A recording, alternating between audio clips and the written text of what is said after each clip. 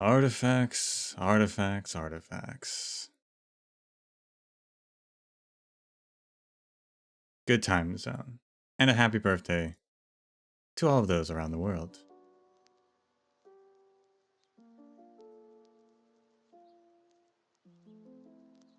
I forgot that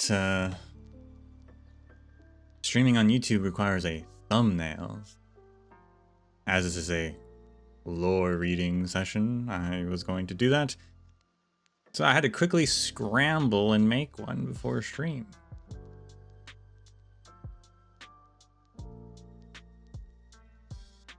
Because I forgot that's a thing. I did not have one prepared. That took time. I figured that out. But we're here now. In better news, in much better news. It only took 8-ish months, but finally, Adler, legendary researcher at the Herta space station, finally gave me the third part to his book series. And it's up. The video's up right now. Herta space station is complete. Well, technically it's complete tomorrow because of that other one they added later on, but it's complete. Finally. I can't believe how long it took to get that quest.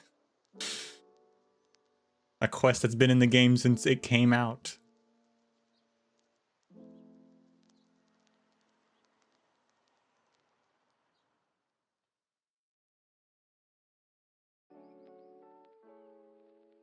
Till they add 100 new books. They don't add 100 new books to old locations.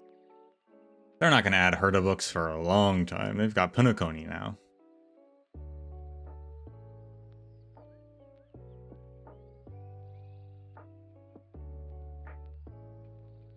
Still have half of the books from the other two planets though. Speaking of Punakoni, I think there's like an event going on. I'm not sure how much it is, what it is. I saw that over the weekend when I was in game. We might do that at some point. We have a month though, pretty much.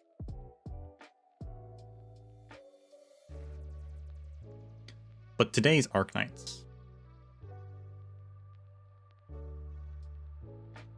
Reading the story of the Black Forest that wills a dream, and I guess Mulesey's operator records, if that's related. Boom. I said boom, there we go.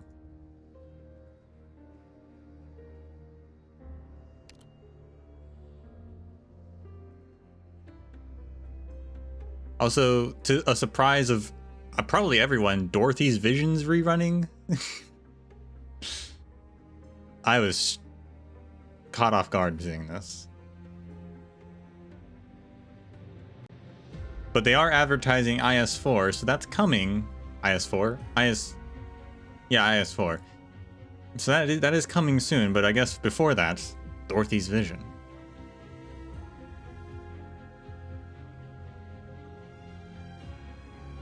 Didn't see that coming.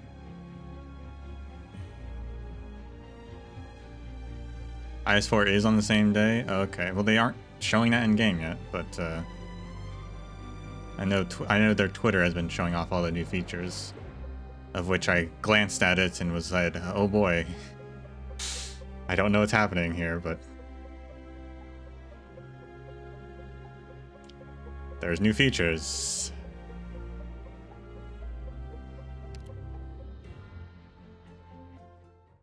Chapter 13's in April? Nice.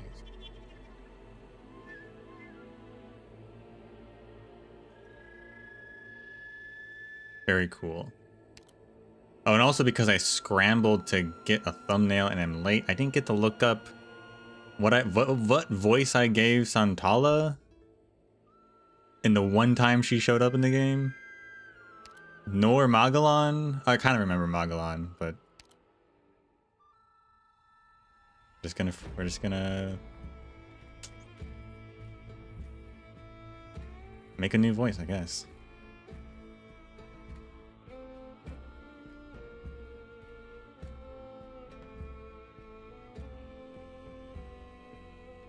I don't think there's any sort of oh yeah, Mulesy. Yeah. Mulesy. Yeah, right. Our best friend. How could I forget?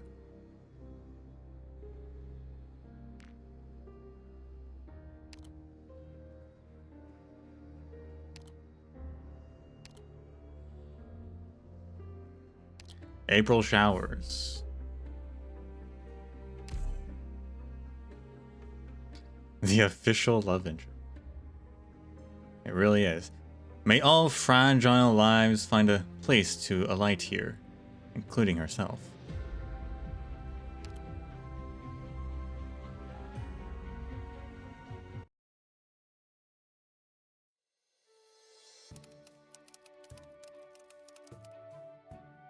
How goes it, Kelly? Oh, just finished logging the polar area's plant monitoring data. Most of our 53 newcomer plants show no abnormal traits and have survived the initial observation period, as you can see here. This sheath Zelkova by the door? Those two severely curled up leaves are a sign of dehydration. That patch of ice-field cotton grass is clearly still growing, but the number of cotton balls hasn't been increasing much, and the amount of cotton fiber is lower than normal too. That square sunflower is our most obvious case. Its disc florets should always be extending towards the sun, but it's drooping so low it's almost touching the soil. All within expectations. We've only just begun planting out the vivarium's polar area, so we're lacking both data for integration and accumulated experience. Quick, go ask Director Mulesy about it. She'll definitely know where the problems lie. Speaking of which, there's something magical about the way the director knows plants so well. Everyone's been secretly wondering if she can actually talk to plants. Don't go spouting nonsense now.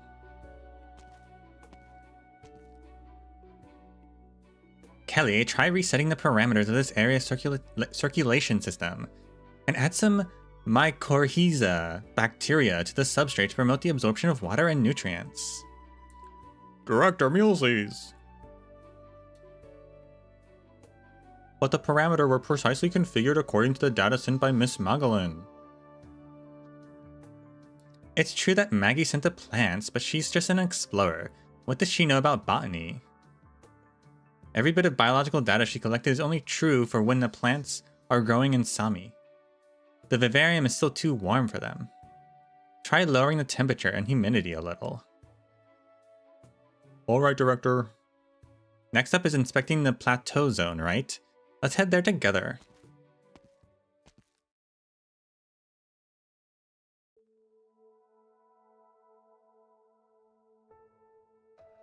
Wait, this guy's name is Sheath Zelkova?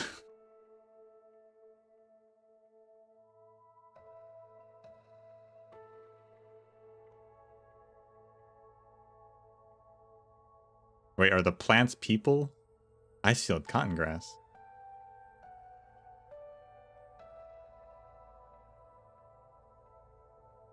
Square sunflower. Moving fingers contentedly. Vigorously stretching.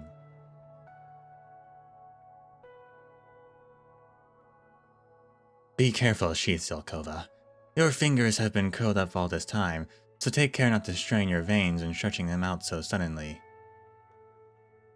Hey, don't get me started. Quit moving around so much, your cotton's flying all over my face. What did that guy say earlier? The plateau area is just a little further up. Maybe we can talk to the legendary Stipa if I send my cotton flying a bit further.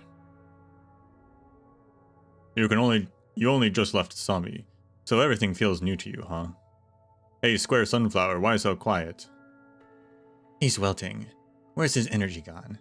I guess he's still not used to a new environment yet. No, I haven't seen him eating or drinking at all. So my guess is that he's feeling a little moody.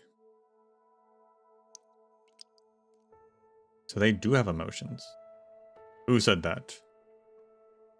It's raining. It's raining indoors. Or is this that so-called circulation system? What sort of rain is this? Why are the droplets sticking to my branches? I can't shake them off. Heya fellas. Let's reacquaint ourselves, shall we? I'm Milc.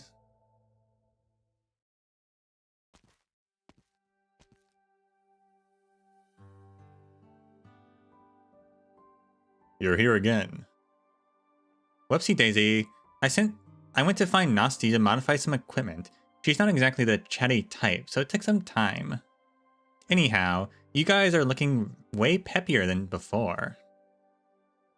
We make do. At least you haven't been curling up your leaves on purpose, right?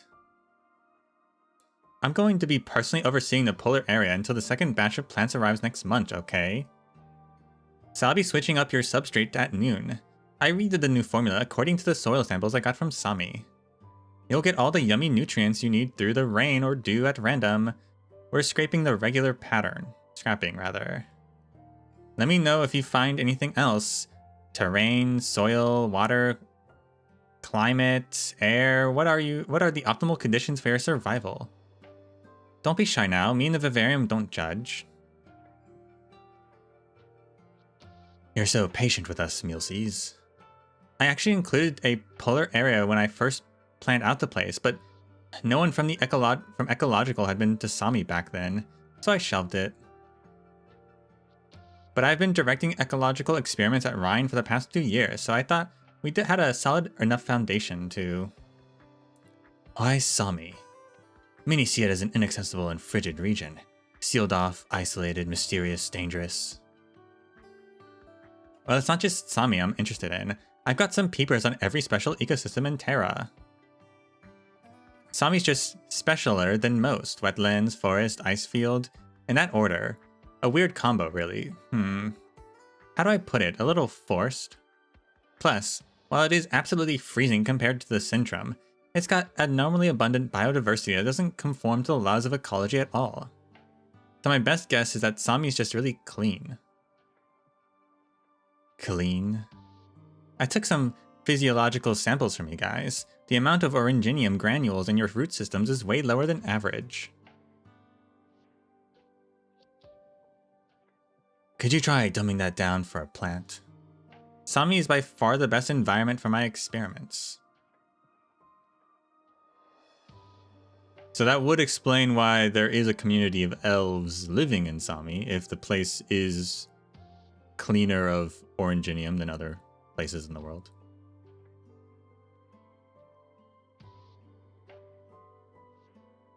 So you want to recreate a Sami in this giant glass house?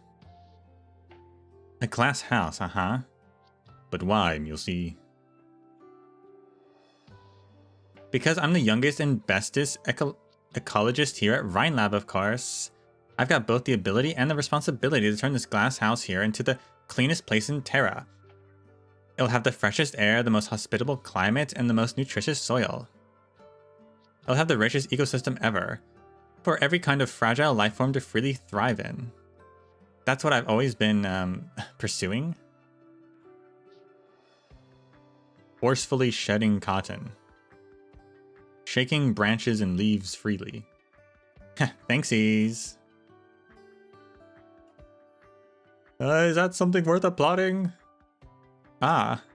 Square Sunflower, you scared the spit out of me. Suddenly opening your mouth like that. He's been like that ever since you arrived, more than half a month ago. What a downer. He's always sulking about something. He's still brooding over how he got transplanted from the forest of Sami to a strange city. But what's done is done, so why not just get used to it here? One of my cotton balls floated into the water of the compartment next door, and I could taste the seawater saltiness. Who knows? If he'd stayed in Sami, you might be manure by now. The seeds of your special disc florets make you both foul beast fodder and a digestive aid for carnivores with big appetites.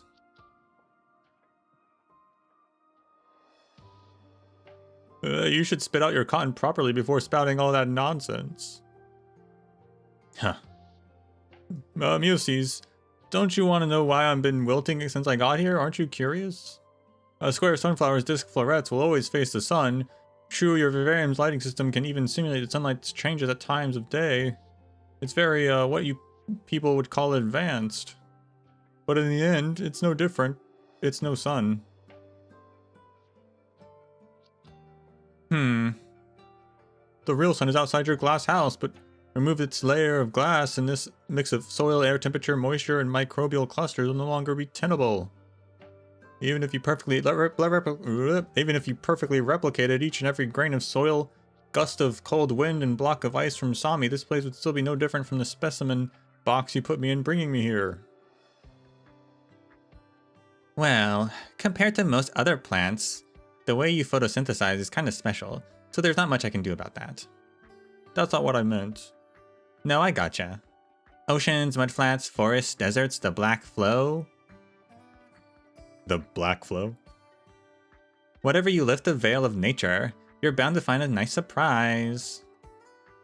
Whether a place has 4 distinct seasons, is warm and pleasant all year round, has harsh extremes that flip from barely cold to scorching hot, or whatever else, it's just the result of natural evolution over thousands of years. And not a perfectly set up experimental environment. This place will never become Sami. Sheesh. Do you know how much I wish I could grab you fellas and show you around Rhine HQ and Trimounts? Sure, Sami's a mystery to me, but science is just as much a mystery to you guys. Science can help us break the boundaries of nature, shape new environments, it can help us find answers. You're lying to yourself, Ulysses. Oh, look who it is. A tech company's exploration platform has discovered the last surviving grove of pale conifers in the mountainous region of northern Colombia. And what's that got to do with you? There's a mountain village nearby, and though the population registry has been outdated for ages, some of the names in it match up with the missing persons list from Trenton. Pretty sure not even Director Yara would be concerned with what her employees get up to after hours. Your behavior is far from gentlemanly, Justin Jr. Hey now, don't get offended. I don't have any ulterior motives, or besides, I don't even know what you've been trying to track down. I just happened to catch a glance at this while negotiating a business deal and figured a certain Director Mulesys might agree to a date if she were interested.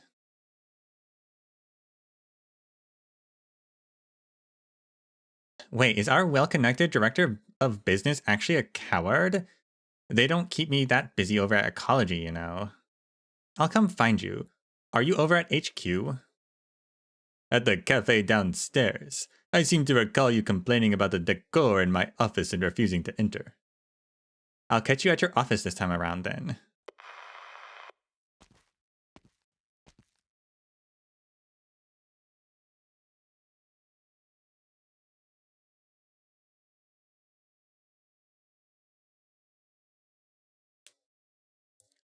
You're back. Has it already been more than half a month since you left so suddenly? Ice-filled cotton grass trees. I saw. It is raining inside the vivarium. Raindrops seep into the veins of Zelkova leaves, drenching the square sunflower's disc florets, and fall into the stem of the withered plant next to them. The rain is neither heavy nor fast, but seems to have no intention of stopping. Mulesys, are you crying? I don't blame you. That researcher, Kelly, she tried her best to... I know. Be adding more nutrient soil solutions or replacing the substrate. They just can't compare to Sami's natural sustainability systems, but the polar area biome still isn't ready. Hey, stop crying. You're drenching us in your tears and it's killing me. Maybe I should delay the next batch of plants from Sami coming in next month. Are you the type to be so easily shaken? Well, Exploring new scientific frontiers was never going to be easy, and a setback or two was expected.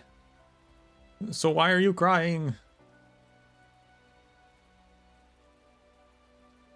I made a trip to the mountains in northern Colombia after my little chat with Justin Jr.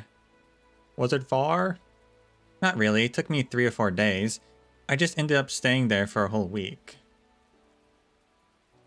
If it wasn't far, why did you only make the trip now? Because just finding the place took forever.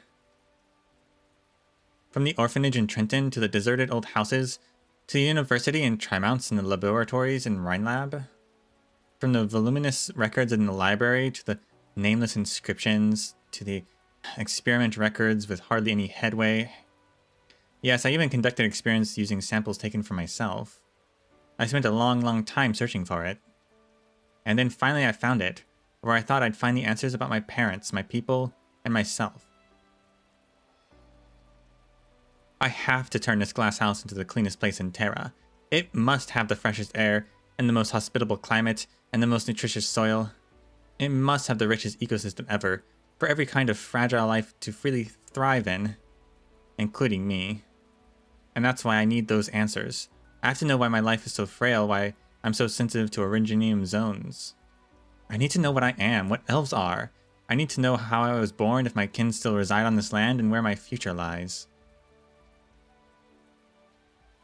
And you came back without an answer.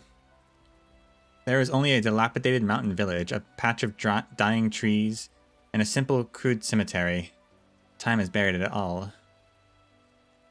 There's no way to even tell if those elves buried in the pale conifers had the answers I've been looking for, or if they were looking for them just as hopelessly as me. Milsies, are you alright? You look exhausted. Here, you can lean on my trunk.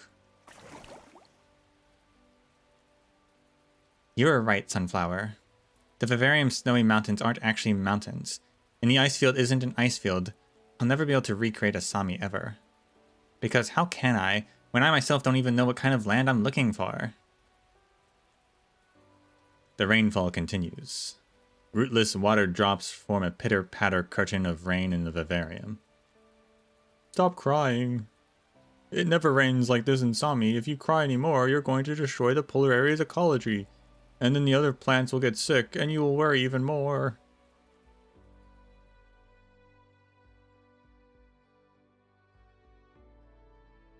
You know, the life cycle of icefield cotton grass really isn't long at all. When the winter wind of the icefield is at its strongest, not even a single cotton clump can hold on to its branches. 2 days ago, the polar air is practically smothered in white cotton wool. For a moment, I really thought I was back in the Sami icefield. Thank you. It's cotton grass's fault anyway for being too curious. She was sending her clumps everywhere while you were away the past few days. They were all over the polar area, the plateau area, the ocean area. She probably got her wish. She counted up all the plants in the entire vivarium. There's nearly 1,000 species in here, and many of them should already be extinct from various ecological disasters. You said you wanted to build an ideal habitat here, but what you're actually doing is much more than that. When I put it that way, you're pretty similar to those other guys. I'm saying I've met people like you. Actually, I realized it from the start. I just wasn't completely sure. All of you can feel us.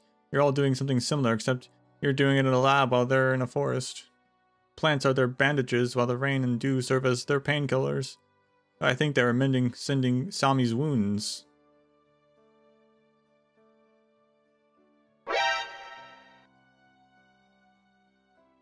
Are you sure, Sunflower? Well, of course, I even helped them out. The rain stops. Mulesy stands in the center of the vivarium, pensively gazing at the plants in front of her.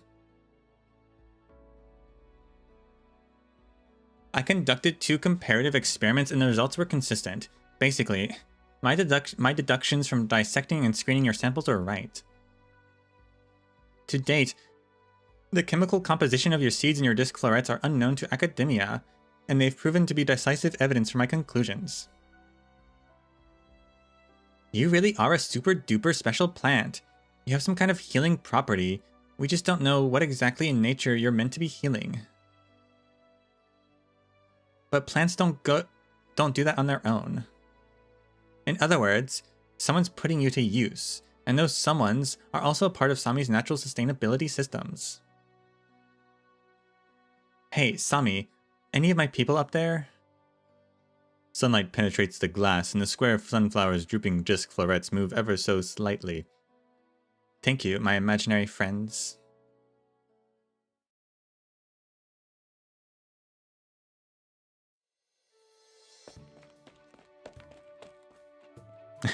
I have so many thoughts. Director Mulesy! I'm sorry for your loss. Can you talk to plants, right? The ice field caught in grass eye. Kelly, that's crazier than the rumors I hear about the old goat turning himself into a super cyborg to have late-night boxing matches with Saria. I apologize. Alright, I came to hand you this letter. They're invitations from the leading scientific journals. You know, the TIT Academic Journal, Biology Review, the Nature Communications, and they're all really interested in your recent research results. Your plant information experiments have proven workable in the fields of both plant physiology and plant phylogenetics. This marks a major breakthrough in ecology. Hey now, I don't deserve all the credit. You guys helped too. So what should we do with the invitation? We'll take their offers, but could you write back to the editors for me? The submissions might come a teensy bit late. Are you taking some time off? You did just throw yourself back into your work right after that long trip. Nope, I'm taking a little trip to Sami.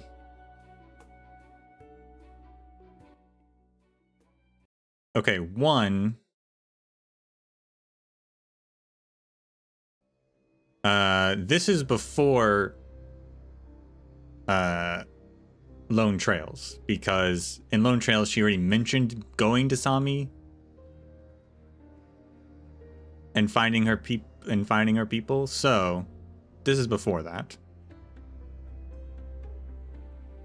2, plants. I think. Have you been doing well lately, Doctor? I don't think that was actually happening, because she said her imaginary friends. I think she was just, you know, imagining talking to the plants. And at first I was going to say maybe the elves have the ability to talk to plants. I don't think Sami are actually plants. I don't think the plants are technically actually, they don't like look like that. I think at first I was thinking maybe elves can just talk to plants, but then she said imaginary friends. And so I think she just has imaginary friends where she talks to plants, but not literally talks to plants. And her and Square Sunflower giving her that information wasn't literally telling her that information, but rather she analyzed its, genetic structure and whatnot and realized like, oh, this has been messed with artificially, and came to that conclusion, but imagined it as her talking to it, but actually was just thinking in her head or whatever, or talking aloud, but thinking to her, deducing the information herself, one way or the other. And she was crying and they cheered her up. Yeah, but I think again, if it's her imagination, then it's just like, well, she's sad because it died, but then she's like thinking to herself or talking to herself, and it's like, oh well, it did, do all these things, like it spread its cotton all over the place, and you know what? Maybe I don't need to be sad because it got to live its life doing its thing. And like she came back from the trip and was like, another lead that didn't go anywhere, which I believe they actually did. She mentioned that trip as well in Lone Trails, because she did mention a graveyard, I'm pretty sure, in Lone Trails. But then she's like, well, wait a second.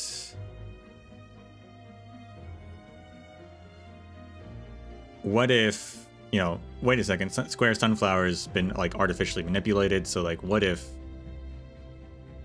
that's, you know, that's where my people are, or something. Or just if I want to make this place work as Sami does, then I need to go to Sami as well, because they know what they're doing.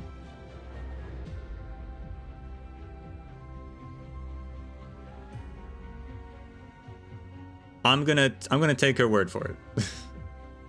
And not assume that plants can talk or whatever. Until proven otherwise. Tiredness has not called on me yet. I think May you first rest. it's just her imaginary friends, so to speak, as she said.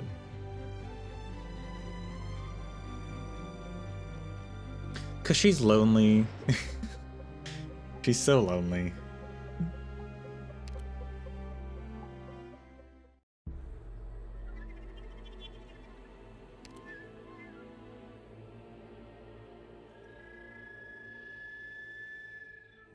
All right. She had the doctor though, but not yet. Not then. She didn't have the doctor then.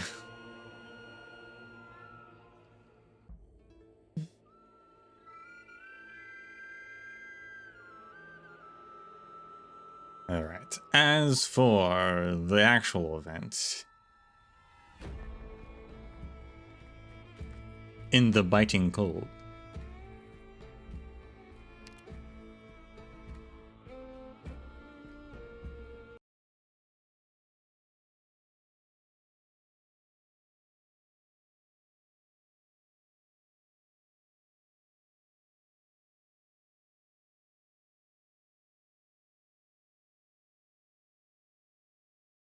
Ursus Icefield entrance right.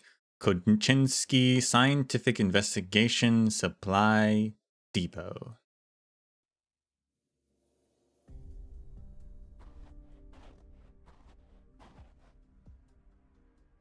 You finally here. Beep beep. Please enter passphrase. Colombian Billy Bro Ursus Catastosles Horror Show. Verifying passphrase. Confirmed. Cyrillic. Don't know how to read that. Colombian. Verifying speaker.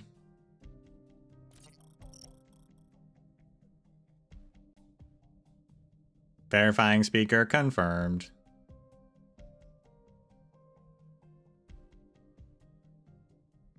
Rhine Lab serial number CRL005. Strange tone. Mia, mia, mia, yeah. Welcome to the Right Kunichki Scientific Investigation Supply Depot. Fishes out notebook. Audio system in Ursus WK station is slightly damaged. Maintenance unnecessary for now. That should do.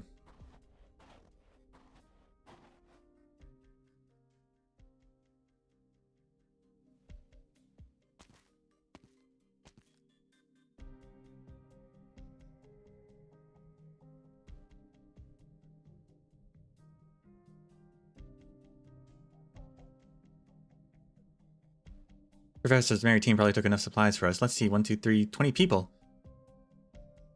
20 people's worth of supply for a team of 15. Fishes out notebook. Only 5% of supplies remaining. Enough for 10 people, excluding myself. Requires restocking. Now what else? Structure shows no sign of damage. Energy, no recharging needed. Life support, equipment, still good. Temperature's alright. First aid kits appear to be unused. Doors and windows show no sign of external damage. And finally, operates supply depot equipment. Yep, that's the route. Confirm signals returning from outpost along the route. The routine reports along the way suggest that they don't run into any trouble.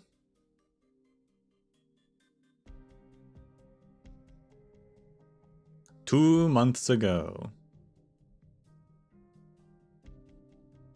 Columbia Tri-Mounts Rhine Lab Headquarters, Scientific Investigation Section. Alright, I prepared a depart then. Anything else you need me for? That should be all. there's one last thing, but you can't tell anyone. Sure, I can keep a secret. Glances around. Director Mariam's team went missing in the ice field. What happened to Professor Mary? Whamp. Keep it down.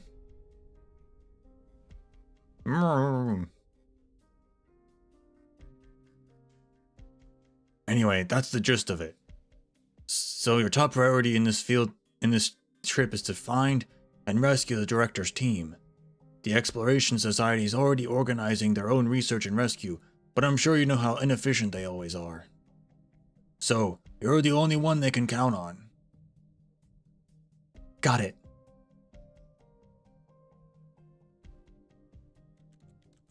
Operates supply depot equipment. The other outposts seem normal, which means they're still together. Bad or... A signal from a Colombian outpost. Operates supply depot equipment. Picks up receiver. There's this base. We're under... Need... Coordinates. A signal sent by Professor Mary himself, which means he should still be there. But it would take some time for the signal to travel all the way here. Pats her own cheeks. First things first, Magdalene. Presses console button. Or loads pistol. Sounded like that as well. Beep beep. CRL005 Magdalene. Identity verified. How may I help? Give me both the outgoing and incoming signal logs from Colombia in the last 3 or so months, thanks. Confirmed. Beginning encrypted callbacks to messenger outpost. Which is console off. Ursus uses the base station established by the Exploration Society too, so that'll be convenient for applying for an ice field entry permit. I can go as soon as the messenger from Ursus gets here to confirm the documents. I'm on my way, Professor, so stay out of any serious trouble. That was fast. Please give me a moment, I'll be right there. Hi there. Miss Venta Magellan. Is this Mr. Ivan? Yes, on business as usual. One sec, I'll open the door for you. Is her name Venta?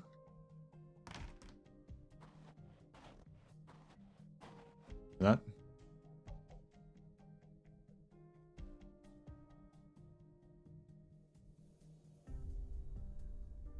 Did not know that. I don't know if we've heard it before.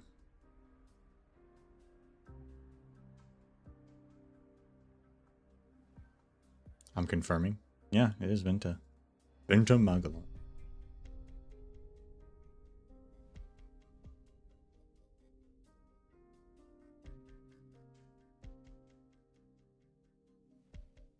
Hello, Mr. Ivan. Would you like to take a rest inside? You know the rules, Miss Magellan. If I even take a step forward, I'll never hear the end of it from the Colombians. It's just us here. Who's gonna know? Your little machine is already keeping a close eye on us. Between you and me, the systems here aren't as smart as you think. Still, better to be safe than sorry when dealing with the Colombians. Not that I don't trust you, of course, but allow me to decline your kind invitation out of an abundance of caution. Now then, if you could show me your documents... Yep. That should be all of them. Entry permit, expedition permit, expedition, route confirmation, cartography, commission. Very good, Miss Magellan. Everything seems to be in order. You. That said, I have some unfortunate news for you. All Icefield expedition permits this year have been cancelled. What? But the documents should all be... I doubt this is the first time you've experienced this, so please try to understand our situation. But I have to go, it's urgent. Could you please manage some kind of workaround? It's not impossible if you can tell me why. Really? Really? So the thing is, we have a missing team out there, and I need to find them or at least confirm their situation. There are lives at stake here, so whatever conditions there are, I'll agree to them after I find them. Then you should have reported this through the official channels and waited for an Ursus rescue team. Why set out on your own? I understand, I really do, but an official rescue team needs time to prepare, right? I'm an explorer too, one pretty familiar with the ice field, if I do say so myself, and finding them even a day earlier will make the follow-up rescue that much simpler.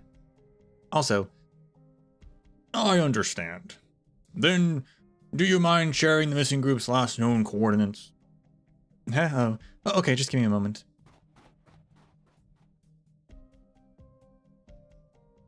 They should be around here. Thank you.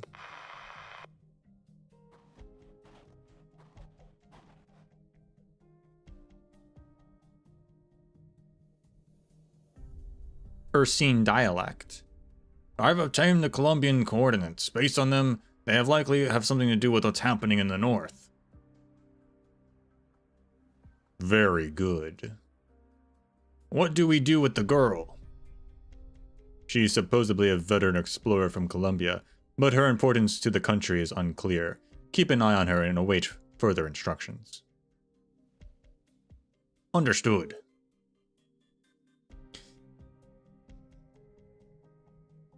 Mr. Ivan. I just confirmed with my colleagues. My apologies, Miss Magdalene, but we still can't let you head any further north. The front is under military control, so it's out of my hands. Then... But to make up for it, I can accompany you anywhere within Ursus territory. My status as an Ursus official should simplify things for you. Let me think then. Alright, Sami. No one would block me if I entered the ice field through Sami, right? In theory, yes, however... Then let's go to Sami first. Didn't think about that, did you, Ursus? I'm all ready, Mr. Ivan. Please take me there now. She wants to enter the ice field through Sami. Do you have enough time to run a background check? Just do what she wants. Investigating a Colombian with a public identity won't take long. When you reach the border, the guards will send someone to take over your job. Roger.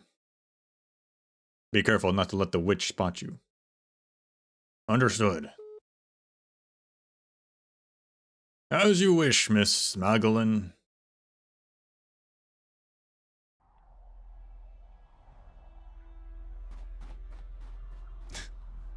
Our sisters are just full of good people. It's true.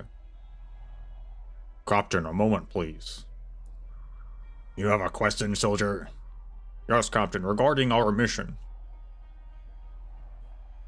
You have concerns about the military's arrangements? No, sir, I wouldn't dare.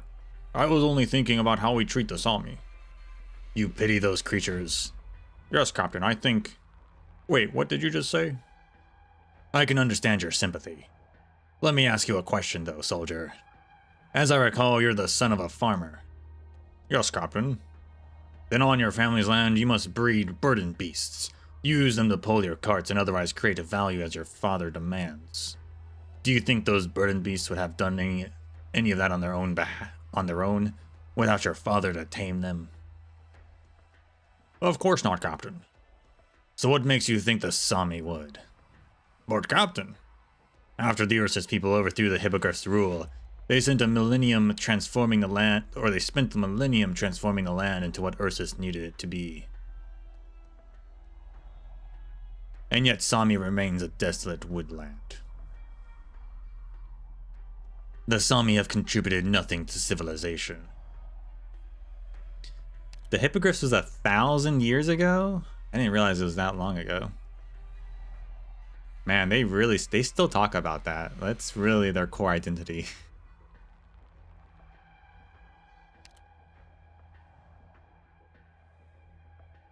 I believe that with proper guidance, they will eventually come to understand the painstaking efforts Ursus has made here. We've brought them the fire of civilization, so they should be shedding tears of gratitude. Yet their response, well, I believe that goes without saying. Yes, Captain. They understand only strength, and more civilized means of persuasion fall on deaf ears. As such, violence is a necessary evil. But when their descendants are living in sturdy homes and enjoying the products of Ursan culture, they will understand. Understood, Captain.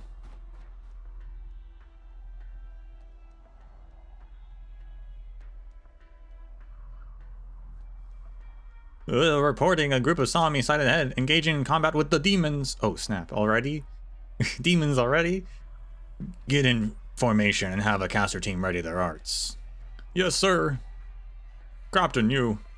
Not even a disobedient burden beast deserves to be devoured by starving beasts. Wouldn't you agree?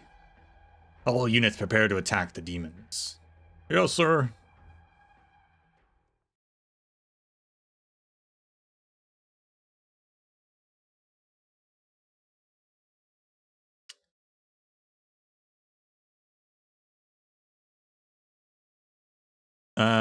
Interesting already. Interesting look into Ursus Sami relation. Ursus is...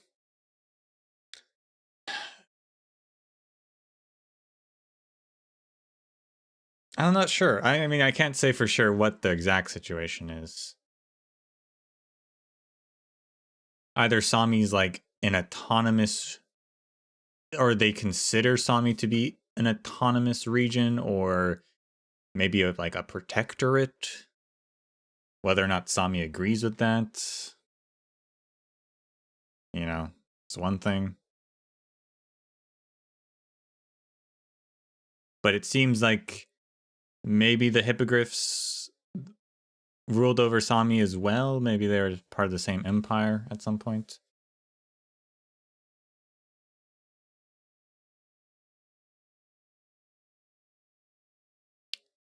And now Ursus governments, militaries, you know, like we gotta civilize the primitive people, which is super gross. 1 week later, rather, Sami Ursus border.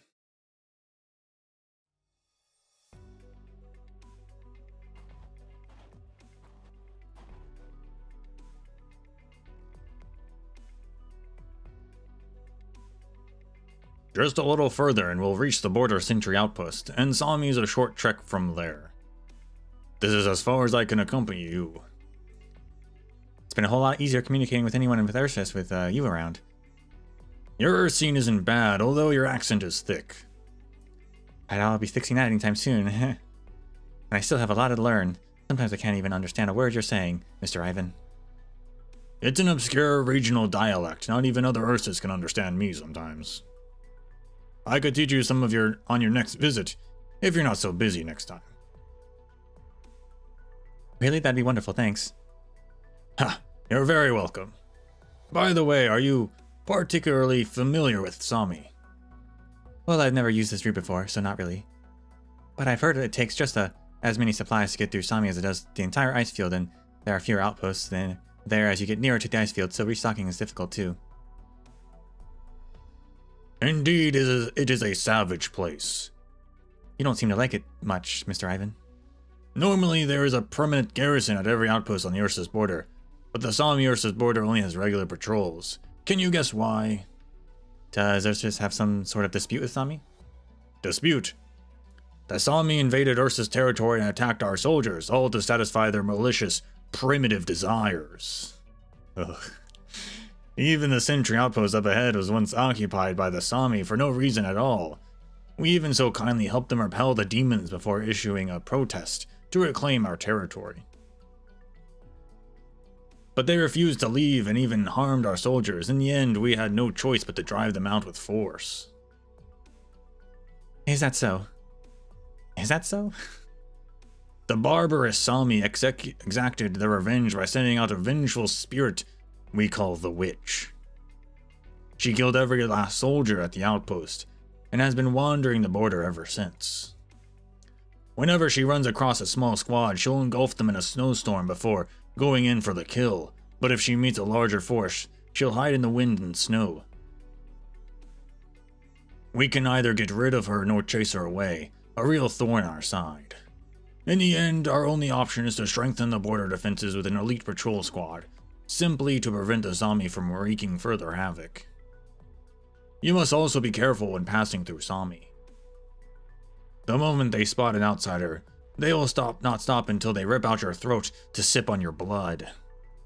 Like the wild beasts swarming the snowfield, we can only keep them in check by force. Am I clear? Yeah, you're clear. Good. It's windy out there. Let's hurry up to the outpost and get some rest.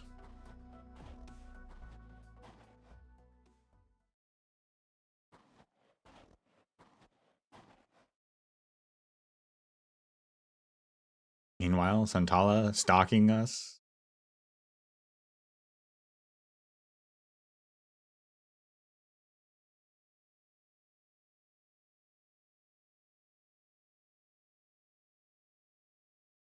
Which makes me wonder, I was wondering before this, is this before or after the that very first vignette with Santala and Magellan, where Santala invites Magellan to Rhodes Island after searching for her for a very long time? If she's stalking us now, maybe this is during that search.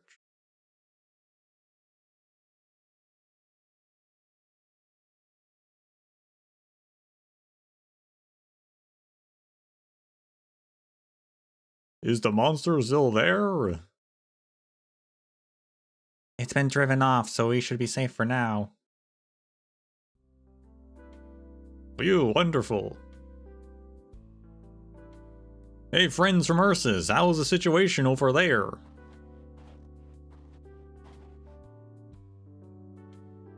No casualties on our end. Freya, do you still have any extra water? Bring some for our Ursus friends. At once. Phew, that was a little dangerous earlier. If you guys hadn't helped out, some of our fledglings here might have already be on their way to meet the ancestors. Please, there's no need for that. We share a common enemy. Where are you people headed to next? We just happen to be passing by while performing our military duties. The people of Ursa sure are stiff. We just fought demons and you're still thinking about these military duties of yours. Your brothers must be exhausted. Come rest at our camp, warm yourselves by the fire, and have some dried meat before hitting the road again, friend. Then I suppose it would be rude to refuse. Yeah, haha. There's no need to be so polite. Freya, where's that water?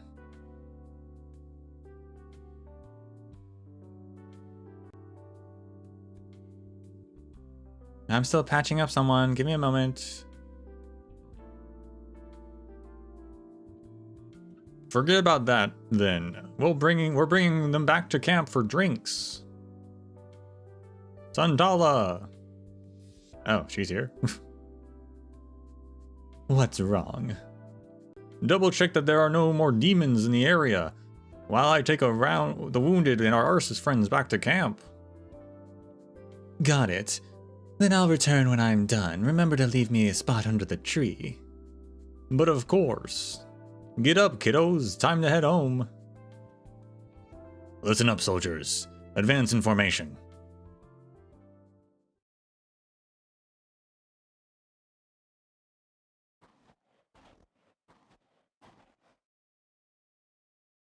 A lot of mixed messages. So the Sami aren't like hostile to they aren't actively hostile, not all of them. Not like they're like, oh hey, thanks for the help, Ursus.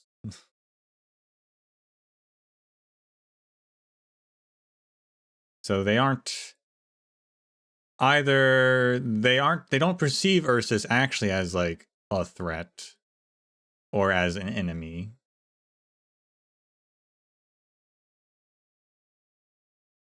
Or perhaps their society's not centralized, and so different groups of them are like, oh, we don't like the Ursus, and other groups are like, oh, whatever. I don't know if they have a central government.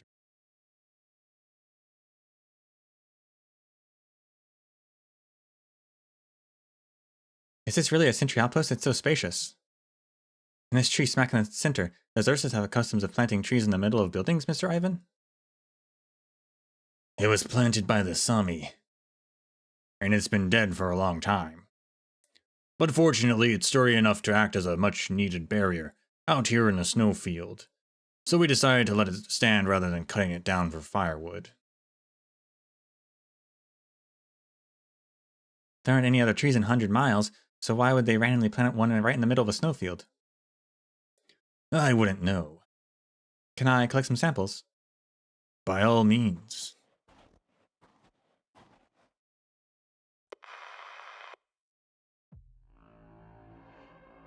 We've arrived at the dead tree outpost. The witch has not bothered us. We finished our investigation into the girl too. Her background is unremarkable, but we can make use of her expertise.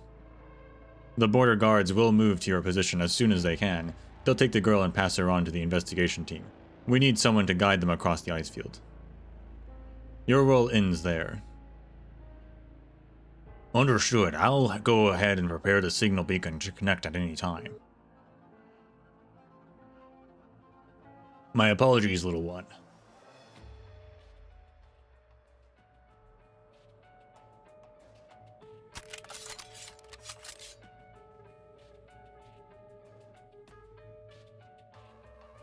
My apologies, friend.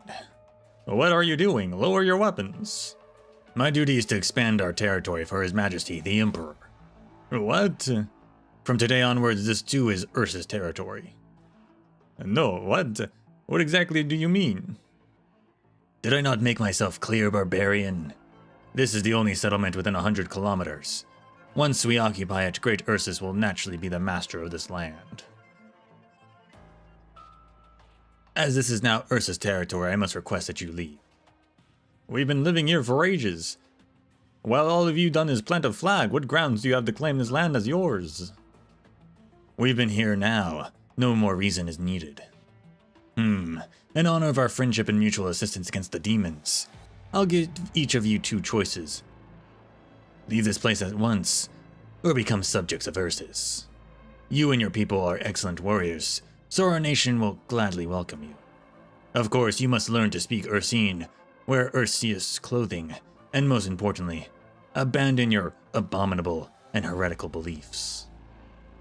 You silently mouths a spell. Caster, shut that witch up.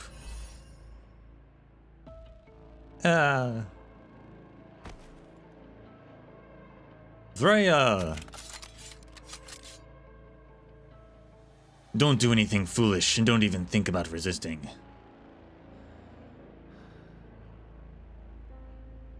Speaking in Sami, "O old tree, I plead, your bear witness in my stead." You leave me no choice, friend. All units attack.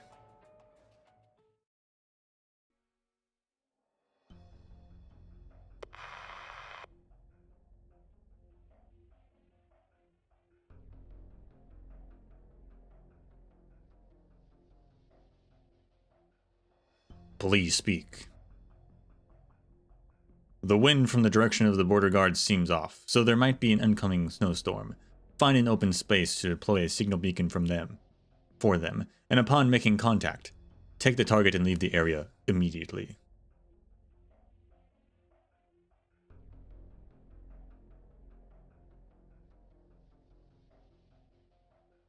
Understood.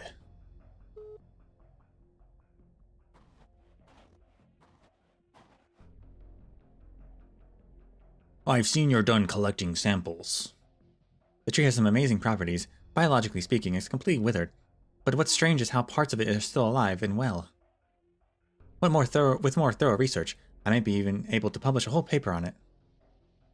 A great blessing to academia, no doubt. Well, there's a snowstorm coming, so you'd better go shelter in the outpost first. Ah, gotcha.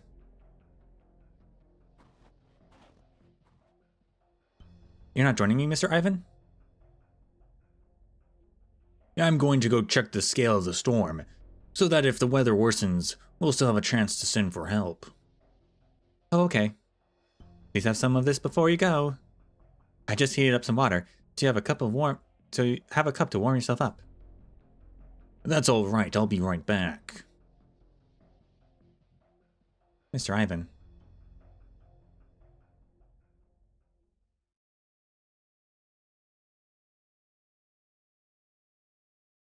Wait, why am I hiding here by the fire while he's hard at work outside? That doesn't seem right. I'm an explorer, aren't I? How can I let my companion face this alone? Maybe I should... So cold. Looks towards the window. Ow, my face hurts. The wind's picking up. You need to be careful, Mr. Ivan.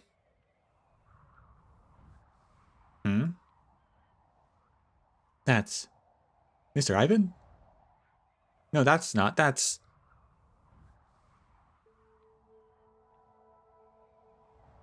A gust of wind kicks up waves of snow pouring towards the outpost. However, the waves seem to advance only sluggishly, at a controlled speed, as if commanded to do so. This is not an optical illusion caused by the distance, but the wind and snow are indeed following orders. They dare not let even a snowflake overtake their leader without permission. And she, currently leading the wind's charge, holds her scepter high as she slowly makes her way towards the outpost.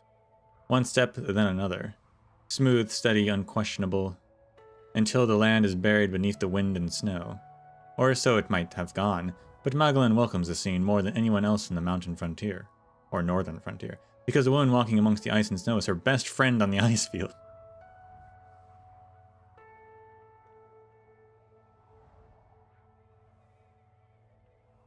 Simone!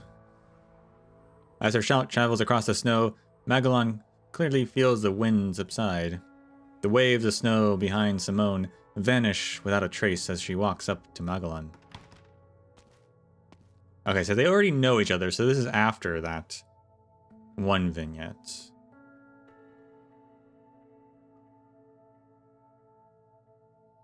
Also, is Sentala the witch? And if she's the witch, that feels dangerous for Rose Island if she's actively hunting Ursus soldiers. That feels like it could cause a scandal, a political situation.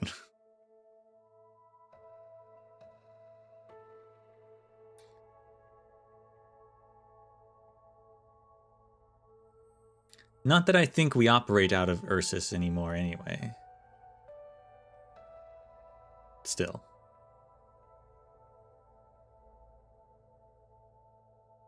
Hello, Magellan. Shouldn't you be out on the Icefield expedition? What brings you here?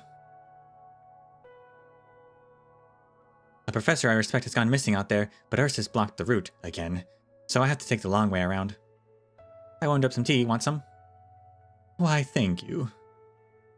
Gulp, gulp. Phew. So you went to the Icefield from... You want to enter the Icefield from Sami. Uh-huh. Right. Simone, you're a Sami, right? That I am. Then you... How could I possibly not help out a good acquaintance? Okay, then I'll say goodbye to Mr. Ivan when he gets back, and then we can head into Sami. Although, I've heard it's kind of primitive there, and really scary. Is that what that Ursus messenger told you? He also said there's a witch around here who attacks people for no reason, so I should be, careful.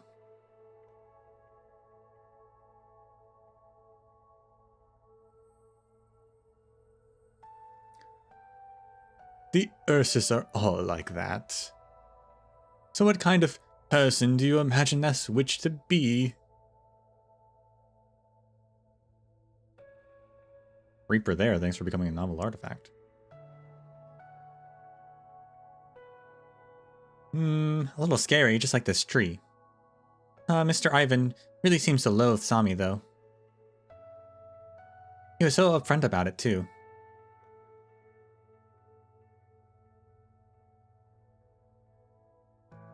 Sami hate the Ursus just as much.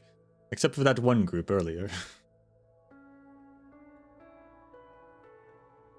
But why? Couldn't you just talk out this misunderstanding? Because to them, conquest is far simpler than understanding.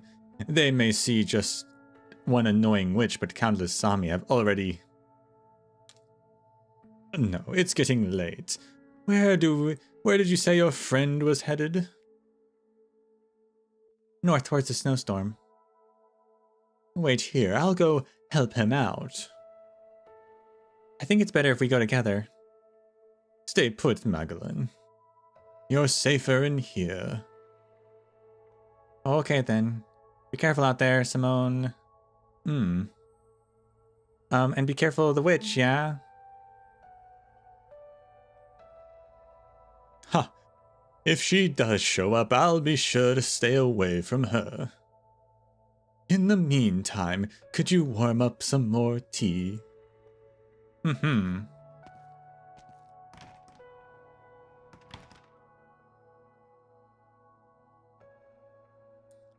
Place your bets now. Will Santala just kill Mr. Ivan? And now I'm all alone again. I hope Mr. Ivan and Simone can get along out there. What do you think, Mr. Tree? The ancient dead tree responds with silence. I still don't get it. How can they fight off a common enemy together one minute, and then go at each other's throats the next? Isn't cooperation obviously the better choice? The venerable tree ponders for a moment and decides to answer by smacking its withered branches together. What about you, Mr. Tree? Did you come here to this snowfield all on your own because other people couldn't understand you? The towering tree feels the question is difficult to answer, so it chooses to remain silent. We're really personifying this tree. You're right, that was a stupid question. But if it's possible, I still hope we can... I'm back. Simone? Oh, here's your tea. Thank you. Where's Mr. Ivan? I looked where you told me, but I couldn't find the messenger you mentioned. The snowstorm from the north is close. Perhaps he's already rendezvoused with the border guards he called for help and taken refuge with them. Ursa's sentry outposts aren't sturdy enough to withstand a snowstorm this strong. This building will be completely crushed. We might also want to... Can we wait just a bit longer? Mr. Ivan is a pretty experienced messenger, and we've known each other for a long time, so I don't think he'd be caught by a snowstorm like this. If you insist, just a little longer. I'll let the old tree know we're safe. The old tree? Simone, are you from around here? It used to be my duty to protect this unchanging old tree. It may have transcended death, but failed to be remembered. And to think all that happened because of a moment of kind-heartedness. We sow goodwill only to reap evil. That is how the land does things. So that's why there's a witch roaming nearby. Perhaps.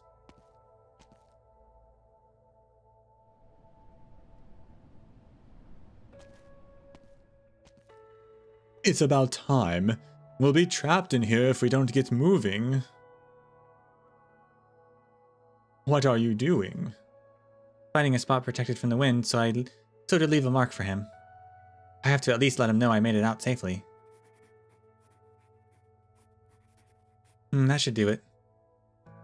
I'm leaving, Mr. Ivan. Goodbye. Let's go, Magellan.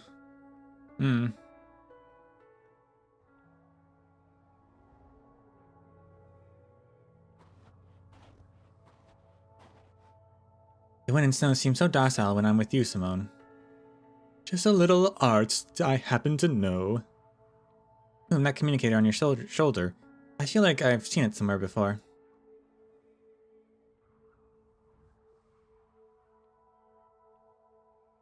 Oh, this?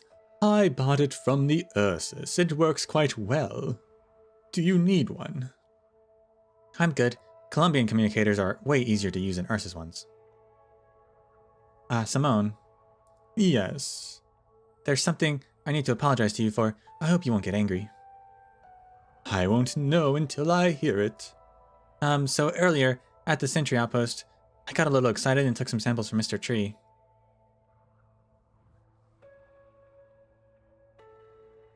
Did you harm the old tree? No, thing is, I didn't take to make a hole to collect a sample, but as soon as I touched it, it just dropped 2 pieces of bark. So really, I didn't... Bark? Yes, please don't get mad. I didn't doodle on it or anything. May I see them? Oh, okay.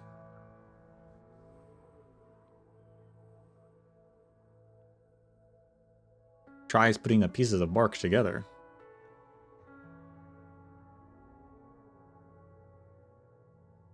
Gidia. Hey, Lear. Thank you. Thank you so much. What is it, Simone? Oh, nothing. Keep these with you. The old tree won't blame you for it. Oh. Thank you, Mr. Tree. Yes, praise be the old tree. The snowstorm will be here soon, so we need to hurry and find somewhere suitable to spend the night. Let's go. So, like, did she take Ivan's communicator?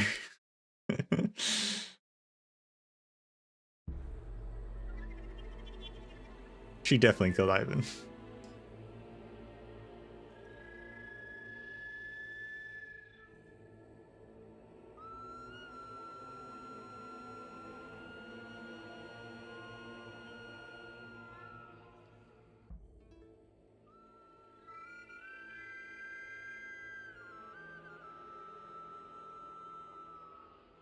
Rip Mr. Ivan, I guess.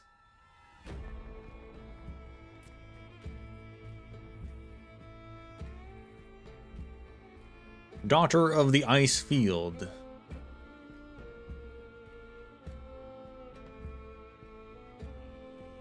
Actually, I'm going to take a moment to eat some of my sandwich.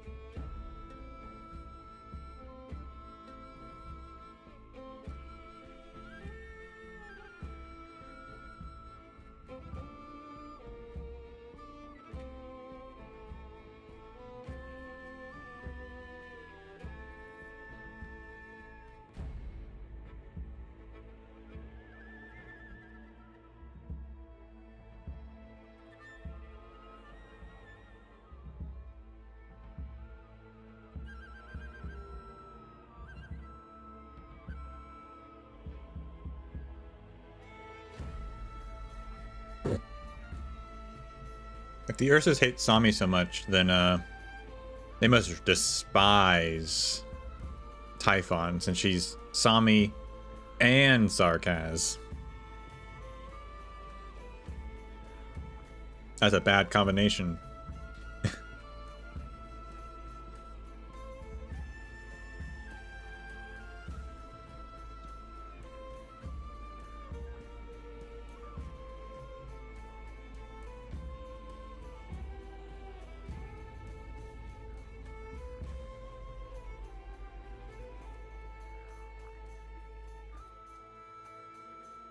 This music scared you at first?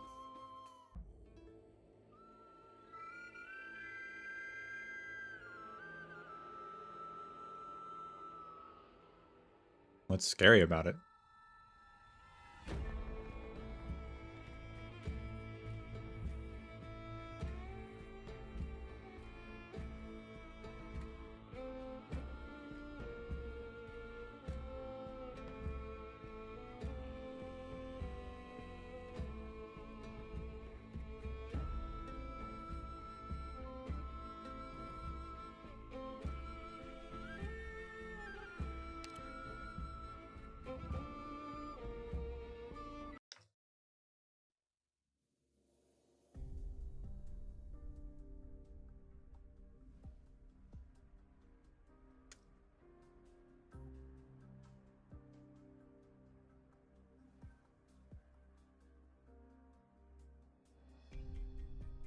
Tenacious Sami Mountain Warrior.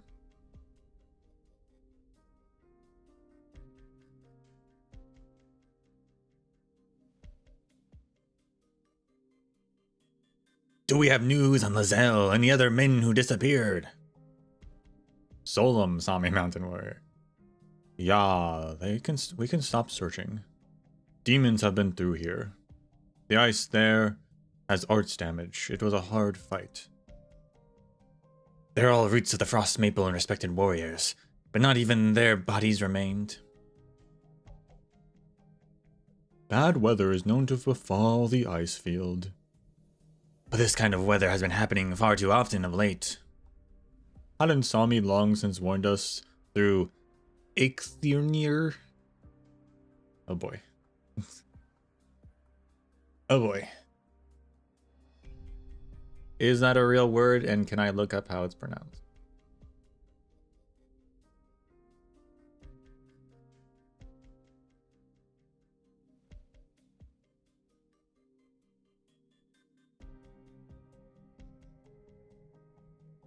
Norse base? Yeah, it looks Norse. Which is interesting, because Sami... I mean, the Sami are Scandinavian, but they're not Norse. But sure.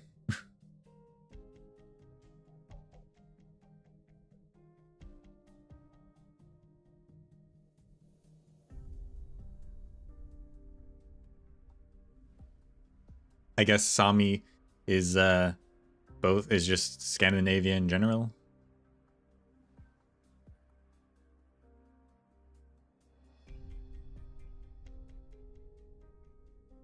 Eikthyr is a thing from mythology. But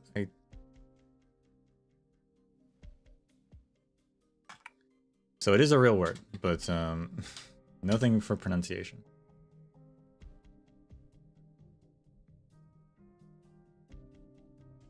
Oh, here we go.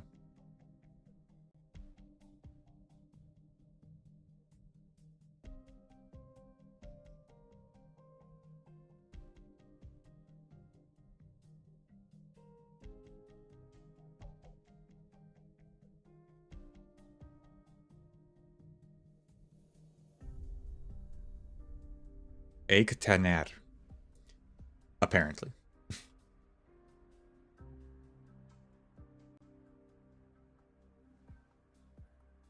With some R rolling, which, you know me and my R rollings.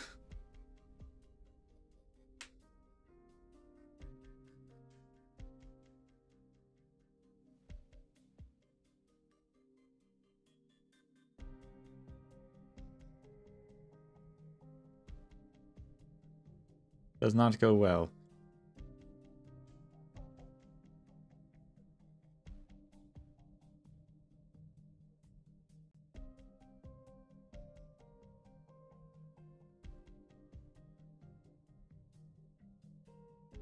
Although okay, what is that? Okay, hold on, actually.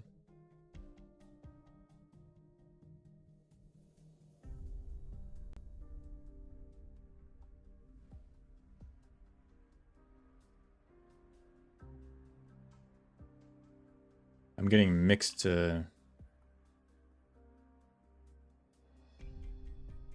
One says it has a Z, which the final R is a Z, which would make it.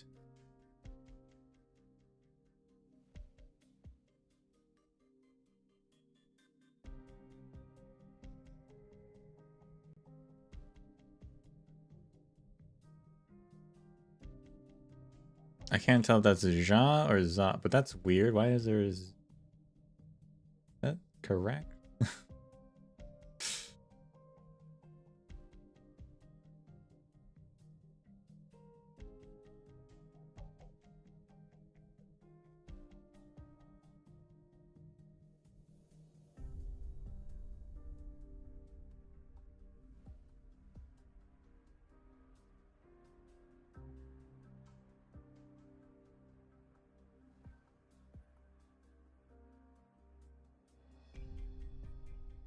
Getting mixed messages.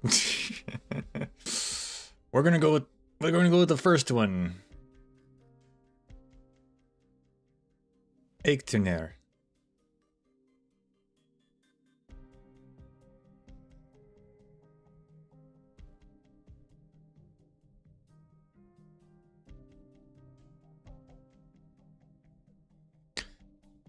Come, we must reinforce the fortifications and keep a close eye on every mountain pass.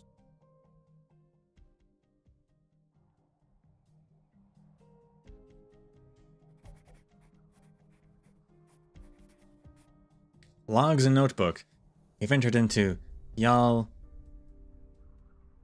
Oh my gosh. I was not prepared for all this. Okay.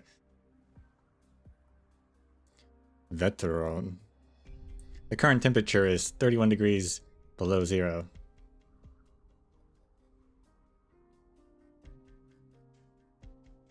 I do believe the first part is Fial.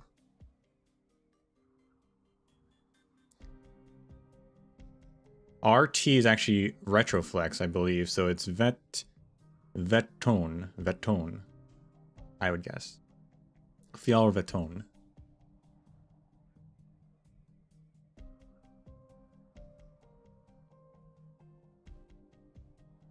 I don't know if a double N has a different sound, but I'll go with that.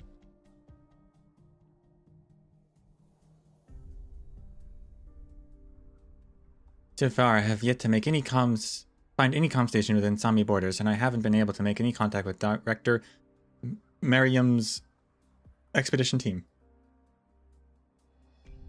Excuse me. If Professor Mary isn't around, who am I even going to send these notes to? Every time he reads my reports, he points out all the phenomena I should have paid closer attention to. We've passed through the local settlement mentioned before in previous expedition records at the foot of Fial Vetone, near the edge of the forest.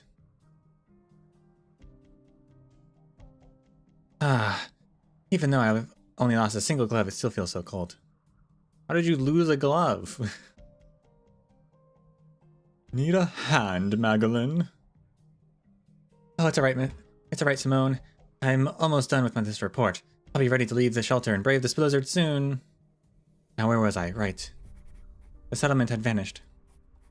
I asked Simone. Quickly erases.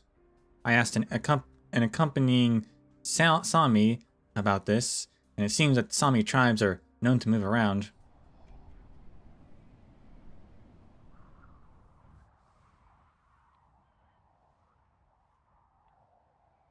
Why did they move?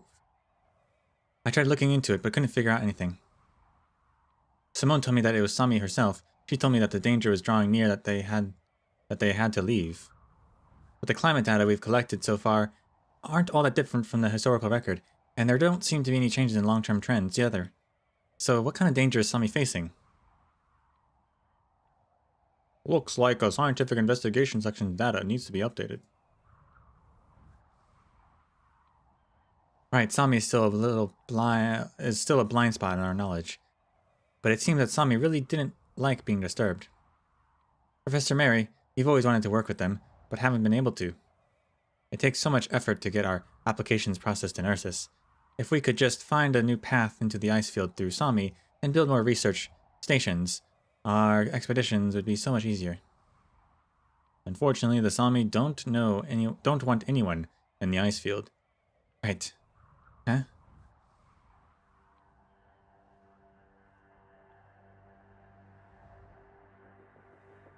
Was I just talking to Professor Mary?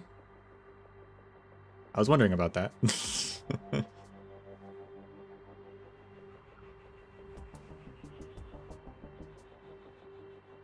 Simone!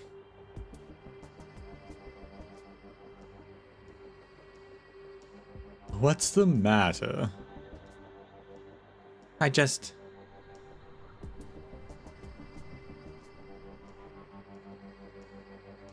Do you see a group of people over there? There's too much snow. I couldn't.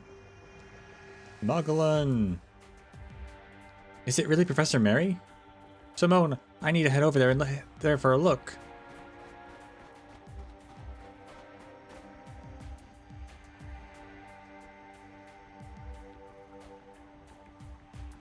Magdalene? Ah, it's really you. Thank goodness I found you guys. I knew you'd be safe.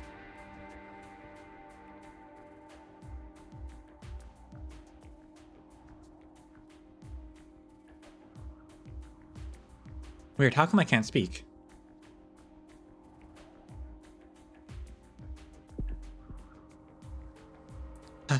My heart's beating so fast. Am I trembling? Why? No, no, no, no. I need to stop the professor and take them back.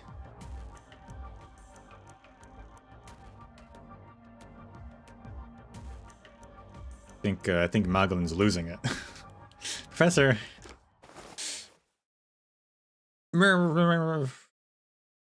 Shh.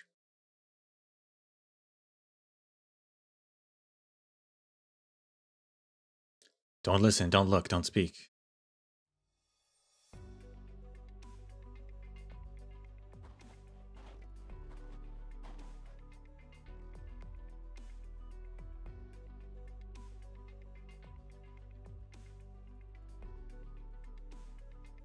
What does she sound like?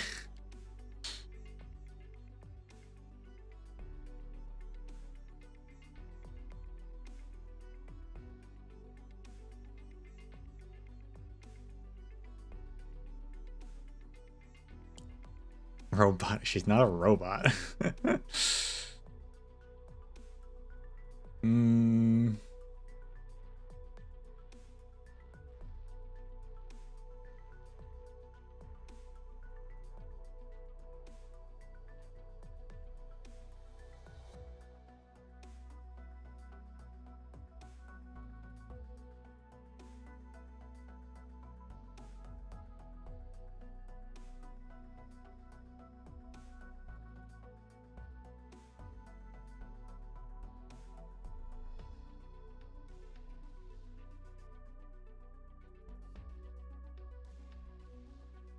Maybe we'll give her an accent. I don't blame you, Simone. It's been a long time since your last visit. It's no wonder you didn't see it. Ah, I see. So now I'm the visitor here. Not as much as her, but still a visitor. The route you two took hasn't been used for a long time. You're lucky I take this detour every day. So the warriors still haven't accepted you even now, but the land herself clearly regards you as a beloved child. In any case, thank you for your help, Typhon. No need to pay me back. The food I hide around here is more than enough to last me a few months. So you said you were heading to the ice field to look for missing southerners? Yes. Then let me come with you. The missing men must have run into trouble. I'll help you protect them. Can I talk now? Is it okay if I talk? Listen. What is that face?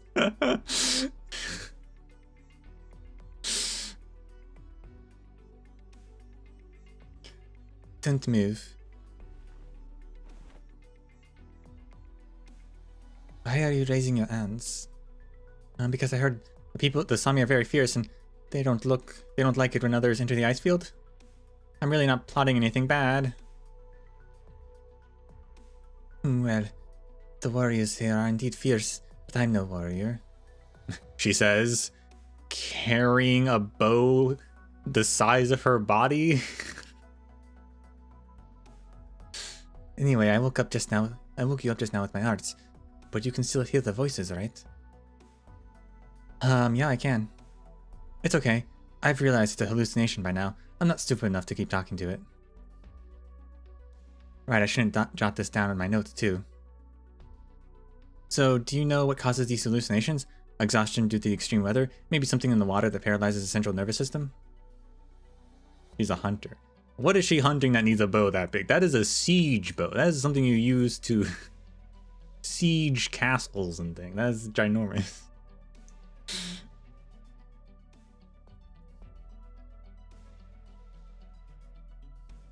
Come here, your ear.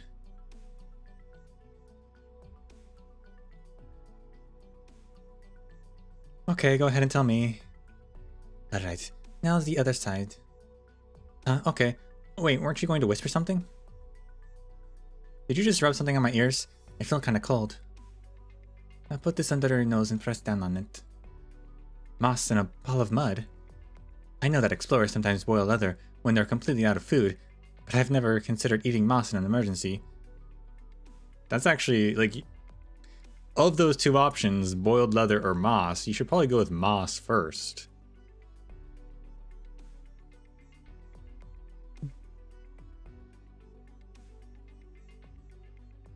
Alright, Magellan, be brave and give it a shot. Stop being so suspicious of everything. Just put it in your mouth.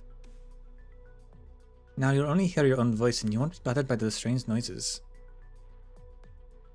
Really? You're so helpful. Wait. But won't I be deaf to any environmental dangers too? It'll also affect my balance when I climb. It's too risky.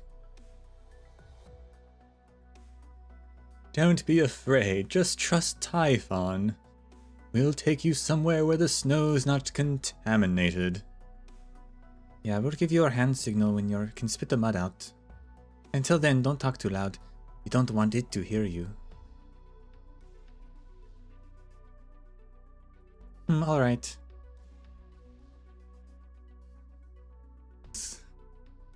Okay.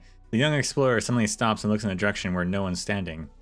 The brief pause lasts only 2 seconds. She quickly follows Typhon's directions and squeezes the mud ball into her mouth, as though nothing unusual had happened. Yeah, I can't hear anything now.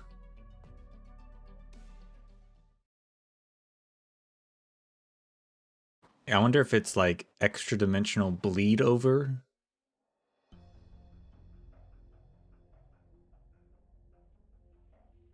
That she was hearing?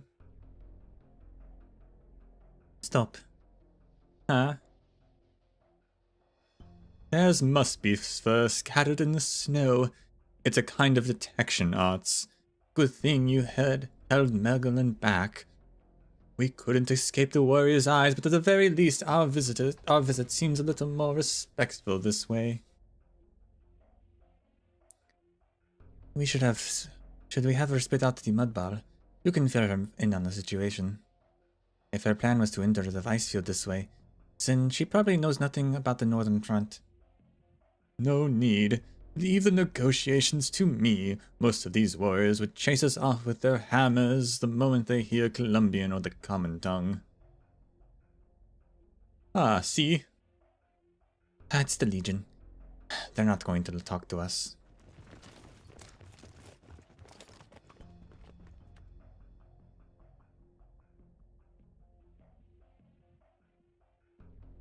You there, daughter of the Santala tree.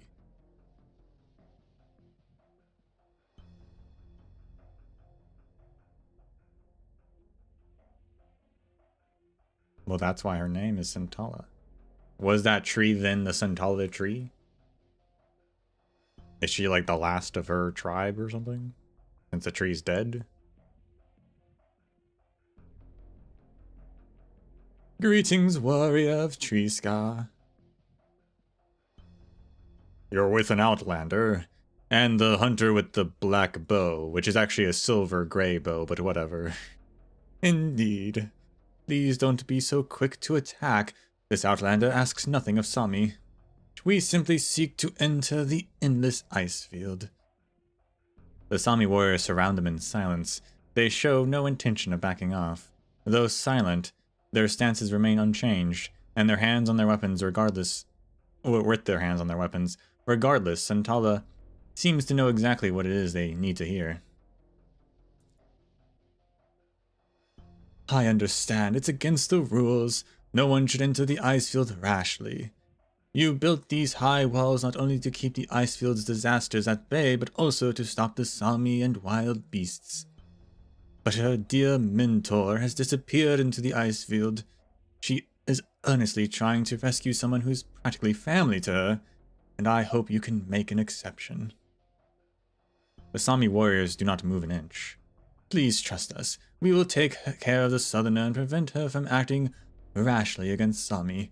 She won't become lost and absolutely won't become your enemy.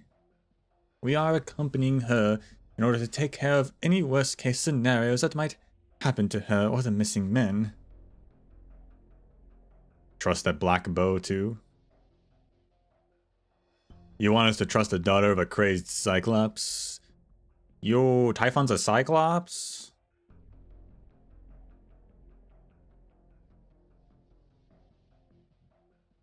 The black bow means nothing. She fights the same enemy as you.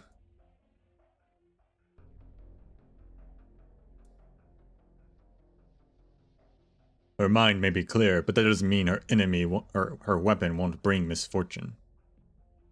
There was a time when we brought back the belongings of every last fallen warrior, until we realized that the enemy could find us through their contaminated relics. I'm sure you know this well.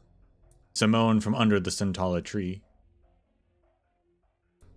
I am a shaman no longer, but if that identity will make you reconsider, then I am more than happy to use it. There are still many among us who remember the warrior who almost became the Snow Priest, but she ran from her duties, so we do not intend to bring her up her past.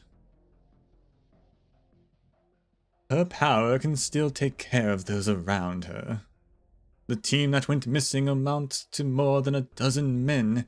The Northern warriors I know would never turn a blind eye to so many lives on the line. No. You must bear the harshness of fate, daughter of Sentala Tree.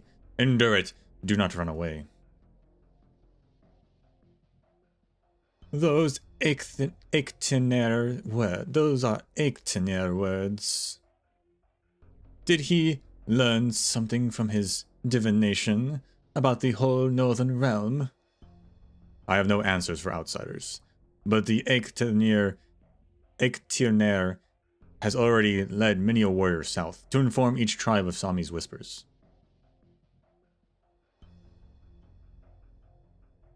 I understand. If Sami has made her prophecy, I shan't insist on entering the ice field.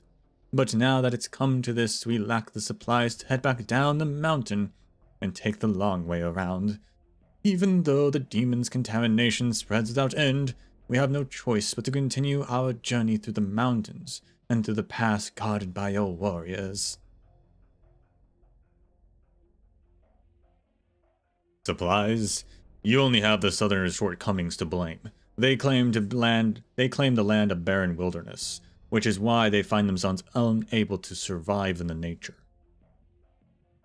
I'm simply asking that you... Oh, I guess the bow is actually more black than it is gray.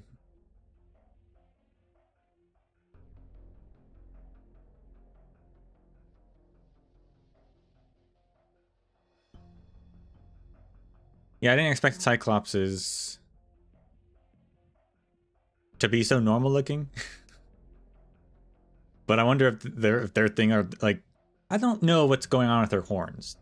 Like, it looks like it's a headband, but she is a Sarkaz. So like maybe, I don't know, maybe it's a horn covering? Do they have, is it like a horn headband that's covering her horns? And do Cyclops just have really big horns? Because that's cool.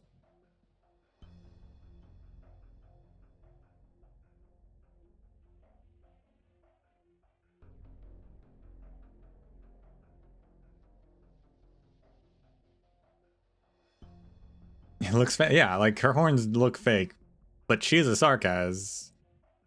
But I guess, I mean, vampires don't have horns, but most Sarkaz do.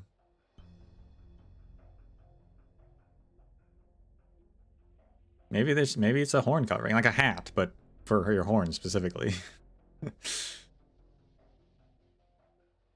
Let's go, Simone. You don't want them an explanation. Wait, that hand signal, are you for real? Yeah, trust me. That was kind of a dazed face she had, like a little crazy. A little crazy there. Just hold on a moment. So bitter. Let me explain. I'm not a bad guy, I'm just an explorer. The only thing in these crates are reserve drones. I can open them up if you want to look. I'm not trying to sneak into the ice field either. I just didn't know how to get into touch with the Sami government to submit an application. Wait, does Sami have a government? I have not actually seen anything resembling one, but I don't think they have a central government. But I do have the documents I was going to hand over to Ursus, my ID, exploration permit, and abandoned route plans. They all prove that I'm just an explorer, nothing more. Anyway, Simone, Typhon, have been so nice to me. Please don't blame them. If it's me that you're suspicious of, I'll explain everything. Also... Huh? She's not imagining things. Everyone's expressions grow increasingly solemn with every word she says. And then she faded from existence? They're all looking behind her as though they too can hear her hallucination. Trani Birdbrain. You brought an omen of disaster right into the group.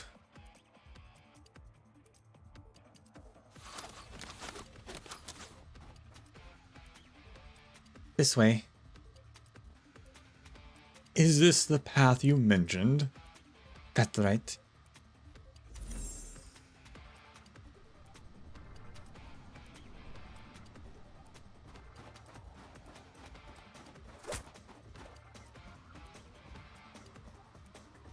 Oh, that was close. The arrow hit the rock. Thanks, Rock. Thanks, Fiala the tone. They probably mistook it for one of us in this thick snowfall. Your arts come in handy, Simone. I knew I could trust you to keep us hidden. Okay, now this way.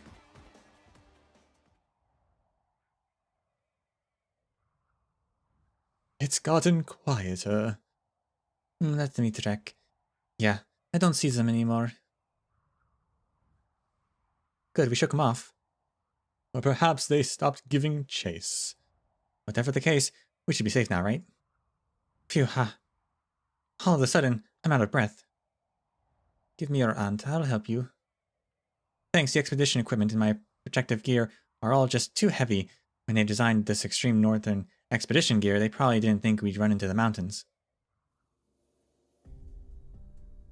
No, wait, I need to apologize.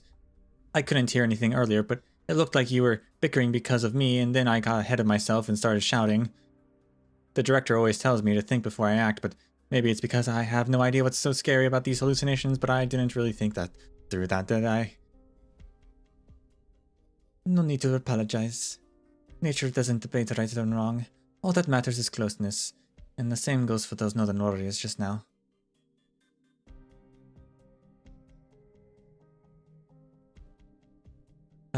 Closeness?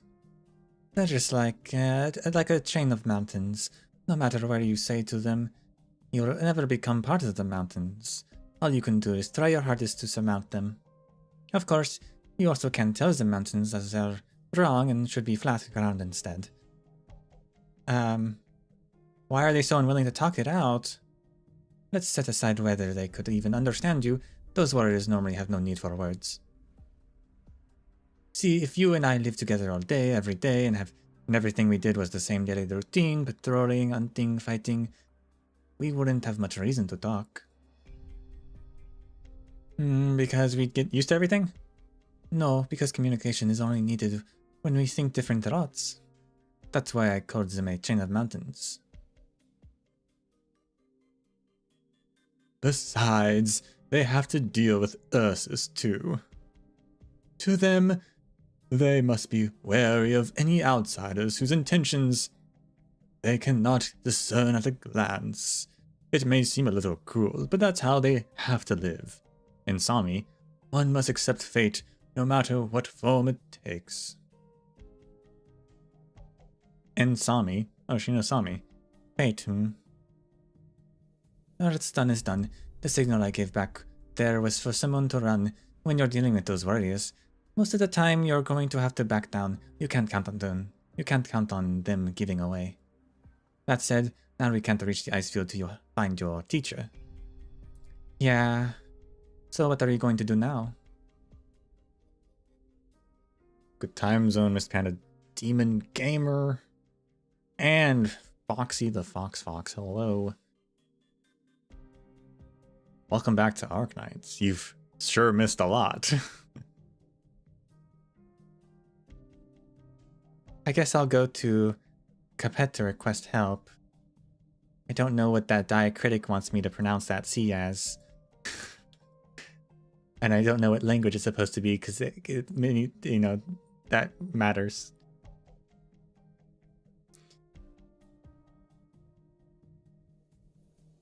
That's the southernmost city in Sami, isn't it? Okay, it's part of Sami.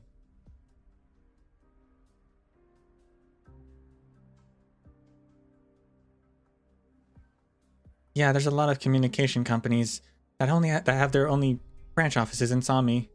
Now, wait, what? That's where a lot of Colombian companies have their only branch office in Sami. So Sami has a city, apparently. At least one. Now that the Ursa's route is sealed off, it's the only place the Exploration Society can mount a rescue from. I'll rendezvous with them and try my best to collect information on the route. After all, nobody's really all that familiar with Sami. I'll keep escorting you then. I don't need payment, as I have no use for most of the trinkets Southerners offer. I just happen to have a client waiting for me in Capet.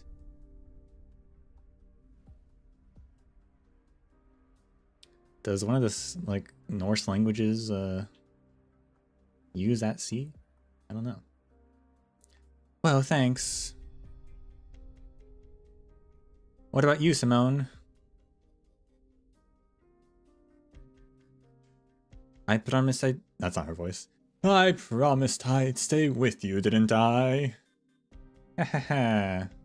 But Typhon, where does this path lead?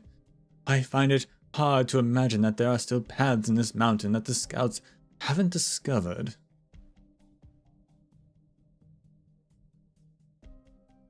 That's because it takes us to where Argus lives. A Cyclops' cave. Yeah, I guess that's my home, too, at least where I grew up there. I may have used Sarkaz artists to cover our tracks, but any veteran shaman is bound to figure it out in an instant, but I doubt they'd want to dispute the Cyclops. Heh, no one likes hearing the prophesied tragedies doomed to befall them, after all. If they'd kept chase, I'd have to count on Argus, being home to help us out. Luckily, they weren't so patient. This is making me feel uneasy, though. They gave up far too easily, almost as if they abandoned us in the snow. There's nothing to fear. I'm watching our surroundings. The snow creaks beneath their feet. Alright, the disaster you two mentioned earlier, what's that all about?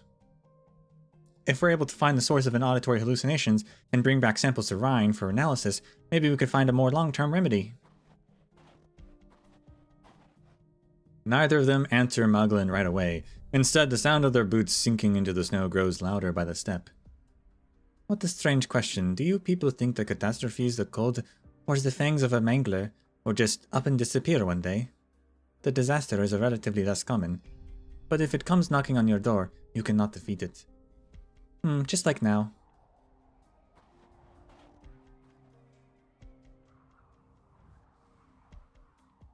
The sound of their footsteps in the snow stops. While she wasn't paying attention, the snow had become light as a feather. Magdalene blinks and does a double take. Am I hallucinating again, or is the snow falling upwards? No, your eyes aren't deceiving you. The snow is floating mid-air, above our heads. I need to gather samples. Give me a moment to activate the drones. A snowflake that isn't floating, that's still floating upwards. Ha, got it. Next snow that's accumulated mid-air. Watch out.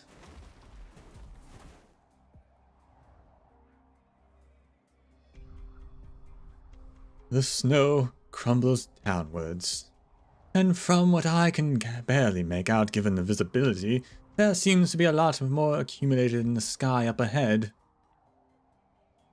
If we keep going, it's enough to bury all three of us once it comes crumbling down.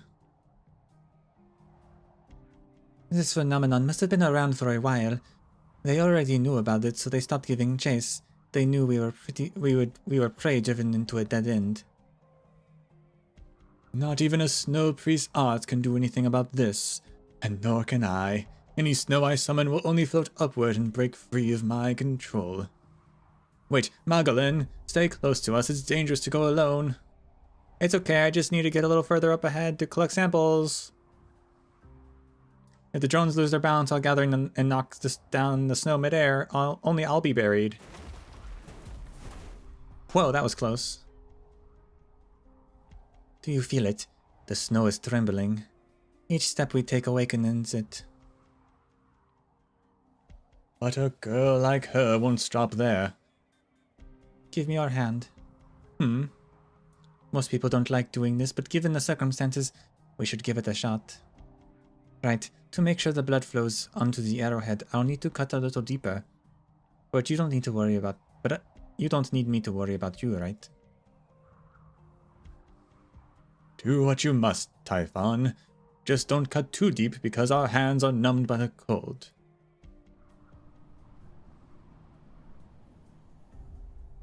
The snow's coming down more quickly.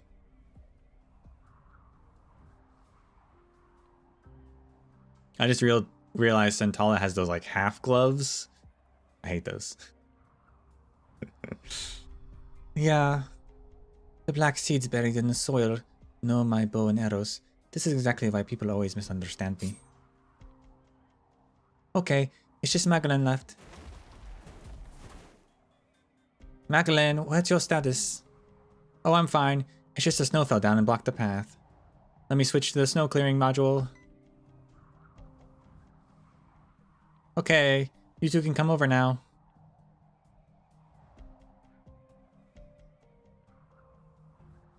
Give me your hand first. Take off your glove. Give me a bit of time to steal myself first. Okay, here. That'll do it.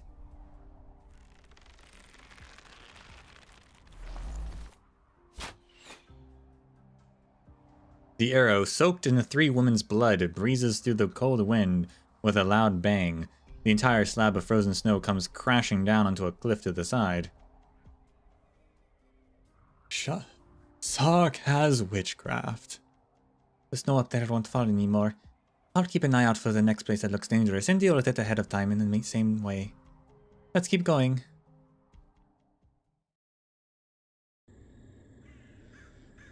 Ah, the Black Forest. I found some dead hornbeasts close to the spring water. We followed the Sami Vilin into the will of the land and moved our entire tribe from the foot of the mountains all the way through the tundra. So why aren't we free of the disaster's corrosion yet?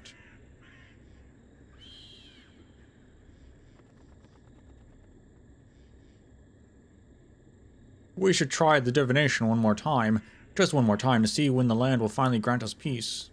Or do you mean the Cyclopses that traveled with us back then was telling the truth, that there would come a day when desolation would befall our tribe?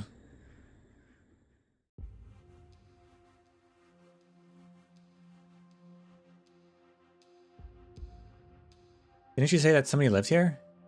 Yeah, and that I used to live here too. Oh, those are cool rock walls. Rock walls? Yes.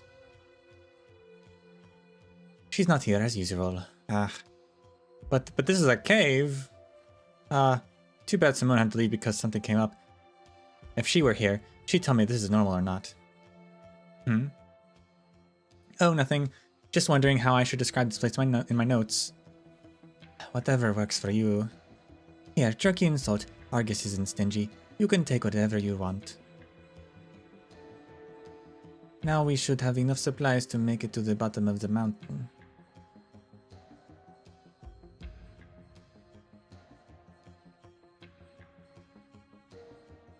Thanks, Typhon, but hold on. I don't know this Argus you're talking about. Seems a bit rude. She's herself said, and I quote, in sarcasm, anything that is curtain pulled open can be shared. You can take that to mean she doesn't care. Oh well, I don't mind if I do. Also, is it okay if I make a detailed record of the cave in its current state? I want to take a few pictures too. I promise I won't make a mess. Why even ask?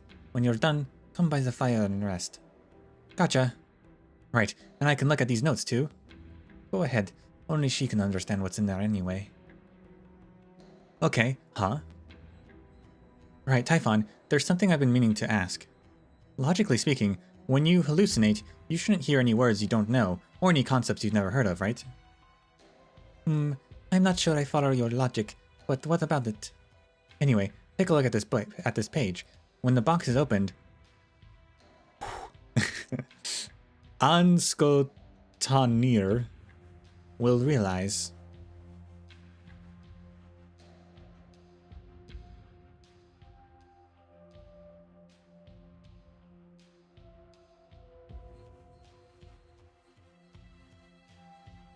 that's the last thing I heard the director say before he helped me cut off the noise from my surroundings.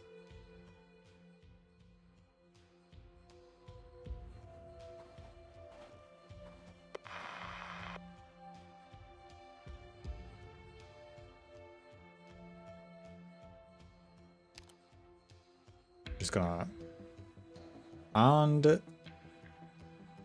Skotanir. I don't know if the R in front of the N is a retroflex N or if it's an R by itself.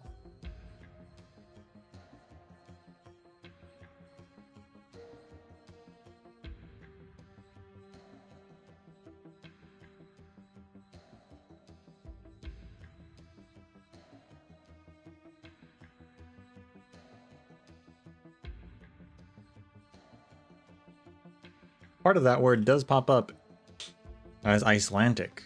Specifically, it's Icelandic, probably.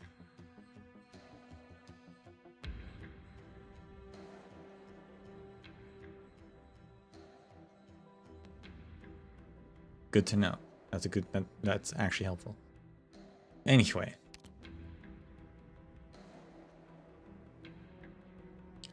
The Earth is communicator. It's getting a signal. The question is, how long was it sent? Ago. How long ago? Reporting to Army border guards with the help of Lebefau Black Mark in Sami.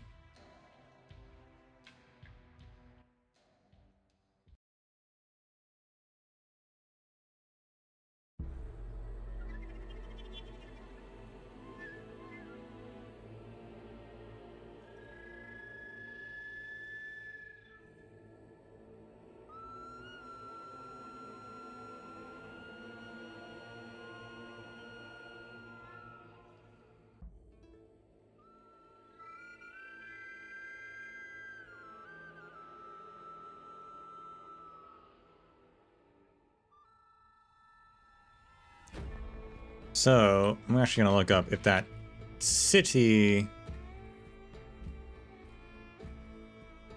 Well, I'm going to look up Icelandic phonology, first of all.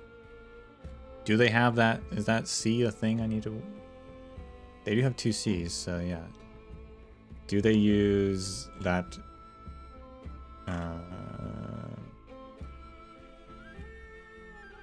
Do they use that diacritic in their C's?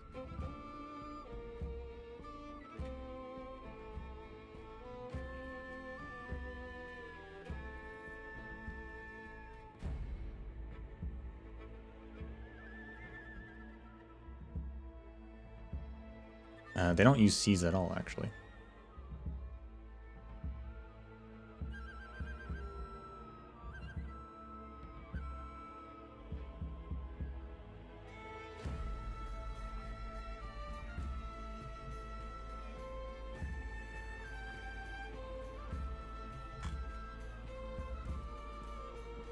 So I don't know where that C is supposed to be. Fascinating, they don't use the letter C at all, but they've got...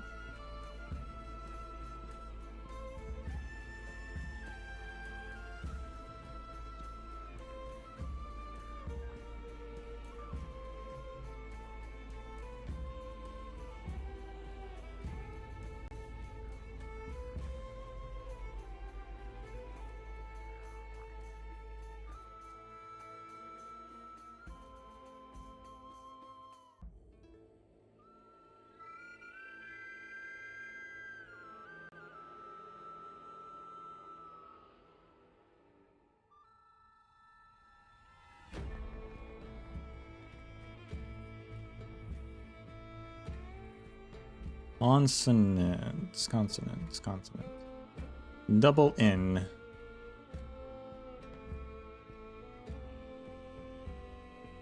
double N is a, yeah, elongated N, or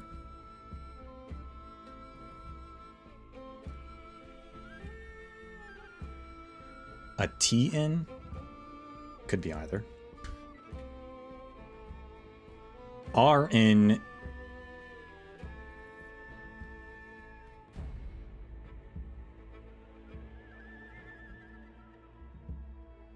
RN is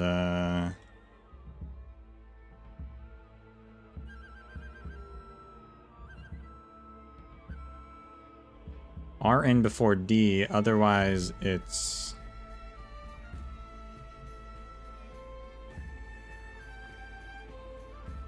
TN. That makes sense.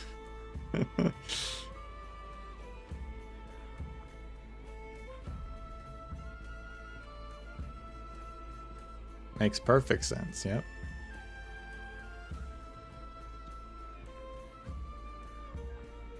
So it would have been Onskototnir, Totnir, I guess. Something like that.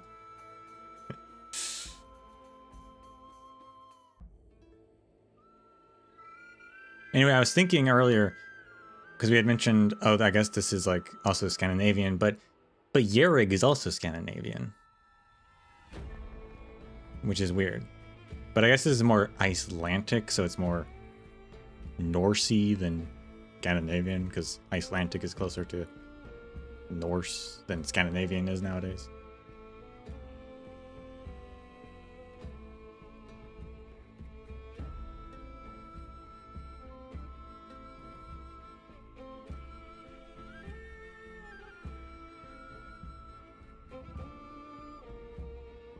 Shadow of the Trees have no characters.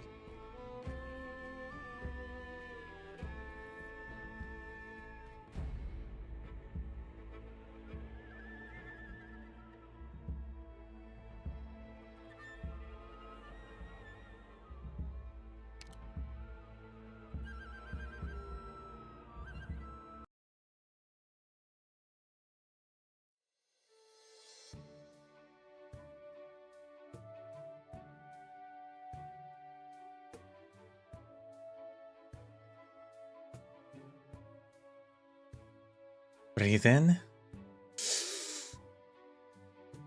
Breathe out.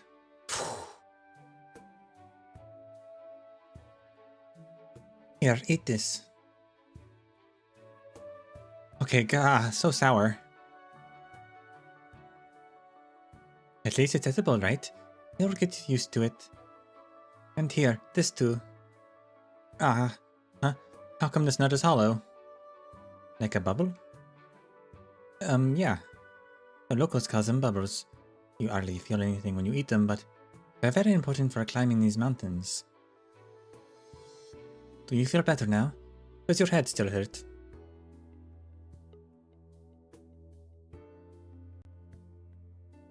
I'm fine now. These fruits and nuts are always way better than altitude sickness pills, at least. Do you think you know how they work? So do you know how they work, rather? No, but does it really matter as long as they do? Of course it does. I gotta jot this down and bring some samples back with me. My colleagues in pharmaceutical R&D would love to hear about this.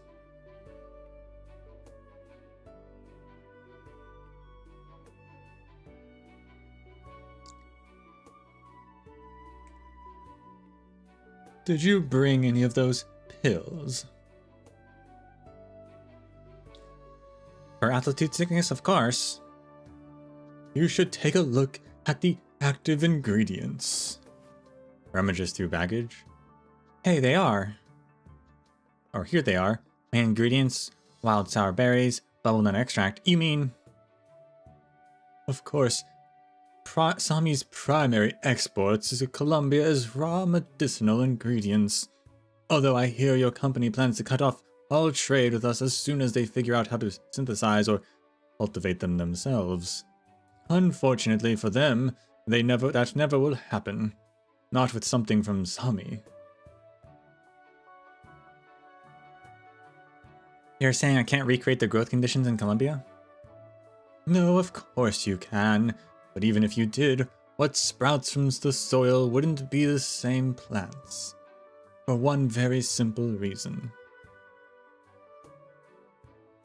In Sami. Because everything is provided by Sami. Everything is provided by Sami. In broken Sami. Everything is provided by Sami? You pick up languages quickly.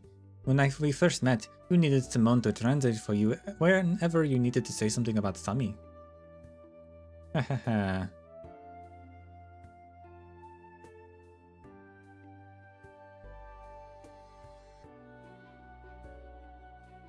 Your Colombians are not all that bad either. Argus speaks it well. That's what I can manage. You're Colombian. Okay, I was like, you're Colombian? Yeah, you're Colombian. Yeah, I mean, you can do that. Like a weird possessive, but not actually. I think Ursus and Sami would work together. I mean, we saw they were, and then they conquered them afterwards.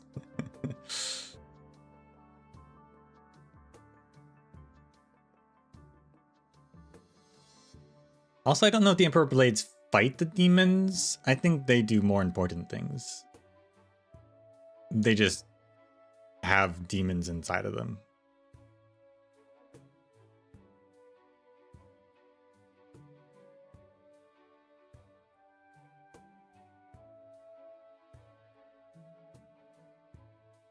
But they might. But they're usually doing more important things, it seems.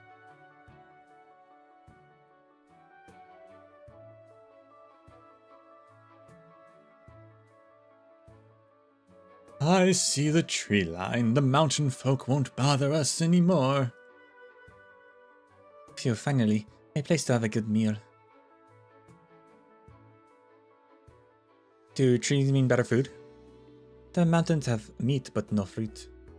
The forest is different. There are all kinds of food there. Everything you could want to eat. Wow. Is she like... I don't... For a scientist, she seems to not know anything.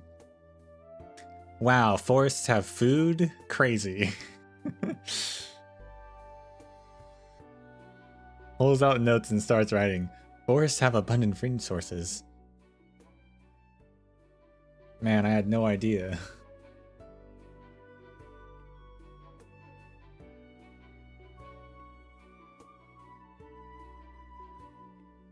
Typhon, is there a settlement nearby? Yes, and it's a tribe with a tree.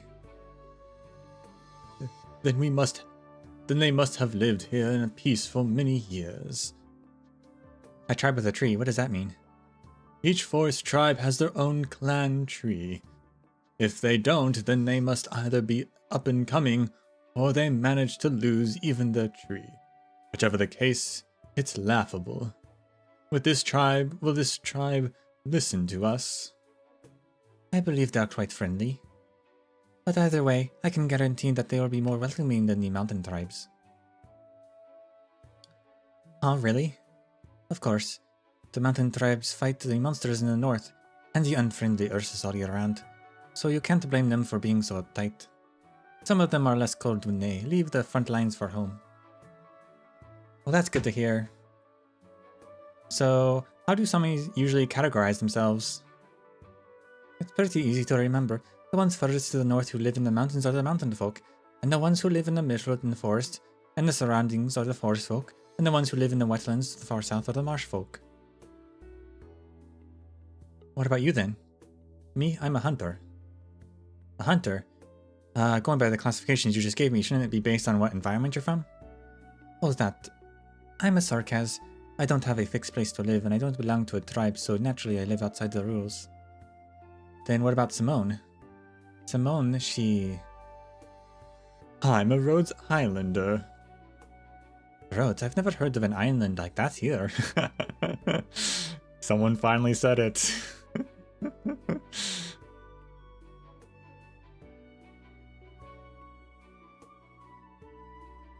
Is Rhodes Island another category here?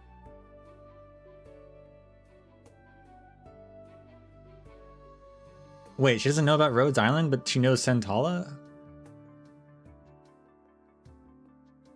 But didn't Santala invite her to Rhodes Island in that one vignette?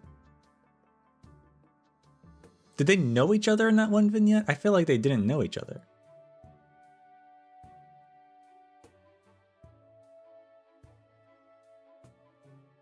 I don't know. I can't remember now.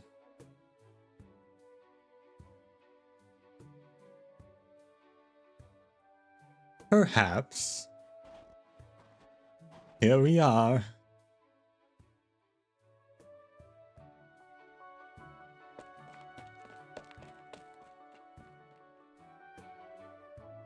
Whoa. This tree, it's like a vertical nomadic city. Those are cool houses. I've never seen. I've got to take a picture. It doesn't seem so different from the last time, but why does it look like they're all moving things outside? Yeah, Gitana saw me too, isn't she?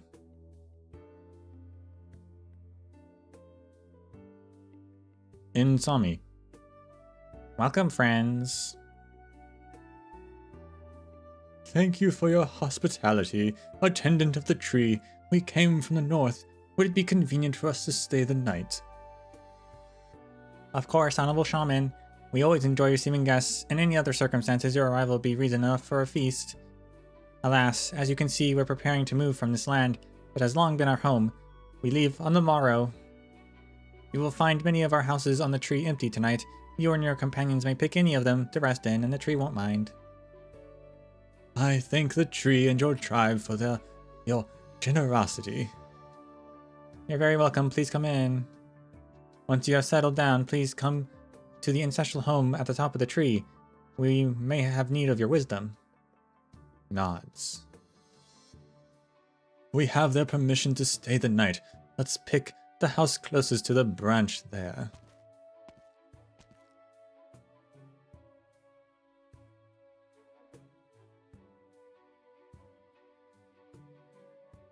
Finally, sleeping indoors. Is that important? How else can you rest easy? Otherwise, you're all up all night from worry. Is that so? That's awfully pricky of you. It's not. Let me explain.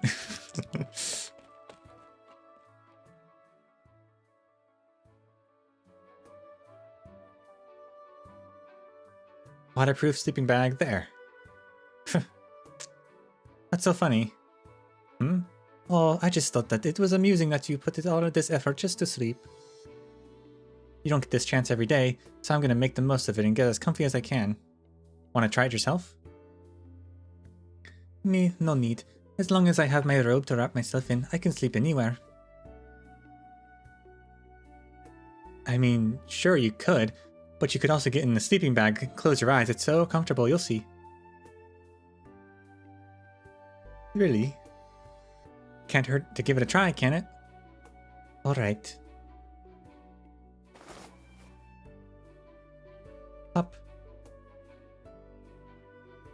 Just squeeze yourself in there, I won't zip it up. It's soft, like a beast's skin, but it feels lighter than that.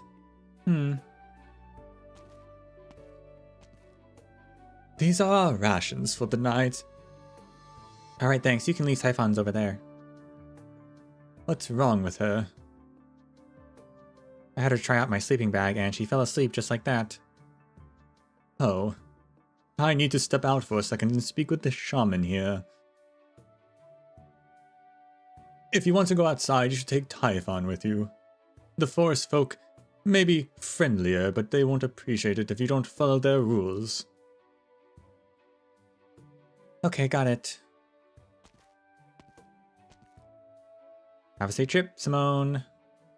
Hey, Typhon, Typhon. He seems pretty exhausted. I'll just take a few photos from the doorway.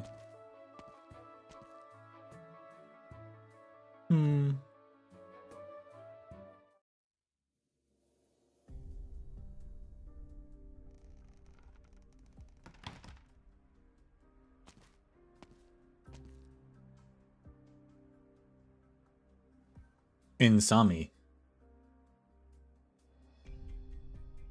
You requested my presence, ma'am. Yes. No. Yes. Thank goodness you've come. Allow me to explain the situation. As you can see, we're preparing to move.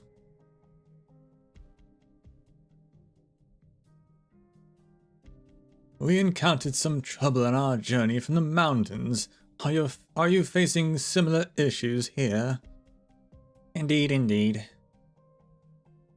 Let her be an old man. No.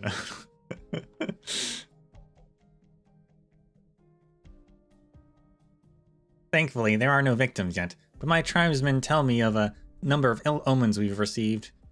Most importantly, there is... Corona and Aider.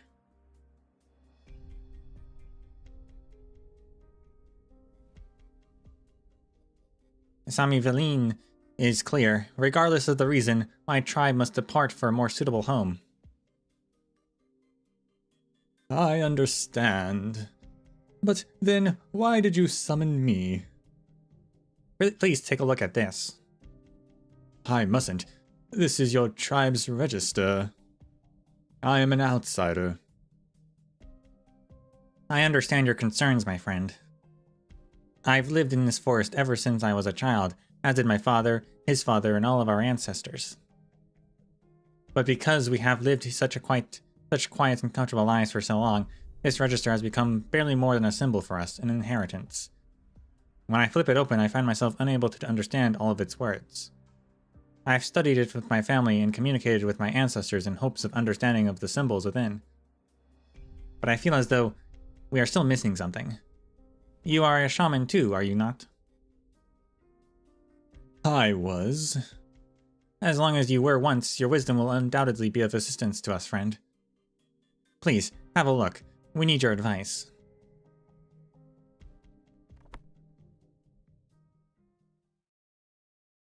There's a lot of cool cultural stuff going on. I really like the community and kinship culture stuff they're setting up.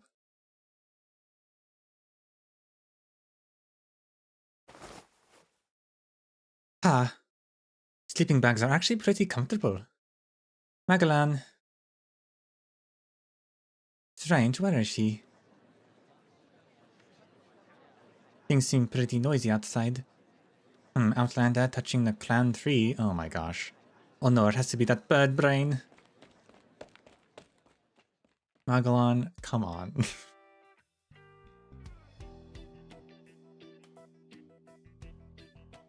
Speak. I'm sorry, I knew I couldn't take samples, but I had no idea I wasn't even supposed to touch it. The tribe's tree is their oldest, most respected presence. Under normal circumstances, an outsider wouldn't even get the chance to stay in their tree houses. Would you touch an ancient monument for no good reason? That or, do you have any wise elders where you're from? The president? President Max. Yay, we love President Max.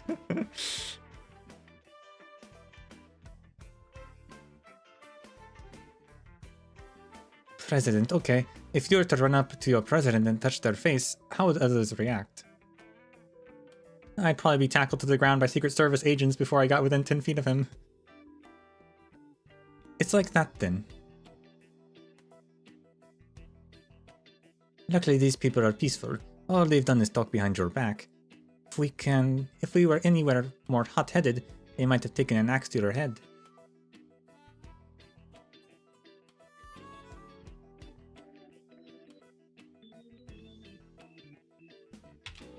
I'm sorry.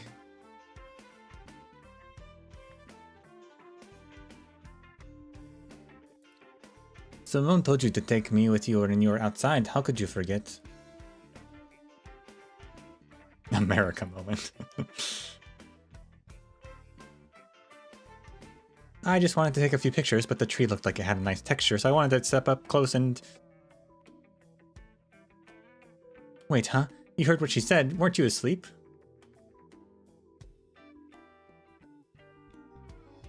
I could hear while I was asleep. Then how come you didn't wake up when I called your name? Because I was asleep. Uh-huh. uh...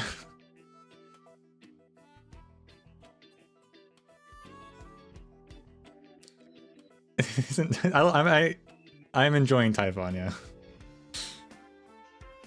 Anyway, you've learned your lesson. Don't get hung up on it.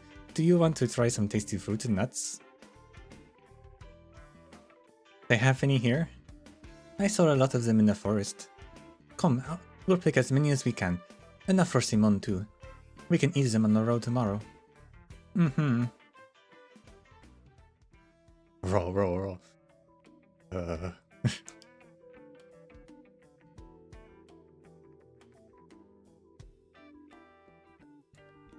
You two back? Mm-hmm. I got some fresh fruits. Do you want any, Simone? We should rest now. Magdalene? Typhon, what did you feed her? It wasn't me. She picked up some nuts and asked if they were poisonous. I said no, and before I could even finish, she stuffed her mouth full of them. Silencing chestnuts?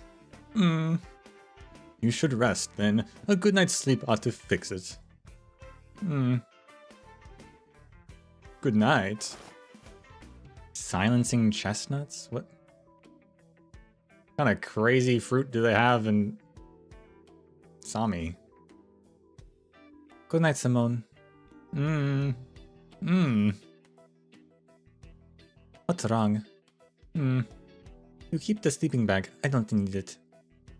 Sweet dreams.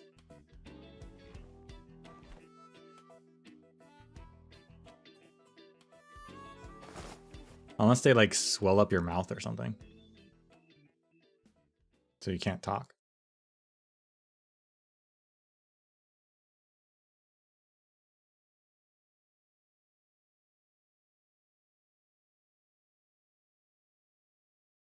Magdalene can still remember how fluffy and warm her sleeping bag was, and how rhythmic and the breathing of those around her was. It was a quiet, comfortable environment, just perfect for resting. But the moment she opens her eyes, she finds herself in the forest. A blanket of greenery drapes over her waist. The trees around her have shrouded the moonlight above. It is completely dark all around. She feels thirsty, so she follows the sound of water to a stream. She bends down to drink from it. Nothing is out of the ordinary. Everything is exactly as it should be, even when she sees the reflection in the water. Even if the reflection in the water is that of a musk beast.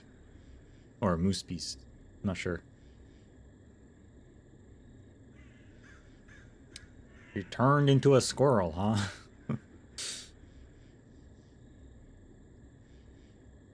Squeak? They didn't add a squeak? Come on.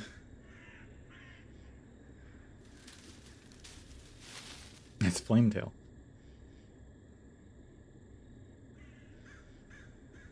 The night is dark, quiet, and full of terrors. Magdalene instinctively senses danger. She quickly lies down and breezes through the bushes before climbing onto the tree marked with her secretions, the nest she calls home. Weak. It is safe there. There she will find her kin, her family. She stands on the tree branches and squeals, waiting for a reply. Nothing. She hesitates a little, but in the end hops onto the tree trunk and back into her nest. There her mother is fast asleep in the shadows. She wants to snuggle up to her, to get through the night in her embrace, but once her eyes adjust to the darkness, she finds only a scattered pile of beast bones. The nest is very wide and very dark, almost like there's something waiting for her. Waiting for her to come home. Waiting for her to lower her guard. Waiting for her to be overwhelmed by fear. Something climbs onto the back of her neck.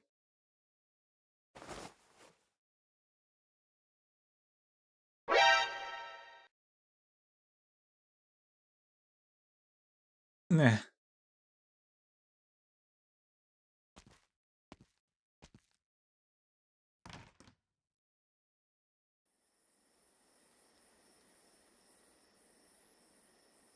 The nighttime left Magdalene feeling sick. She wants to walk out the door, catch her breath, and calm herself down before going back to sleep. It has been a while. But the moment she steps outside, what she sees makes her doubt that she has actually awoken from her dream. There's a large, shadowy entity roaming here. It looks like a person and also kind of like a tree. A large shadow is moving in a single direction at a slow yet steady pace. The entity shrouds even the moon above, keeping the ground below out of the moonlight's reach. What is this? I need to get a picture of it. Priorities, Magdalene. Click. That's not possible. It makes no sense. In the photo she just took, the shadow was nowhere to be seen. And the moonlight illuminates the ground. Everything looks perfectly normal. But the shadow still moves before her eyes, without a sound. Magdalene stands rooted to the spot. She doesn't know if she should head back inside to sleep as if nothing had happened, or go grab her equipment and measure this possibly unrecorded supernatural phenomenon as best she can. Just as she finds herself lost in thought, the enormous shadow sweeps past her. She instinctively jumps back at the same time. Something climbs onto the back of her neck.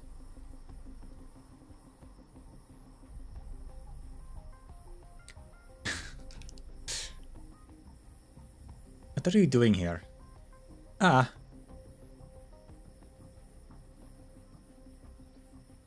Relax, Magdalene. Calm down. I'm here. Nothing here is going to hurt you. Ah, don't try to talk yet. Calm down first. Have a seat and drink some water. It doesn't matter how big that guy is. It's just a shadow. Ah. Feeling any better? Thanks. You scared me to death. You're stronger than I expected. I was looking forward to you screaming loud enough to wake everyone up. Are you gonna kick me out of the village tonight then? Or are they gonna kick me out of the village tonight then? No, the Sami aren't that narrow-minded. Had a nightmare? Let me guess. One where a beastling cub goes home, finds its mother's bones, and then gets eaten. Did you have the same dream? Yep, just this afternoon in your sleeping bag. I'm sorry. It's not your fault. It comes whenever I rest in a safe, relaxing environment. Like an unwelcome friend. This is one of the bad things about Sami. The cycle of hunt or be hunted never ends, even in your dreams. And then in dreams, most find themselves on the side of the hunted. Then can we become the hunters? Wouldn't you rather be the rulers themselves? Is that even possible? Who knows? Maybe it is. Once we become more mature. When we're no longer afraid of those big bad guys. Magdalene, why don't we try touching it? Isn't that dangerous? I thought you were an explorer. Why are you so afraid? I only set out after I've planned out for every possible contingency, but how am I supposed to prepare for this?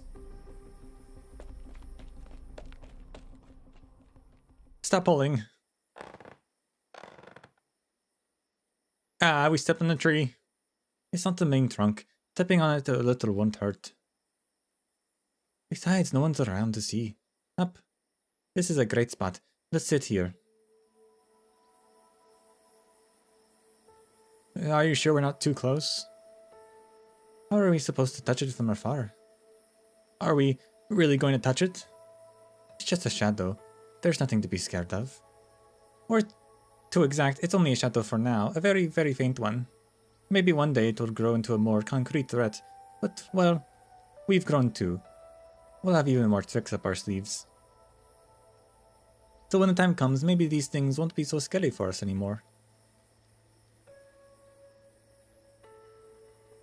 Besides, I can sometimes hear a voice in a dream that we're preyed on.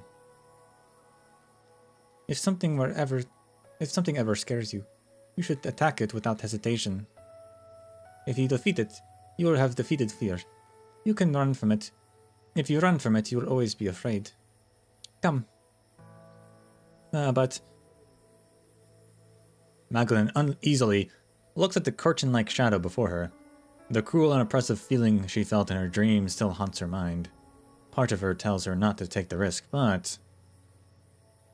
She slowly reaches her hand out.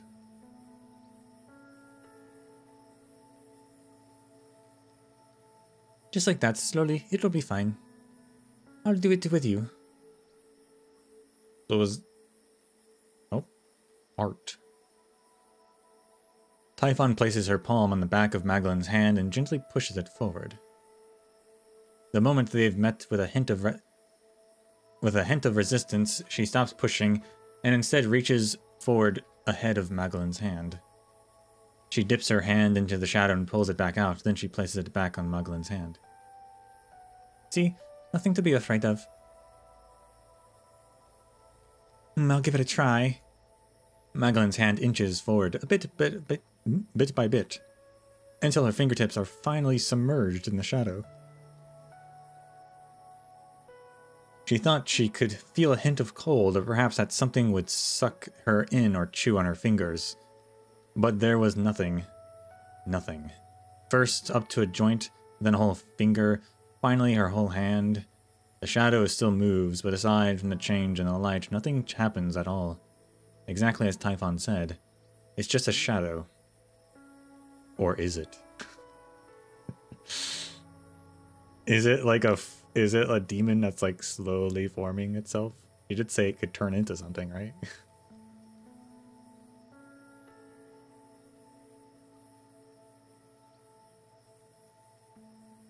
How is it? Just like I said, right? You're right. There's nothing.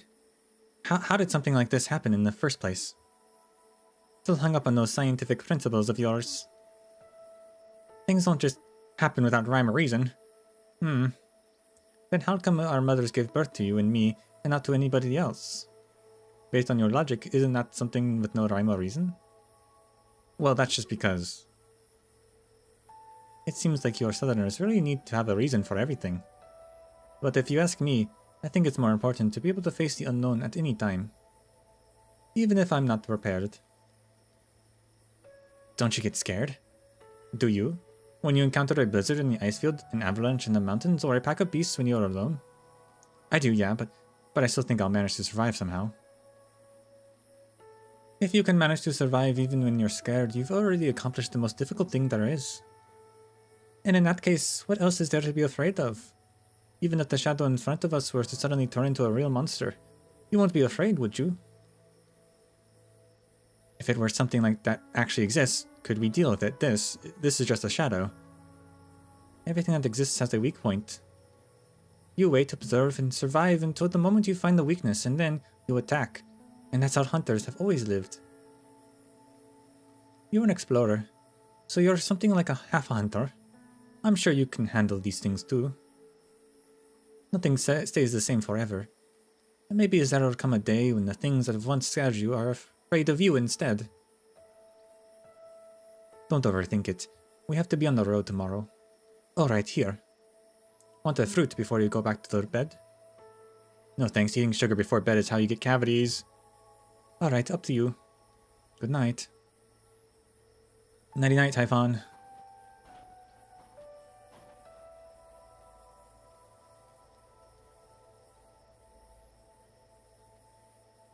Magdalene turns around and looks at the hovering shadow once more.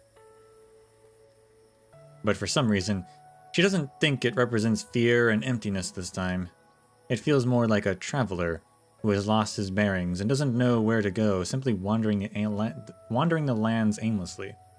Maybe, by the time the sun rises, it will have gone back home for a good night's sleep. Click. Magdalene takes another picture. Just like before, there is nothing in the photograph. He thinks a little and adds a note on a picture. Mr. Lonesome.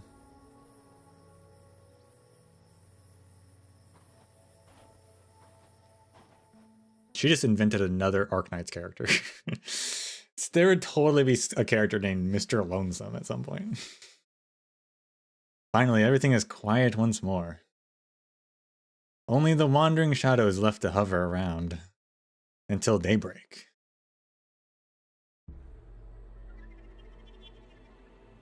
Never trust the shadows. We've got revenants, we've got like Zaro, we've got Emperor's Blades. They're all shadow-like things. Never trust a shadow.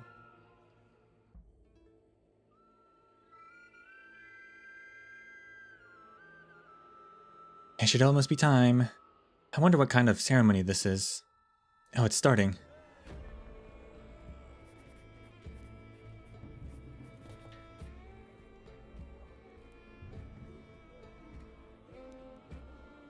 Takes out her notebook. The Sami begin the ceremony by singing and dancing around their clan tree. Perhaps this is meant to be a farewell to the tree. 10 minutes later. The dance is very unique, but disorderly. Everyone dances on their own. It's almost like a carnival. 30 minutes later. Yawns. Is Simone here yet? Oh, she's right under the tree talking to the shaman. If you want to look, I can lend you my binoculars. No thanks, my eyes are enough to see her without your gadget. What kind of ceremony is this anyway, and how much longer will it take? If you hadn't come, I'd have fallen asleep by now. I'm a Sami Sarkaz, not a Sami Alafia. I don't know much more than you. As for how long it will take, that's hard to say.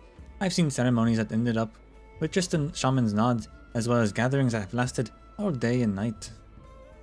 But forget the ceremony. Take a look at this, I found it in the forest. Is this a snowball?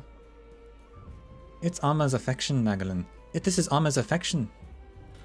Amma, that means mother, right? Good memory. As a southerner might put it, this is a mother's love. It's the protection most sought after by the Sami. Among all the Sami's kindnesses, it is the purest and most sincere. Here, take it, Magellan. Put it in your pocket.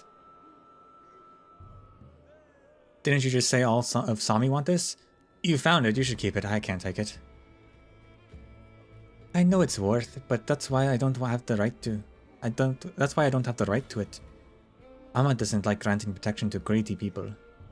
But you know nothing about her. Ignorance is also a kind of purity, and you have an honest soul. That's why you should have it. Then what should I do with it? Forget about it, like you never received it in the first place. Then I gotta give you something in return too. Hold on. Here you go, little typhoon. What did you just call me? Never mind. So what is this? A flare. Just twist it open and pull the string. It'll light out a ton of light and noise. You're a hunter. I'm sure you can think of the use. That does sound pretty useful. I'll try it out next time.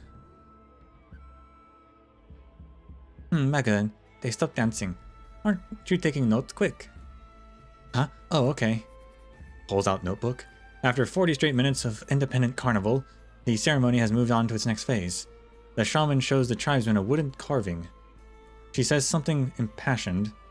Then she raises her wooden staff, faces the clan tree, and sounds the horn. Then she starts murmuring something.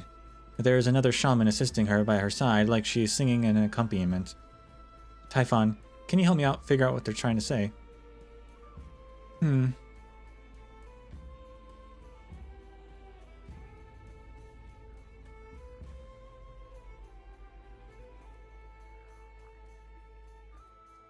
I can't understand it. The tone is familiar, but those are clearly not words you use in normal conversation. Jotes down notes, some sort of ritualistic language. She's repeating a few short words over and over. Repeating.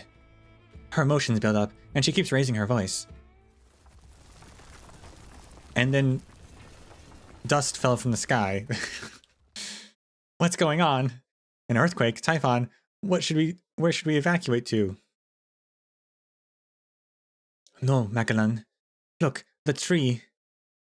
In sarcasm. My god.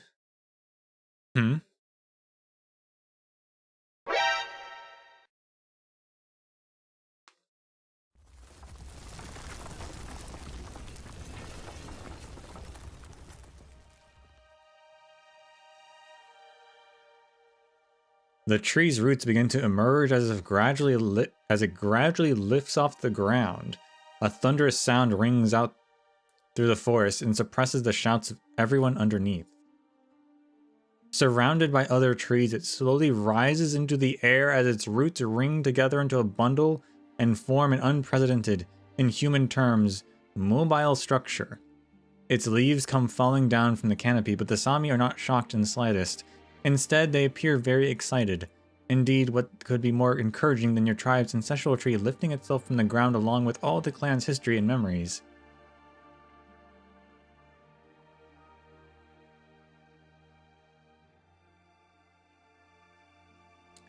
So, the Sami have mobile trees, huh? Everyone else has mobile cities, they have mobile trees.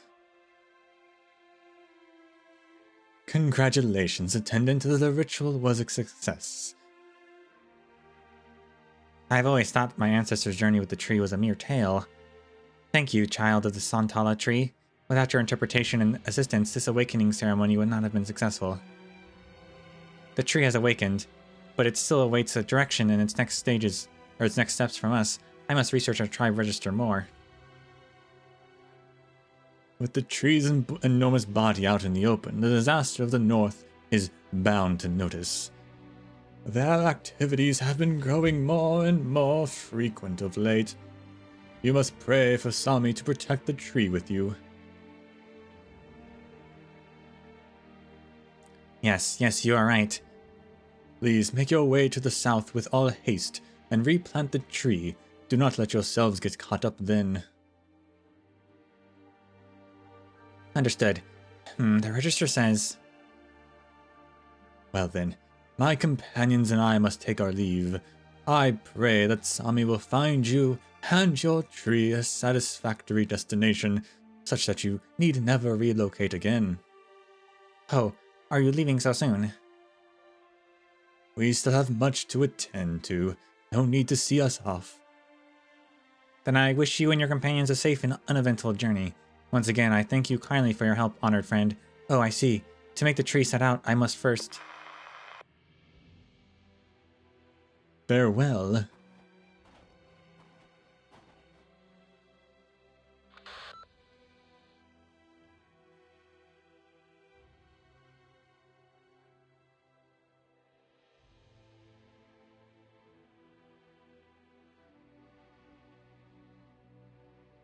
Well, hey, that's why I'm here. Because I know not everyone reads it, but they should. But you can just listen to me instead.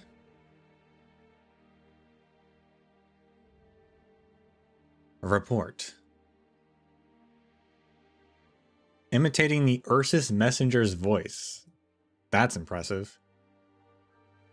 I've located the Sami as planned. Please advise on the positions of Lea Baofal and the Black Mark, over.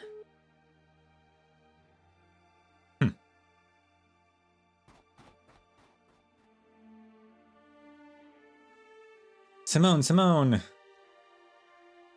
Yes, I'm back. Is there anything I can help you with? It's time to go. I'm sorry that took so long.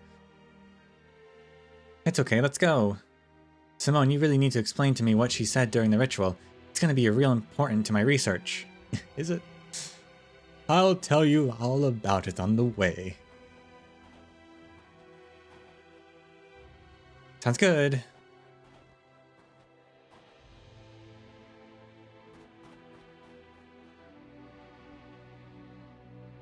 What's the matter? Nothing. I'll be done real quick. Click.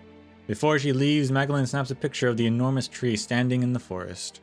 For some reason, she feels like this gigantic being almost completely blocking the sun looks kind of familiar. She doesn't think too much about it, and merely scribbles her immediate thoughts onto her notebook.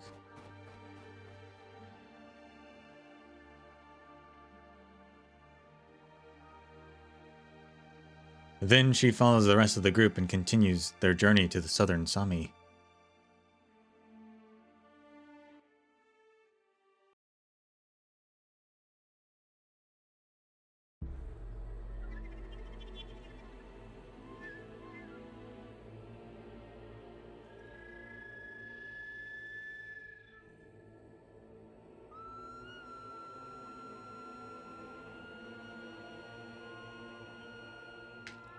The one thing is, Sami's very much kind of like Yurig. The land, the people are both named after their god, I guess. So the question is Sami a Farenmut?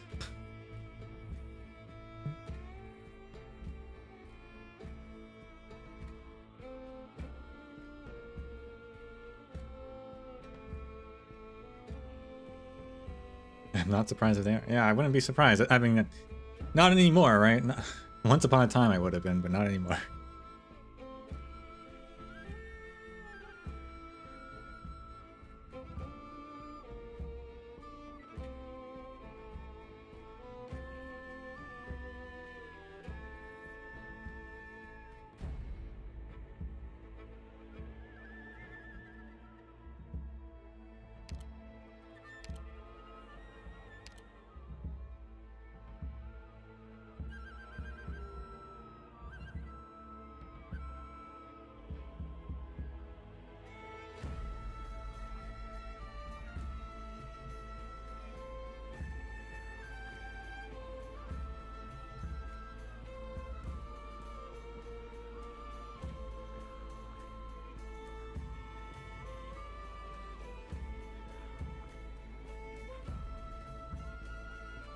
One per country.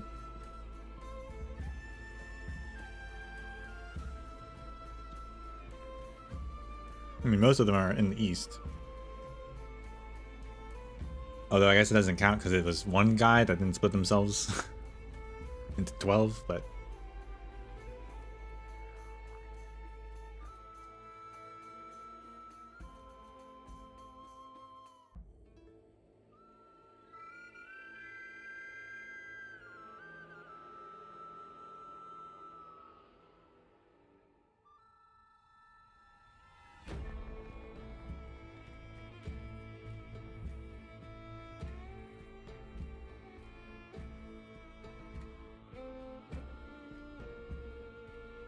One more bite.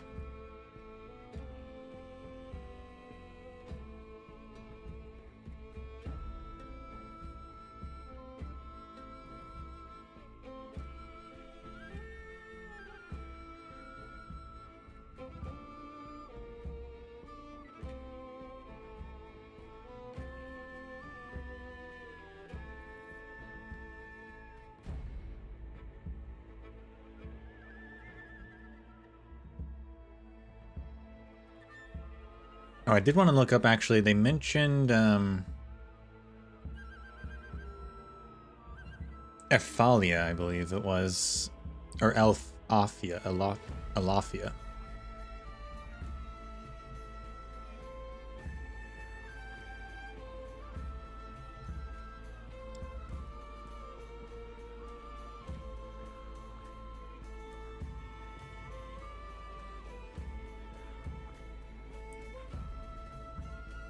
Which I'm...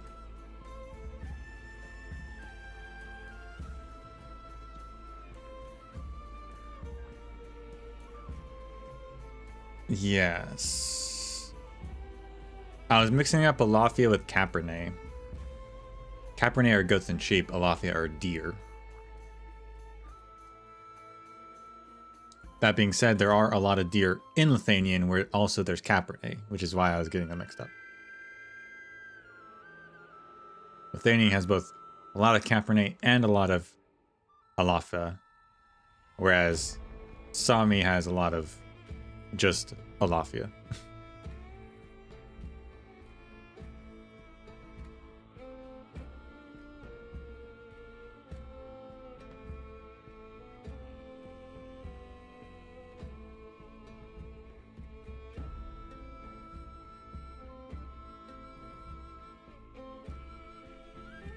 So there you go. Would be funny if they're actually plants. Not at this point, there's gonna be less humans than there are weird creatures in this world.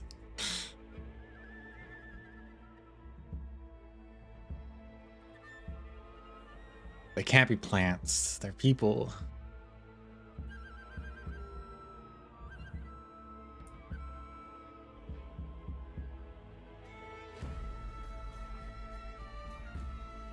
Revelation of nature.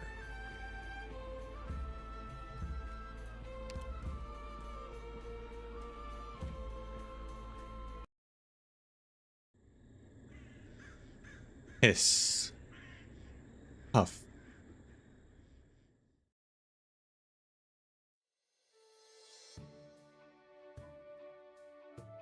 Hiss.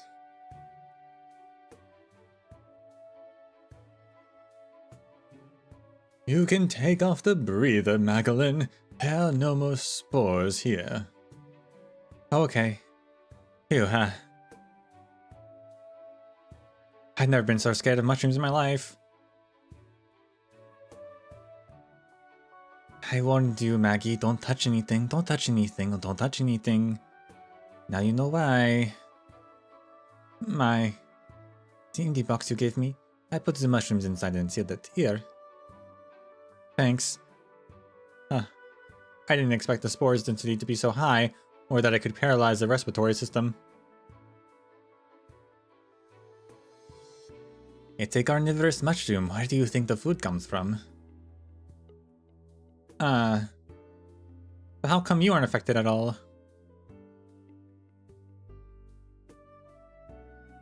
We hunters have ways to deal with them. If I died in one of those mushroom swamps, I'd never live it down.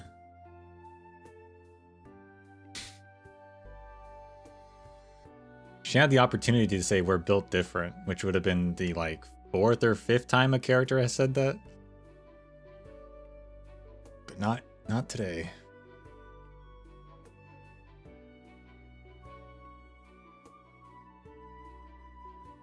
Sami, Typhon, the sacrifice.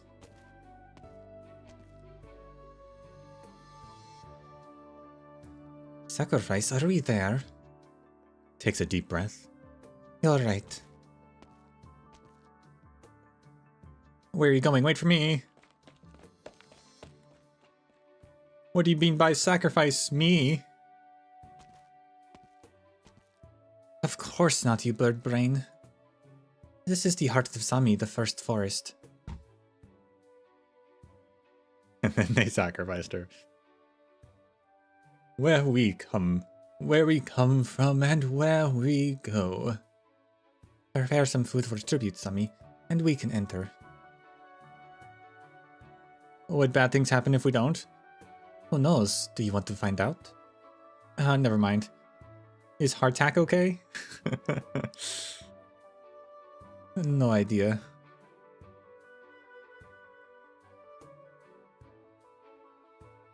Crush it and spread it on the ground. Alright. Great land, we ask your leave to pass over you. We offer you this sacrifice, that you may watch over us and protect us from bloodshed, from being hunted.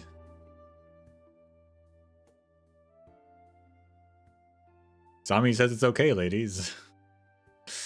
Sami, is that you?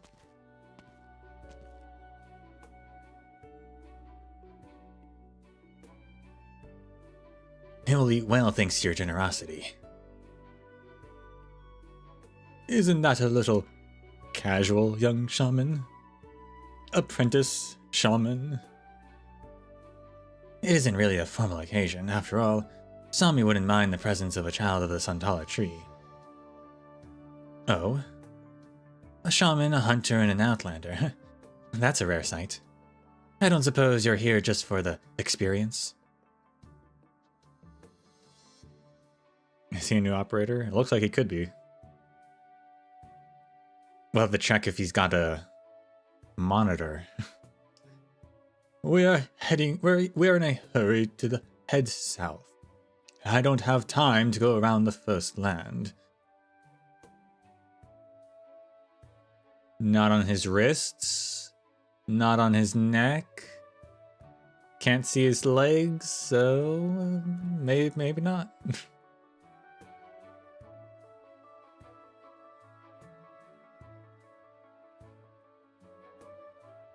I see. My teacher often takes this shortcut too. Not this time though. He left me here along to experience the Sami villain.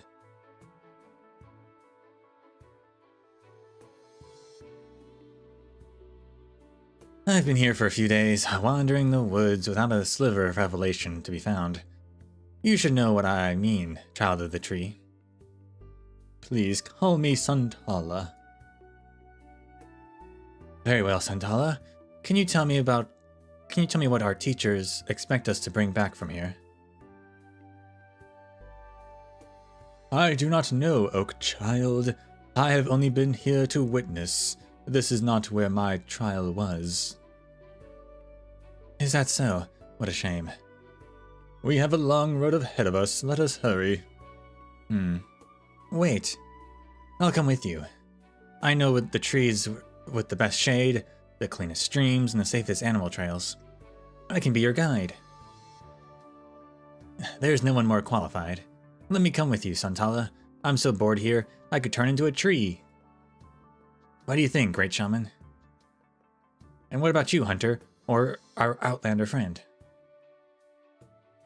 I guess I don't mind. We're all on agreed then. Let's go then. Welcome to the first forest. Typhon unamused. One more question, Oak Child. What is it? What should we call you?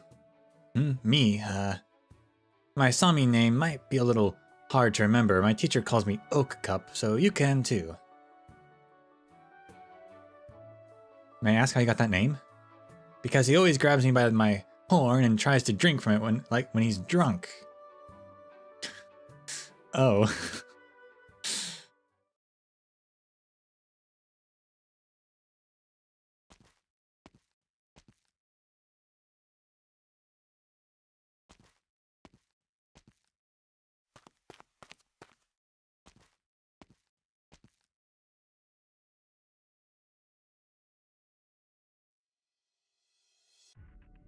Hey, are we being watched?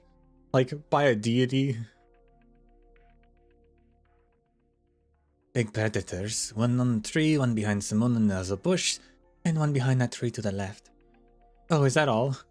After all the weird stuff we've encountered, dealing with the carnivorous wildlife seems almost quaint. Should I be ready for a fight then? No need, they're not hungry enough to risk attacking. No, so stop worrying about their dinner and start worrying about ours.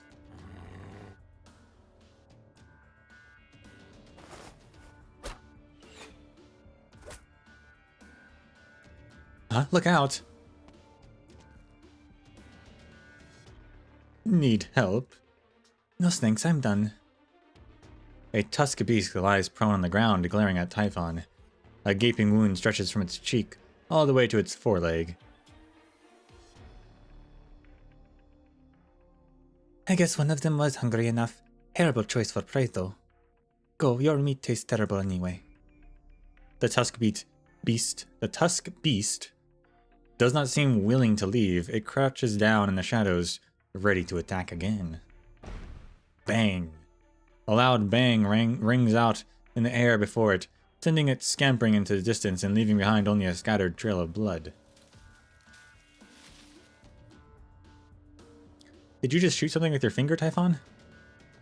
Yeah, for scattering away big eyes like these. A roll of leaves? You wrap up air with the leaves until it forms a ball. Take notes. But how do you wrap air with leaves?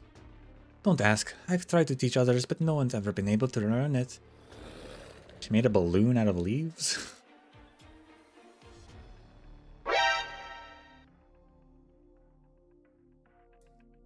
Easy, it's just an unlucky horn beast that got its neck bitten in half.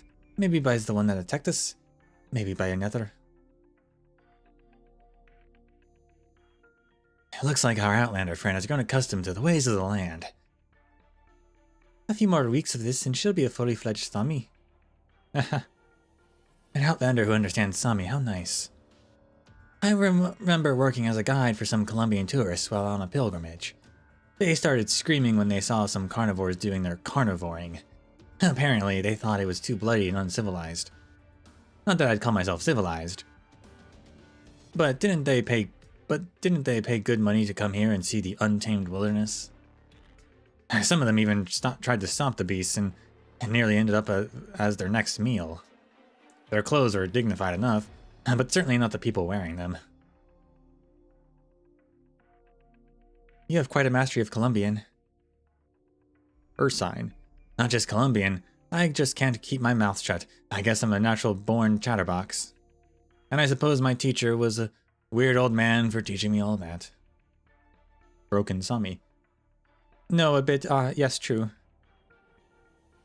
The folks back home hate it when I just strike up a conversation with Southerners. One time, there was a regular Earth's caravan that passed through the tribal market, and...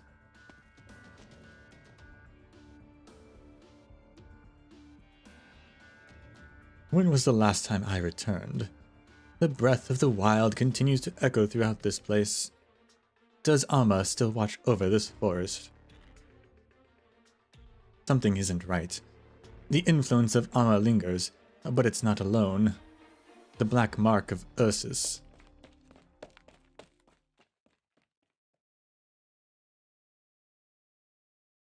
What is it, Simone? Nothing. Has our guide found somewhere we can spend the night? Yep, inside that tree up ahead. Cup says it's hollow, with enough room for the 4 of us. I've never seen a hollow tree before. Then now's your chance.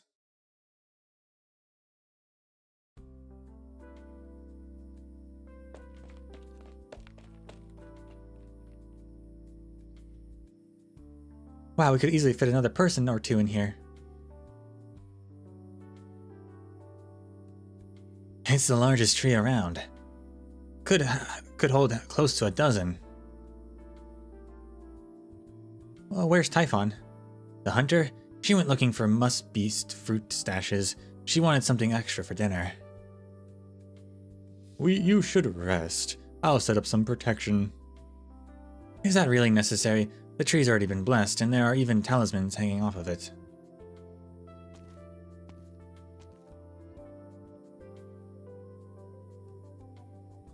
She's so serious.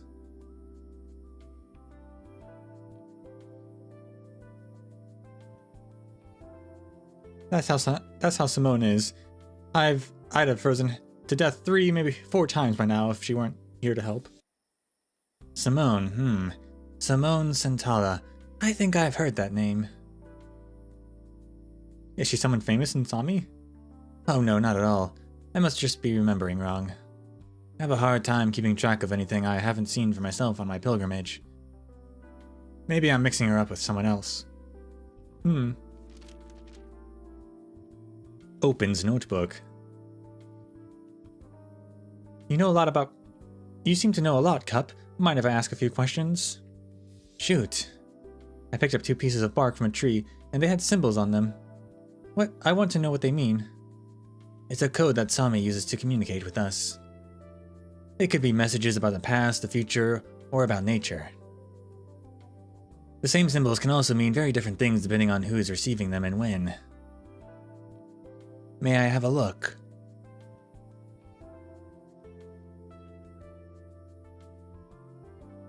I have them right here.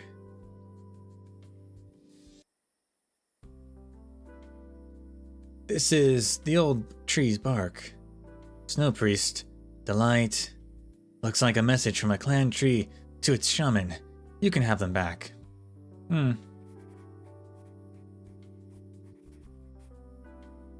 What's the difference between a snow priest and a shaman? Think of a snow priest as the head shaman, or a greater shaman.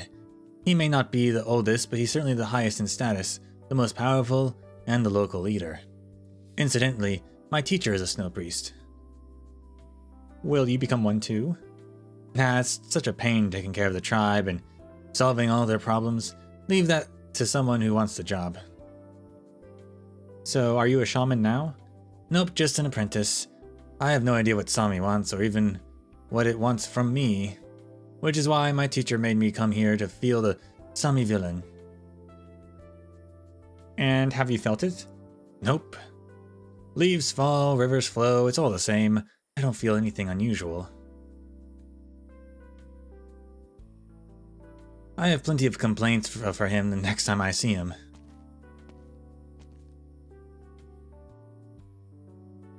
You're back, Simone? Let me have a look.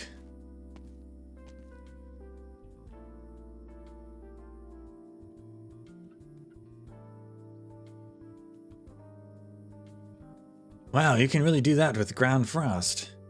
By the way, I heard that one who serves the old tree can control the wind and snow, making them dance at her fingertips. The old tree takes no servants, nor does it need one like me. Well, if you don't want to talk, I'm not going to press the matter. Old tree, is there a difference between the clan trees? There's only one tree that can be called old in Sami. It represents the past, and often appears with the heralds of the present and the future. The three are separated, but one transcending Sami. Past? By your outfit, I thought you were an explorer.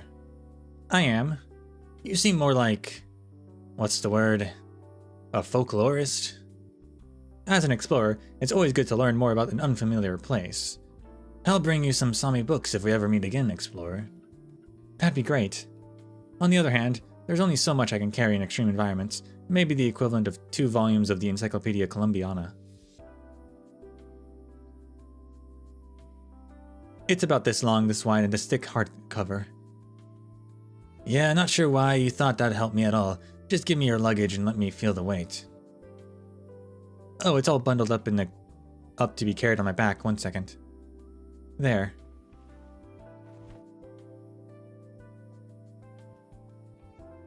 It's on the ground.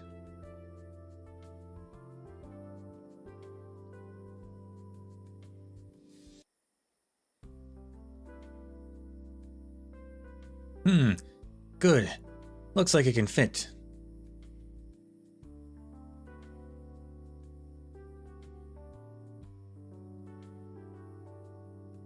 Huh? That's about the same weight as 2 Sami books. Oh. What sort of books? Legends, tribal history, that sort of thing. But a full tribal history takes up enough wood tablets to fill an entire treehouse, so I'll spare you that. I thought the paper books I saw in the Cyclops' cave were Sami books. Maggie. Oh, welcome back. Do you have any more of those flare sticks? Yeah, why? I tried one when I was picking the fruits, and it worked even better than the leaf ball. You mean you ran into a tusk beast? Why wouldn't I? I was walking alone in the forest and they're hungry. Anyway, do you have any? Half a bundle? How many do you need? Give me 2 for now. And here, fruit from the musk beast stash. I washed them with water. Thanks.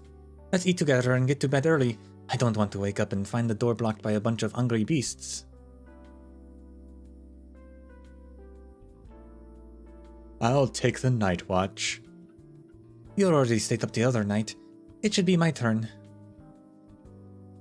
It's safer here, and I won't be up all night. Consider it a chance to relax. For me, that is. Alright, if you say so. Be careful. There are demons in the forest. I know. Let's make a campfire, Simone. Absolutely not. Do you want to draw the attention of every predator in the forest? A lamp, then? How much difference between a lamp and a fire? Light-wise. If you can't sleep, then try this. A dream catcher. Helps you pass the night in peace with no dreams of becoming prey. Thank you. I'll be going to bed then. Good night.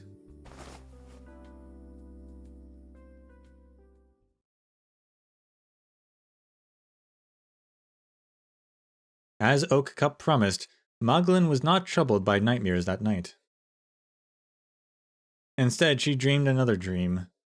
In it, she is still in the forest at night, but she is not alone. She is a creature like Emperor.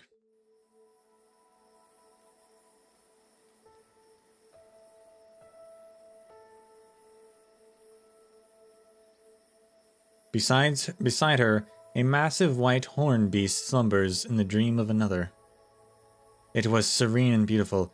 Magellan could not help but reach out to caress it.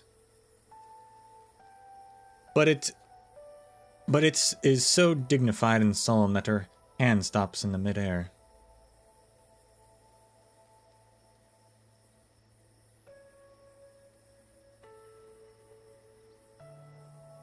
She decides to lay down next to it and dream together with it. A dream within a dream.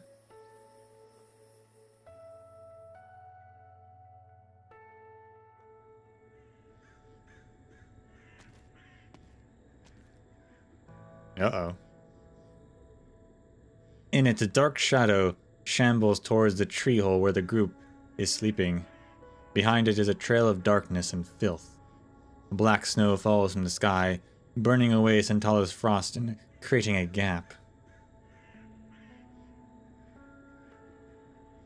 The shadow walks towards the gap, leaving its vile trail on the ground. Suddenly, a horned beast catches its attention. The horned beast leaps and disappears. By the time the shadow returns around, the gap is filled with frost again. It gazes upon the frost and shambles towards where the horned beast disappeared.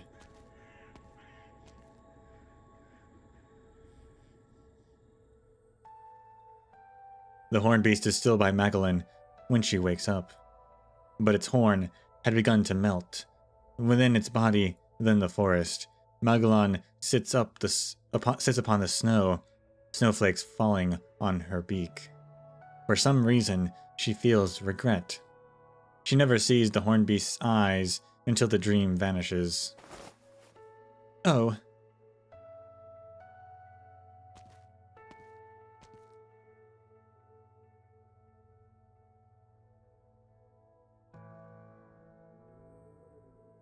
We kind of skipped the first dream, but like the dream like so.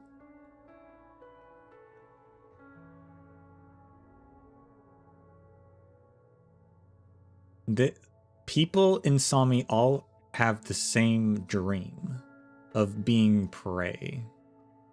The dream catchers can stop that. But then they still dream about themselves as an animal, I guess. But she also dreamed of the Emperor's Blade?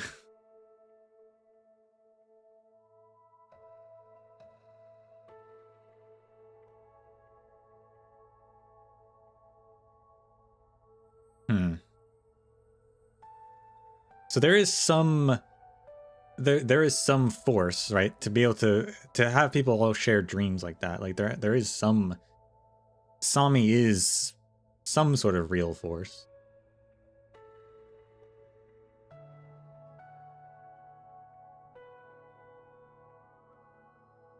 You're up early today. I just happened to wake up. Perhaps that was not the entire story. Her sleeping bag is wet near the pocket. She remembers pulling the pocket zipper shut before sleeping, but it is open now, as if something fell out. There was nothing missing, though, except a little Sami souvenir. Typhon. That was Typhon. Typhon, what's the matter? Got out of the wrong side of the bed? Does Amma's affection disappear? Mother has to take care of so many. She can't stay by your side forever. Did the affection I gave you melt? Yeah. Maybe that's a good thing. Maybe she took care of a big problem for us without us even realizing. Oh, yeah, she did. If possible, I'd like to have keep it with me. Well, we can always find another. It's not that hard. Oh, okay. Interesting.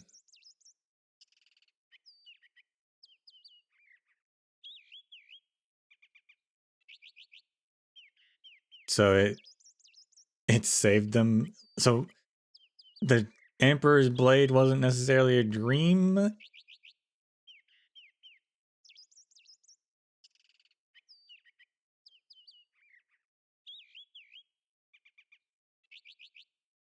Hmm. You assume it's the demons' work? I mean, it could be the demons, but...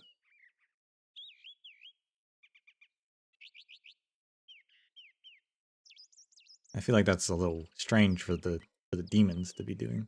I don't know. Hold on.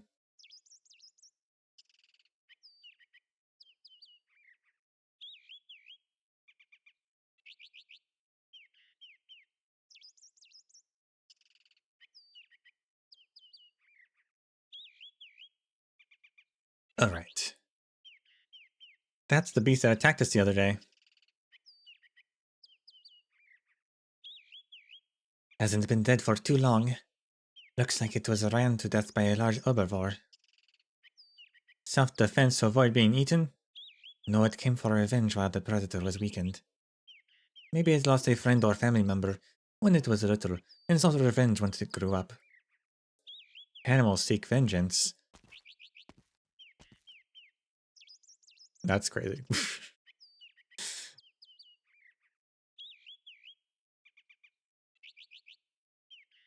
A hunter kills its prey, and its offspring takes revenge. Humans do that, and so do animals. We're not as different from them as you civilized folk believe. Put that aside, hunter shaman, over here. We have a bigger problem.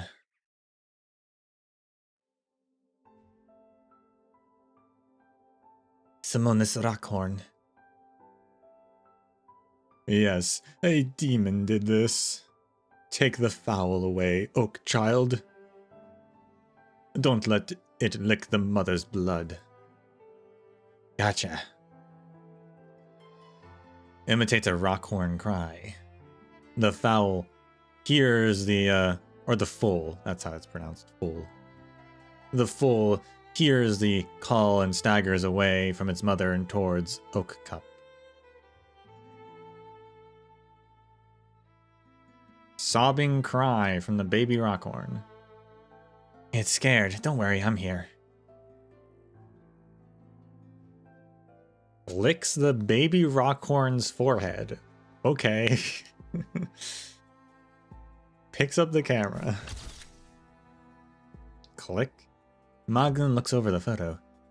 With her own eyes, she can clearly see the rockhorn bleeding blood as black as ink. But the blood doesn't appear in the photo at all. That's confirmation then. That shadow was like a demon or something. Okay, okay.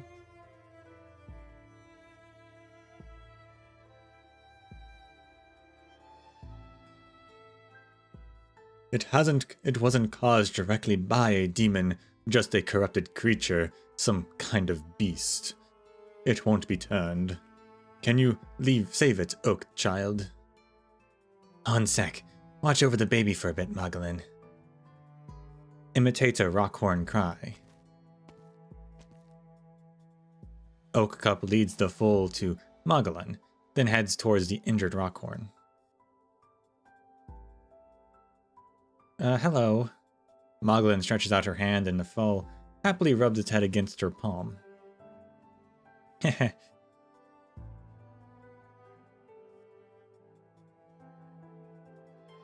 A low cry. Pained cry from the rockhorn. Not good. We might have had a chance if we'd arrived earlier, but now...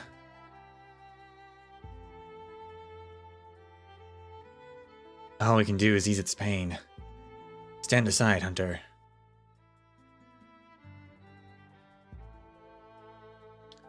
Don't let the foal see it.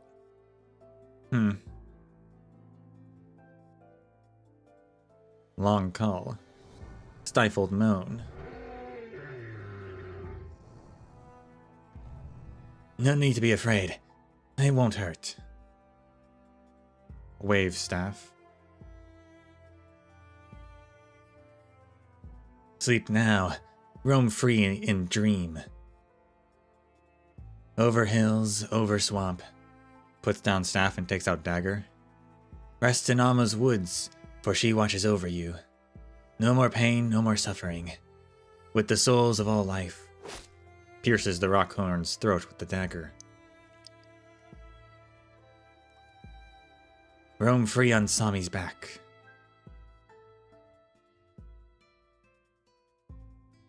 Rest now, soul of the land. Oh. Imitates Rockhorn Mother's cry. Oh. Hearing the call, the foal hurries to Oak Cup's side. Low cry. High-pitched call.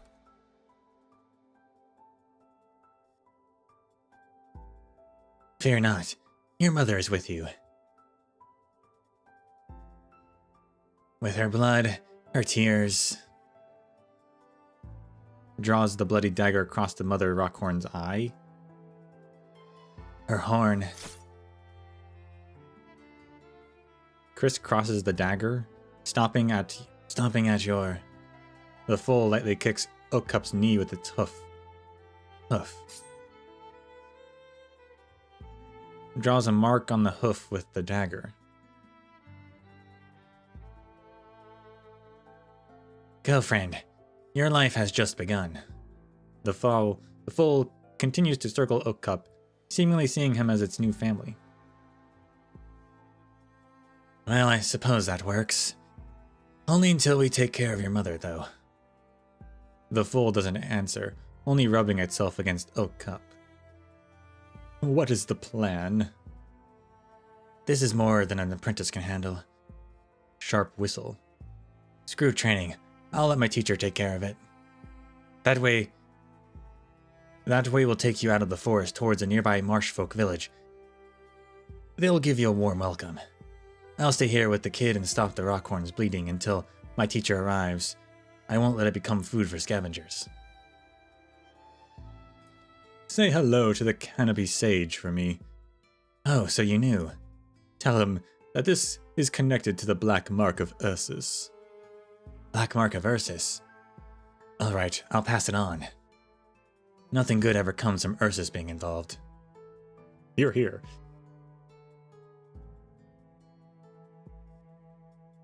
Do you have enough rations?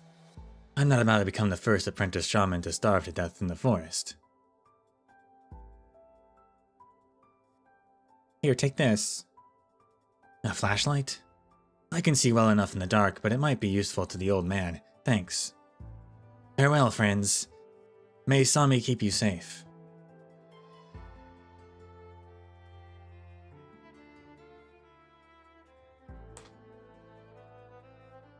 Finally out of the woods. Hey, I think I'm getting a signal. The marshfolk trade with you guys a lot, so they've got some of your metal things set up. What will Cup do with the Rockhorn's carcass? Cleanse it of the corrupted soil and blood. Clean the wound and leave it. Shouldn't it be buried? No point, scavengers would just dig it out. Is it the same with people? More or less. Like Oak Cup said, here in Sami there's not much difference between humans and beasts. Hunt and be hunted, eat and be eaten. The best we can do is show our prey a bit of kindness, and make sure that they're dead before we eat them. That's the law of nature, the will of the North, the Sami Vilin. If you want to change that, there's only one way. What's that? Become Sami itself, becomes the Allfather. Of course, that's just a legend. No one's ever seen it happen. Stop messing with me. I have a crazy theory. We're gonna wait though.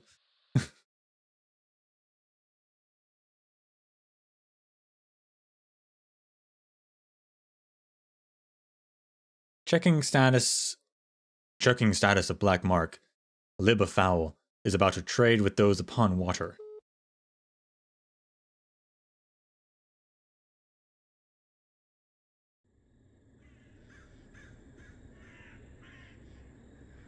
Another carcass, another victim. The hunter steps over the hunted with no intention to feed. This was not to sate hunger, nor for revenge, but pure and simple killing. It is a horned beast, a corrupted one, with an empty hole in its abdomen, but it is still alive.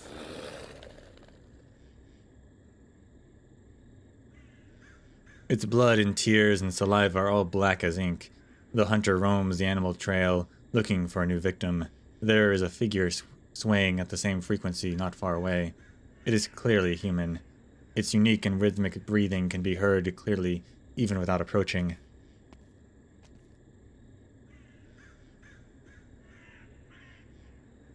Hiss, huff.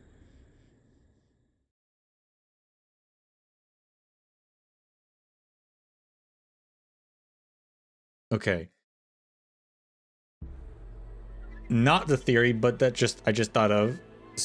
So apparently the demons can corrupt life, which makes sense if that's what the Emperor's Blade are. Like, if like Ursus saw that life, animals and stuff could be corrupted, and they're like, we could use that power, and then they experimented that corruption onto humans to make the Emperor's Blade.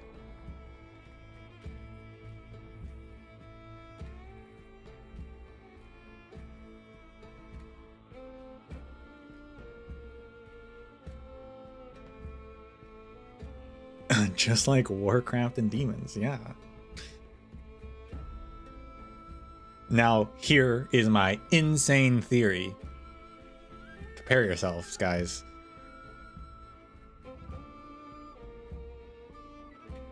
The Sami have dreams where they're animals. They also have this whole like nature thing going on. What if the humanity has animal parts because of Sami, and like the Sami area or the Sami entity or the Sami people are like the original humans who gained animal parts in their relation with nature,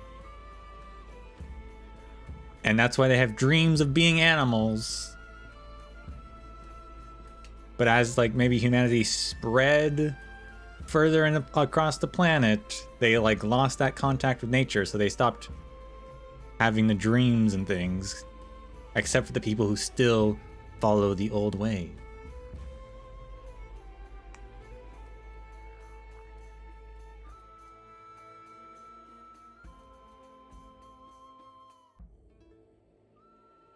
Nah?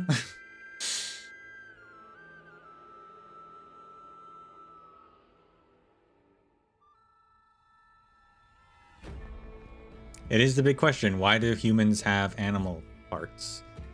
And these people are having dreams of being animals.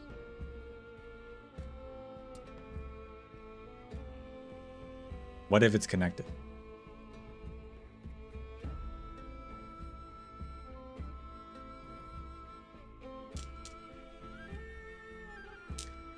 Give us some answers. I don't know if IS4 will give us those answers.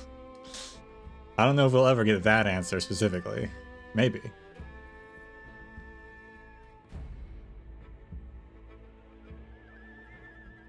Hopefully IS4 will let us, yeah, see some demons. And also lead us to Talos, right? I mean, that's gotta be an IS4, right?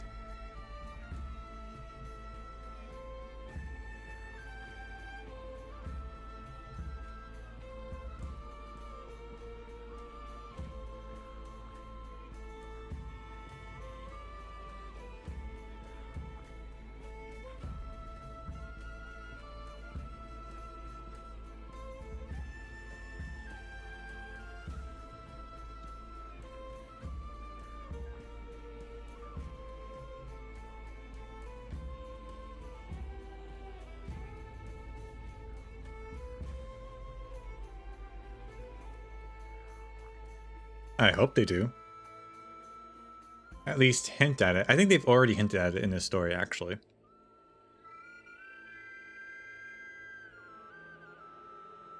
Because at the beginning, right, whatever Ursus is doing right now, they talked about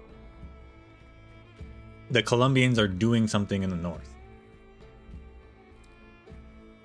And they're doing something in the north. And it's causing something to happen. That might be related.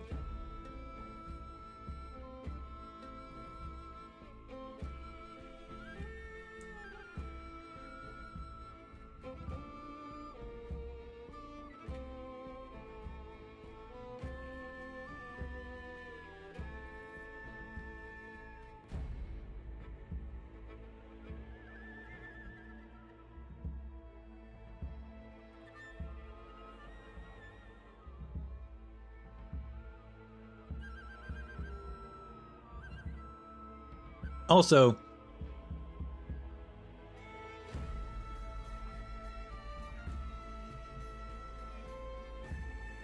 related, side note, I didn't think about this really until just now, but like, if the north has a portal, wouldn't the south have one too? In the Photon Hotlands?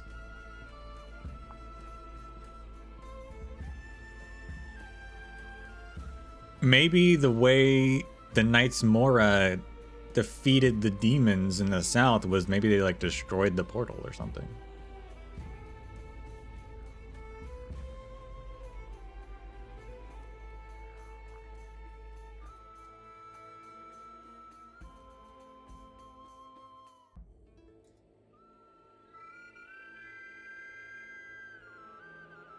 Forgot about that. Yeah.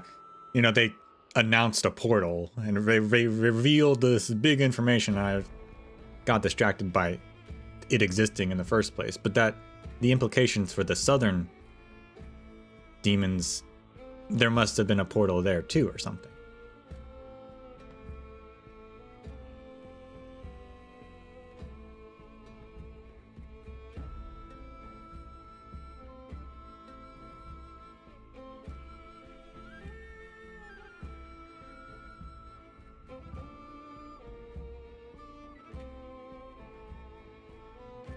I hope this is a Warcraft story. Why would you wish such a terrible fate upon Arknights?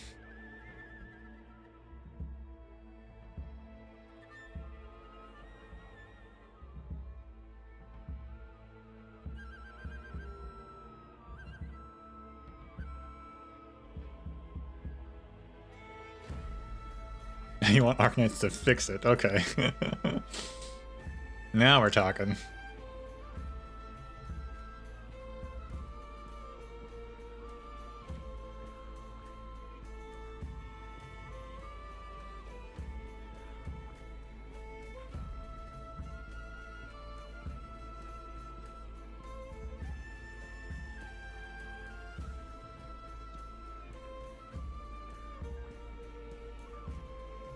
All right. We have 3 more.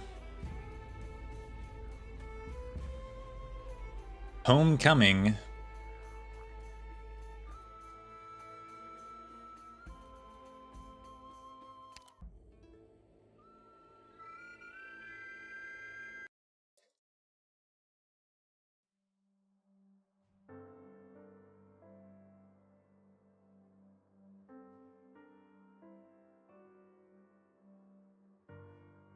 Ragna, how should we welcome you? From either the north or the south, you are always the least likely to return of those who left.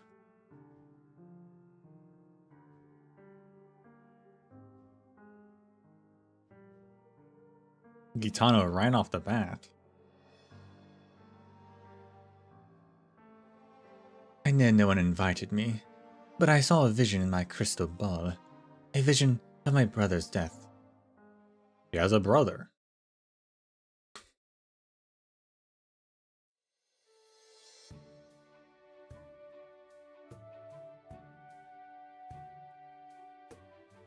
What a beautiful sculpture. Does the little guy in the nutshell really point the way? And this original crystal, what an unusual color. How do you keep the crystal stable while sculpting? No, wait, isn't it dangerous to have a piece of Originum as a home decoration? Now says the Originum ice crystal is brought back. Last time it isn't finished yet. But more importantly, it's so beautiful. Let's see, I think I have a few coins left from my last trip to Ursus. Or do you only accept bartering, like the local Sami? I can spare a can of seasoning or to trade, but that would mean Simone and Typhon would have to eat bland Sami food with me. Where's Sami to begin with? What do you actually want, girl? We'll be on our way if you have nothing to trade. Oh, sorry, was I too loud? I didn't think the Ursus caravans would come all the way up here, bringing so much stuff I've never seen. What did you say you needed, Simone? Simone? You already didn't hear, did you? What? Someone recognized her and asked for her help. Some bodies have been brought back to the tribe, but they don't have a snow priest, so they asked Simone to check them instead. Oh, so people died. No wonder the market's been so quiet. No one seemed interested in talking. Everybody looks so depressed. They didn't put up much for sale either. Let's wait for Simone then. She insisted on coming to the market, so she can decide. Is that okay, my friends from Ursus?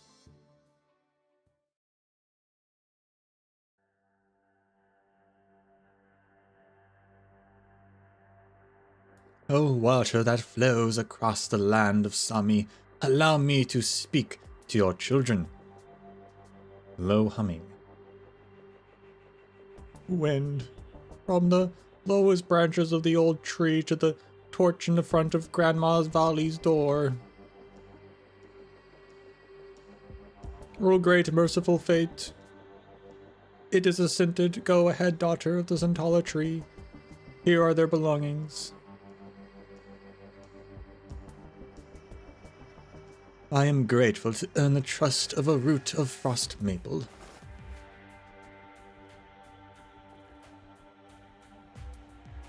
There is red frost on the weapons. They were in battle. Are these warriors from the northern front? Yes, they left the tribe for the Northland 7 or 8 years ago. Who could have guessed that the two tribesmen who'd left home the longest, who were the least willing to look back, would come home the same day? Are you referring to the dead? A brother and sister who had parted ways. Fate has also brought you here today. Perhaps you should hear the story. You must remember the great snowfall that covered half of Mirkwood. Of course. Our clan was affected too. Like the other clans trapped in the blizzard, we prayed for Sami's wisdom and braved the wind and snow to seek messages atop trees, all to learn how we might protect ourselves. But we did not have a snow priest. We prayed and prayed and prayed until nothing received but silence. There was no guidance from fate, and our shamans could not determine whether to stay or not, or if we left, to where. That was when those two siblings stepped forward to lead, but their thoughts took them in opposite directions.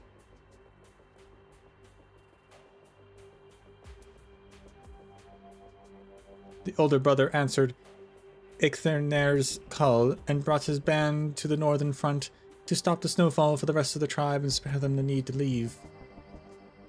I see. Accepting guidance from a snow priest outside the tribe in desperate circumstances. Meanwhile, the younger sister left felt that we could not afford to wait for the snowfall to end. Using her arts to foresee danger, she led the rest of the tribe southwards, eventually settling here. It couldn't have been an easy journey. For either of them. Yes, so we can understand why they hated each other enough to never look back. My sister and I butted heads for months after I broke one of her horn ornaments. What is a mere 7 or 8 years to their difference? The blessed words carved into the side of his drum have all faded now. I would have redone them for him if he'd come back once over the last few years. This drum, there's no blood on it at all. But the shaman who owned it has clearly was clearly badly wounded. I suspect he didn't have his weapon when he was injured. There's half a bottle of vodka in his fur coat. Ah, the bitter brew that the Ursus squeezed from steel. Did they drink with the Ursus by the fireside? Who brought back these warriors' bodies? Oh, are these the two warriors from the very beginning? An Ursus caravan, why?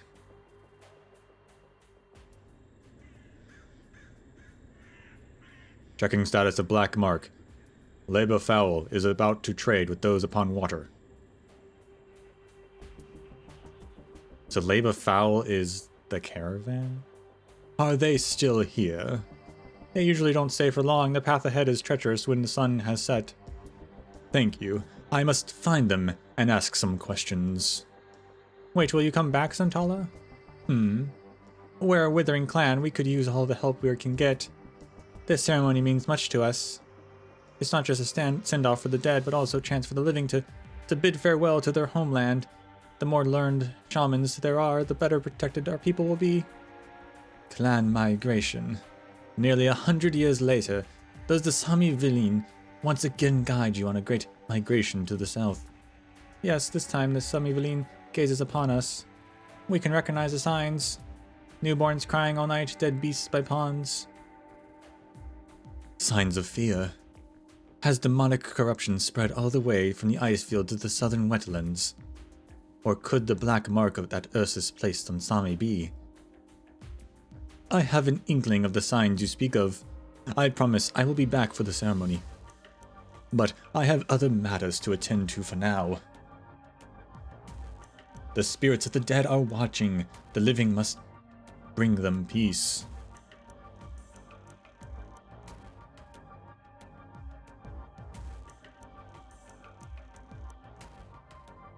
Is it really that bad when you don't have a snow priest? Is that enough of a reason for things to be going badly for the tribe? Yes. Takes notes. Snow priests protect their tribe through soothsaying. Tribes without a snow priest may be unable to detect impending catastrophes. So a snow priest has to study like a catastrophe messenger, then... You don't become a snow priest just by studying. I've seen snow priests in training in the tundras, on the brink of death as they go through their trials. Other tribes wait for a revelation from Sami. Those who become snow priests receive miraculous instructions. Anyway, you should talk to Simone about it. All I'm telling you is to stop asking around the market.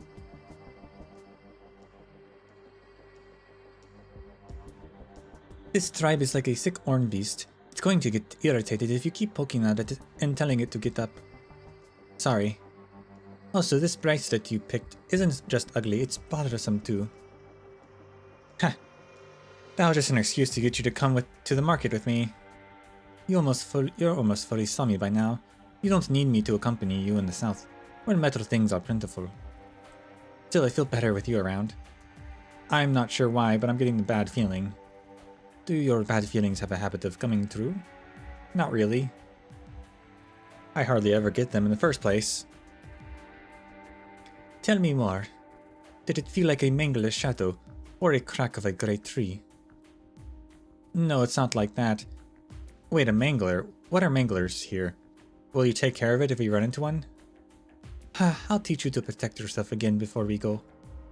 What I'm asking is, what form does your bad feeling take? To me at least, you could call it a bad feeling precisely because it's vague and ambiguous. It's like, I felt something come close but failed to notice it. Or like, there's something huge just beneath the layer of snow but I walked right over it. Which Professor Mary says I do a lot, come to think about it.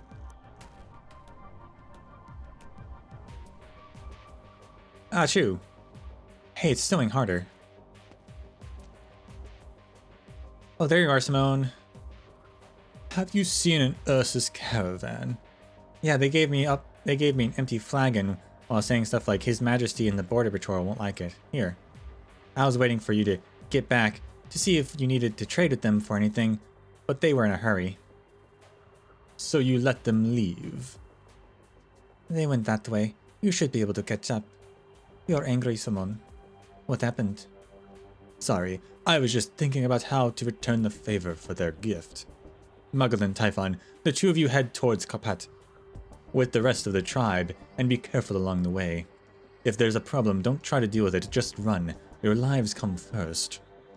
Same for you, Simone. Huh. You needn't worry about me.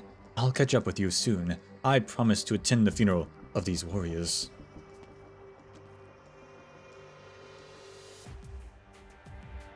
What are you thinking, Maggie?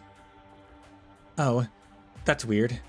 I was going to ask Simone what the Sami writing on the flagon means, but I got distracted for some reason. Well, I'll just put it away for now.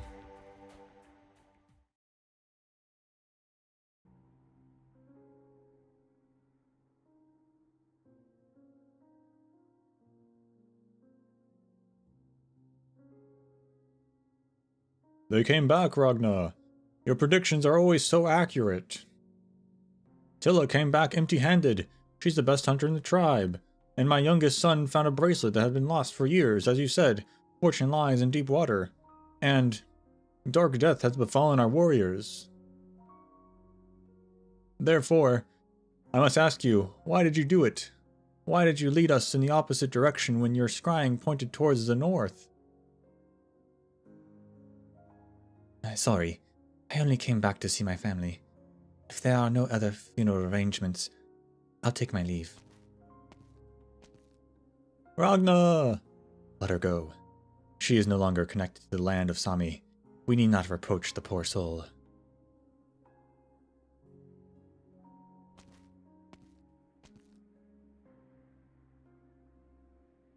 How was it, Gaetano? They still don't like you? I predicted as much. Well, at least you ran into an old friend on the way. That's pretty lucky, too. I can still hardly believe it. I thought I was hallucinating again when I saw you. Sorry. I heard someone died. Could it be... It's okay.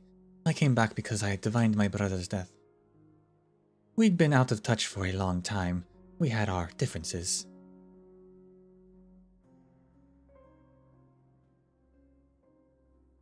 Yeah, so she knows Gaetano. But she didn't know what Rose Island is? I'm so confused.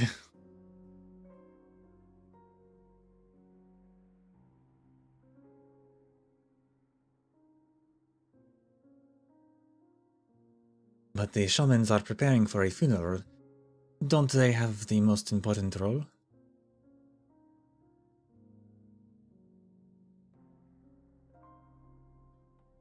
Your friend is a sharp one, Magdalene. It's hardly a secret. People aren't normally so sad just to say goodbye to the dead. Only when they never get the chance to. You're right. 7 years have passed. I thought new branches would have grown from the trees and that the people would have been able to live in peace on this land. But all I see is my kinsmen suffering from increasingly frequent disasters, and even being forced to move again. Meanwhile, the shamans argue whether to hold the traditional funeral. But what use is a goodbye if you don't say anything? In the end, everything flies away like a foul beast, never to be seen again. But at that point, it doesn't matter if you were the one to raise your voice and startle them.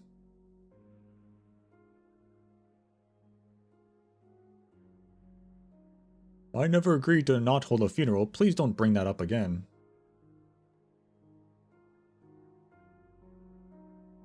They were fortunate to return home. How could we leave them to the long cold nights trapped by their mortal bodies?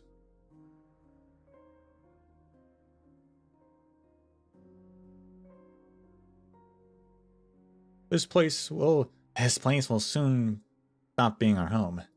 Which is exactly why they need the boat sinking ceremony, so that the river may carry them home. Disaster lies before us. I know, and they are part of it. The Rockhorn runs for its life, day and night, until it finally dies of exhaustion. It is a sign on the northern front We will blow the horn and stand watch at night. They are all warriors. A warrior does not die in peace. Wasn't that just a rumor? Fighting on the northern ice fields did not darken your fate. Instead, you received Sami's revelations and blessing. Yet now you want them to stand vigil over their own bodies until they rot and decay? Among them lies your favorite student. Even now, he is listening to your cold words.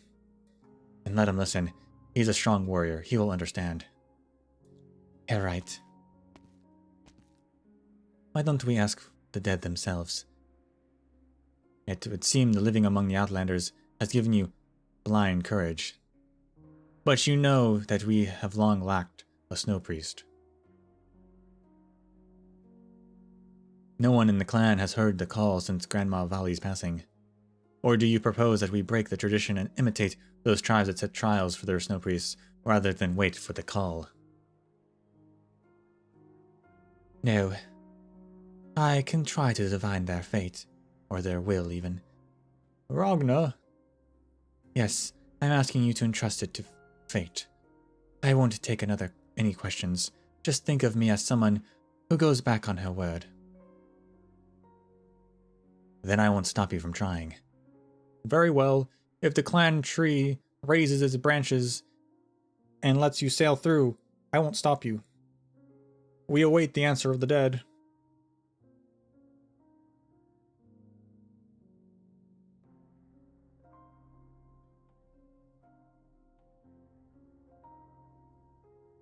Weren't you going to Kapat? I thought you Southerners were always in such a hurry. Like when your tourists come to visit. This vehicles just drop them off somewhere empty and they all stand around a while and then the vehicle takes them away again. You're right, I am concerned about Professor Mary. But my best bet for now is to gather as much information about Sami as possible to make things smoother for the rescue team. Plus, I want to spend some time with Kitano. At Rhodes Island, I always say that nothing can rattle her except losing at cards. So I never thought I'd see her looking so gloomy. Maybe she really did just have a moment of short-term memory loss. What about you, Typhon? Isn't your client down south in Capet getting impatient?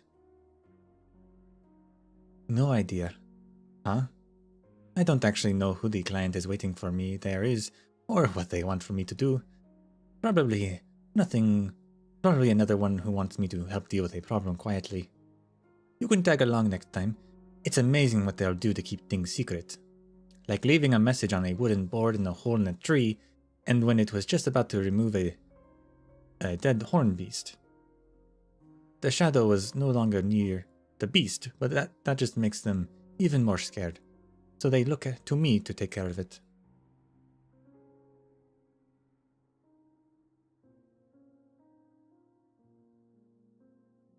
Sounds like people trust you a lot.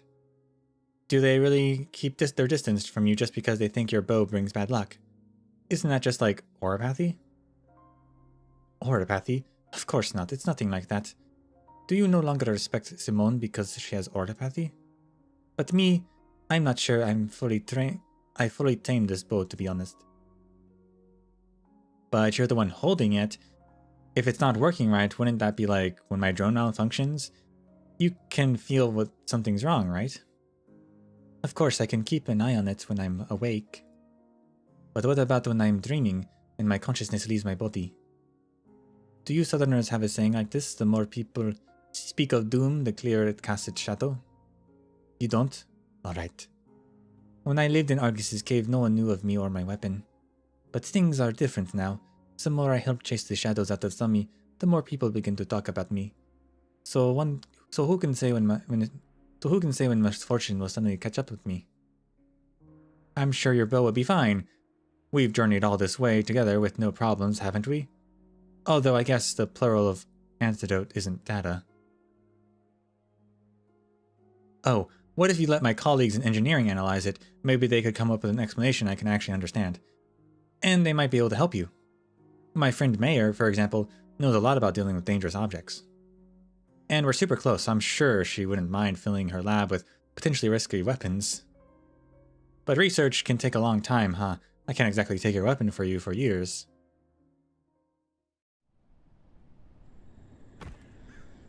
And then she blacked out?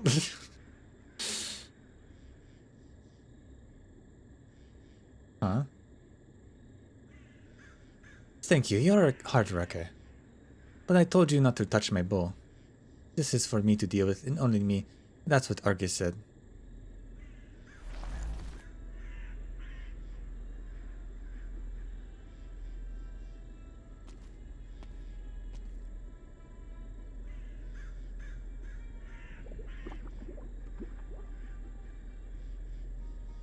What are you doing, Magellan?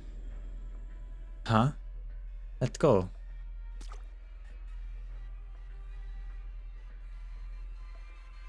Magellan lets go without even thinking about it. The splash brings her back to her senses, and she stares at the ripple on the surface of the water. What did I just throw in there? The flagon the illustrator gave you. You were scooping up muddy water from the marsh with it. I thought you to filter mud and sand with clothes, but I don't think you forgot. You didn't look right. Oh, you're right. I somehow got distracted again. I need to get it back. It was a gift.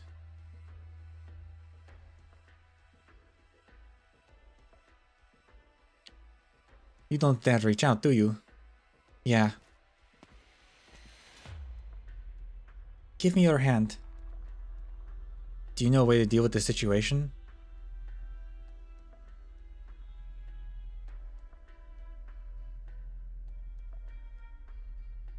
Phew. I feel calmer now. That was amazing, with just a vine around my finger. Oh, you have one around yours too. Yeah. But you shouldn't try to get it back. Remember what Simone said, be careful. Alright. Strange, that was a defense meant specifically for demons. Would Simone's warning have meant...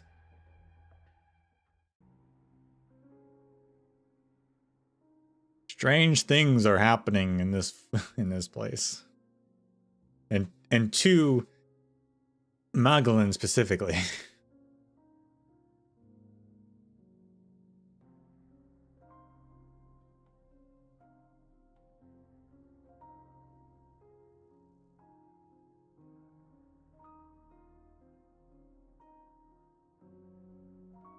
The dead have answered. Most want to be buried. One remained silent.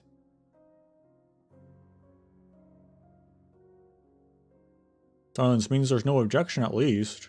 We must respect the wishes of the dead. Very well. We'll hold a funeral as usual.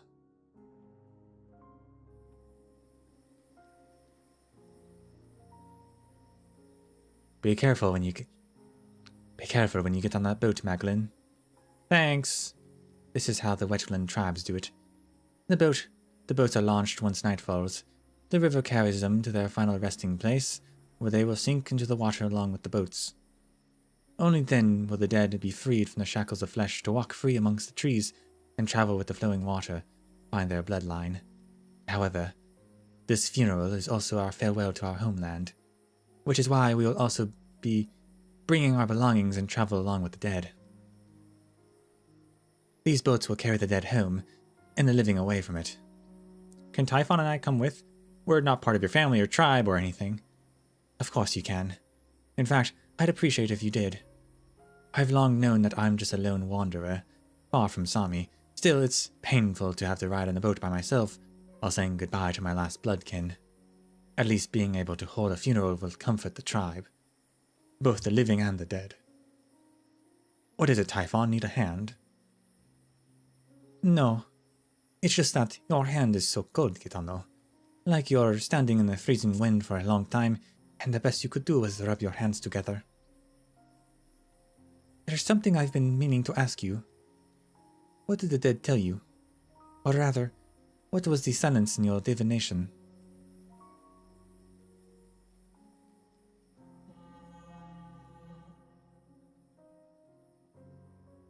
The horn has been blown. Don't look back. Fate has instructed us to move forward. What was left behind will eventually return to us. Row. There is no more talk. The shaman's song can be heard from the head of the fleet. The dead follow their ancestors, as their names are read one by one. A breeze rings a string of bells on the boat carrying the bodies. The ceremony has begun. The fleet will not turn back. I'm sorry. The fourth time, I still saw the ceremony. The fifth time, I asked Lazal.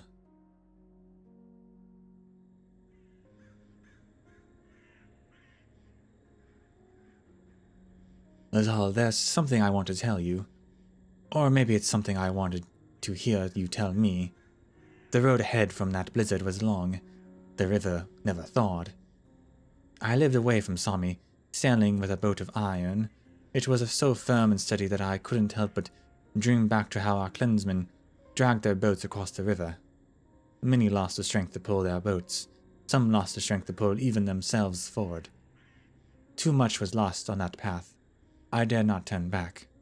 But in the end, that's all there is to it. I dare not turn back. We made opposing decisions, and even took up arms against one another. But the reason I never came back wasn't because I resented you. But perhaps none of that's important to the warriors stationed in the north. The leaves in the urn are almost burnt up. Please tell me. Why do you still refuse to answer, brother? Darkness, fog, darkness, an empty crystal ball. Why do I see nothing?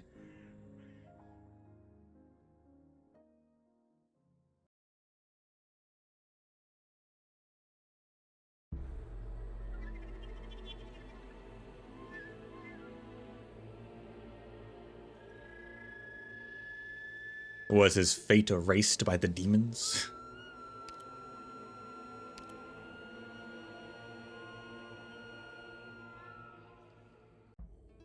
Now we've got this cool looking guy. One day. And there will be one day.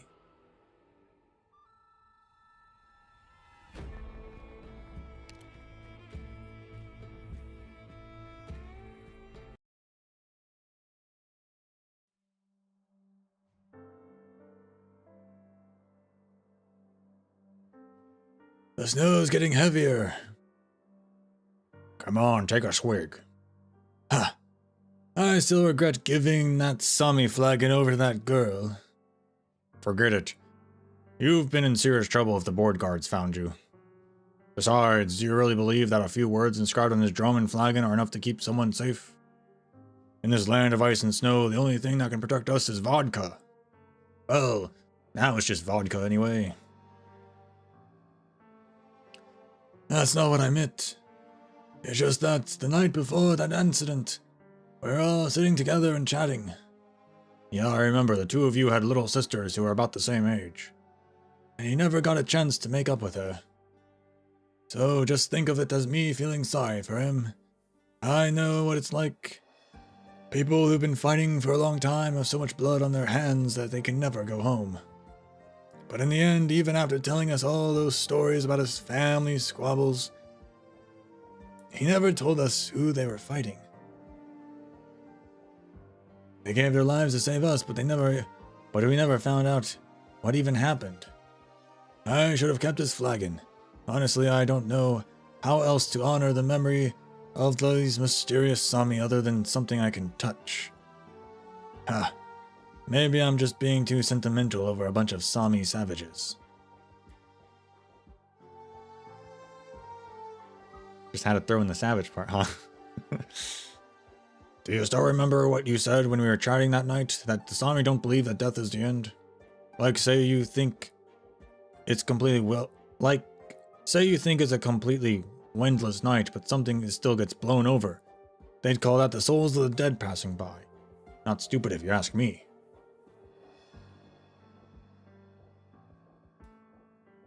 Which? Me or the Sami superstition? Both. Alright, time to call the others and get ready to do some business. The next tribe shouldn't be too far from here. I saw someone in the snow.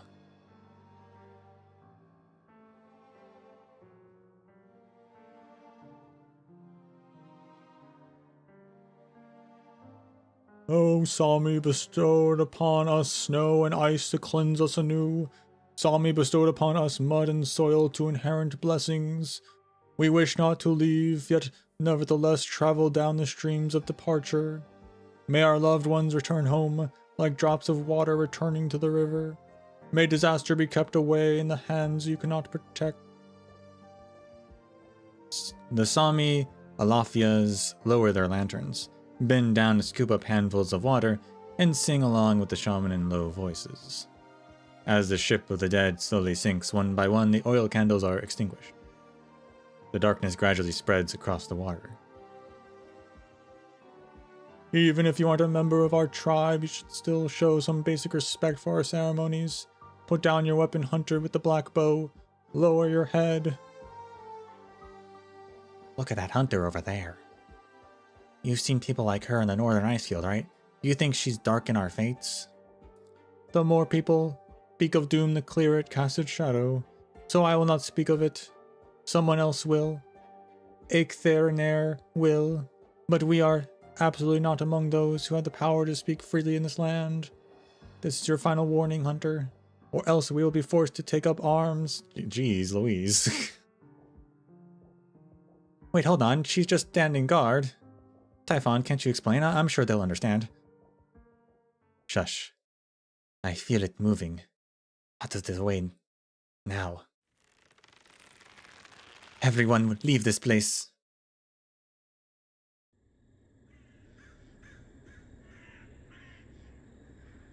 Half an hour ago. We're almost there. Finally, some good news. Didn't think I'd be the one to end up seasick. That is what this is, right? But Gitano, didn't you say you've been away from the tribe ever since they moved? Then how do you know where the burial site is? Look at that wooden fence over there. It's a warning. Oh, in the wetlands, the waters where the tribes bury their dead are usually off limits. The fencing serves not only as to warn those who are awake, but more importantly, to remind those who are sleeping. Because everyone meets their departed friends and relatives in their dreams, even if they aren't careful. It's very easy to wander into these places. I see, fascinating. I'll have to note this down too. Be careful when dreaming. Does that mean I'll get in trouble again if I want to do research on these waters? What do you have in mind? It's this here, a beacon.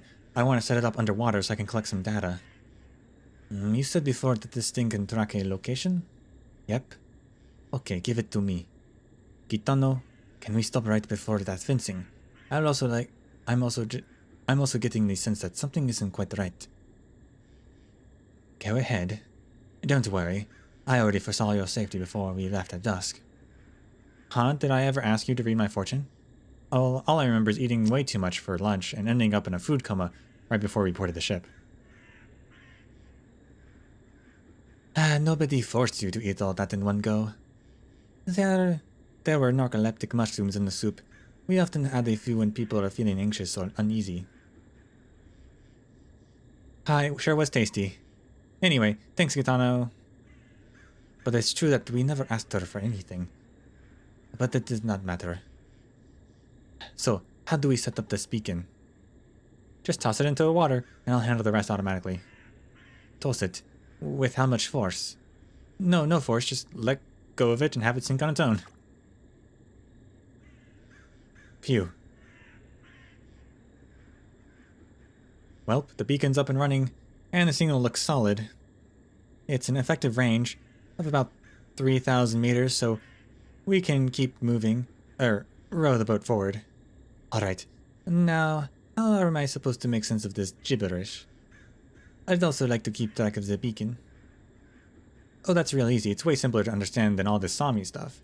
Look, over here we have the most basic data, relative coordinates of the beacon's location, water depth, flow, speed, but I'm sure you can figure out all this on your own just from experience.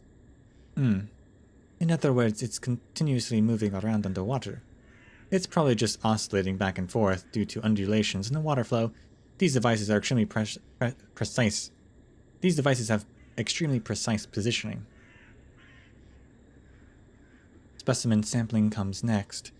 My drones are a bit noisy when it comes to putting them to work, so I prefer to use this compact beacon to do the preliminary water quality sampling and analysis first. While it's made for scientific investigation, its analysis is based mostly on water's portability. But in areas not many people visit, even this simple analysis can sometimes produce anomalous results.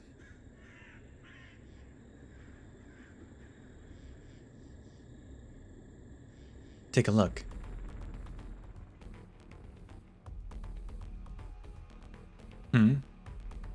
The signal is disappeared. Think it might have gotten swallowed by a huge scalekiss?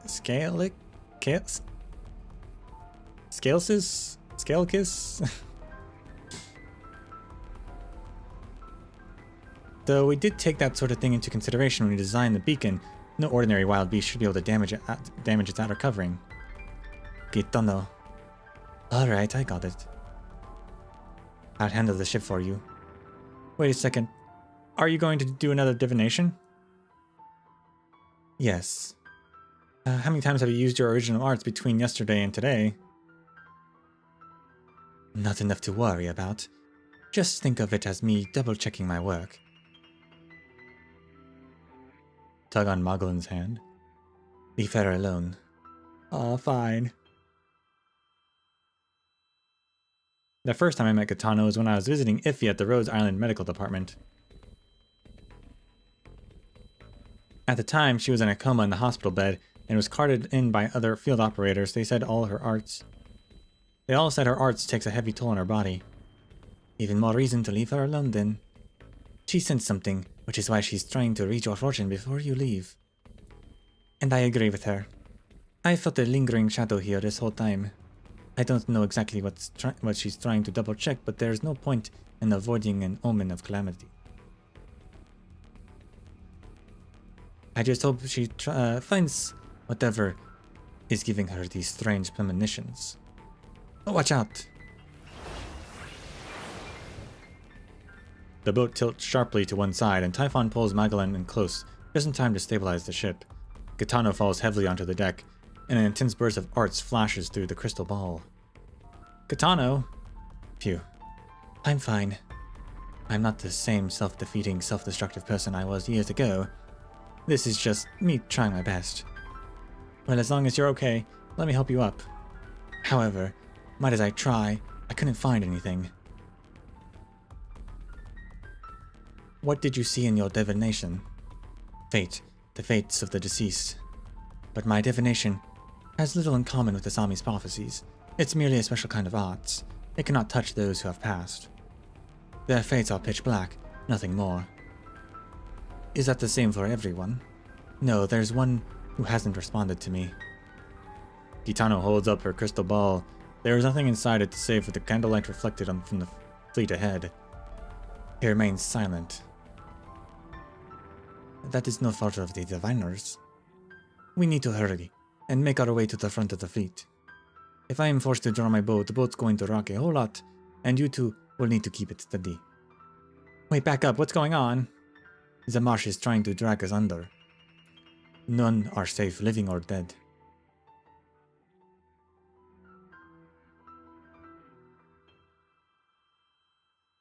What? We don't know a thing, we really don't, so spare us, please. The only one who does is Adlaberry, who went to Capet alone. He's the one you're looking for. So Sami died to save us, but we didn't know what else to do for them except take the remains back to their hometown. No, that's not what I'm... That's not her voice. No, that is not what I'm asking. When you took the bodies away, someone was bleeding black blood. Did you witness this yourself? Yes, I saw it with my own eyes. How could I make such a terrible mistake?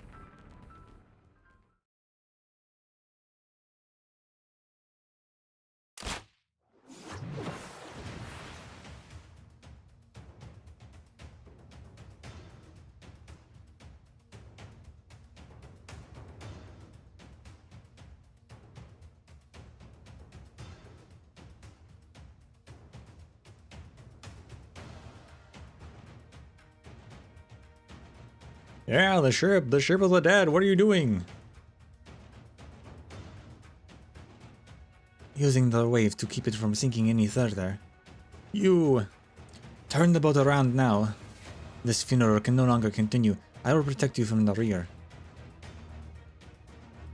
Well, let's go. Are you sympathizing with the outsider too? Maybe she's right.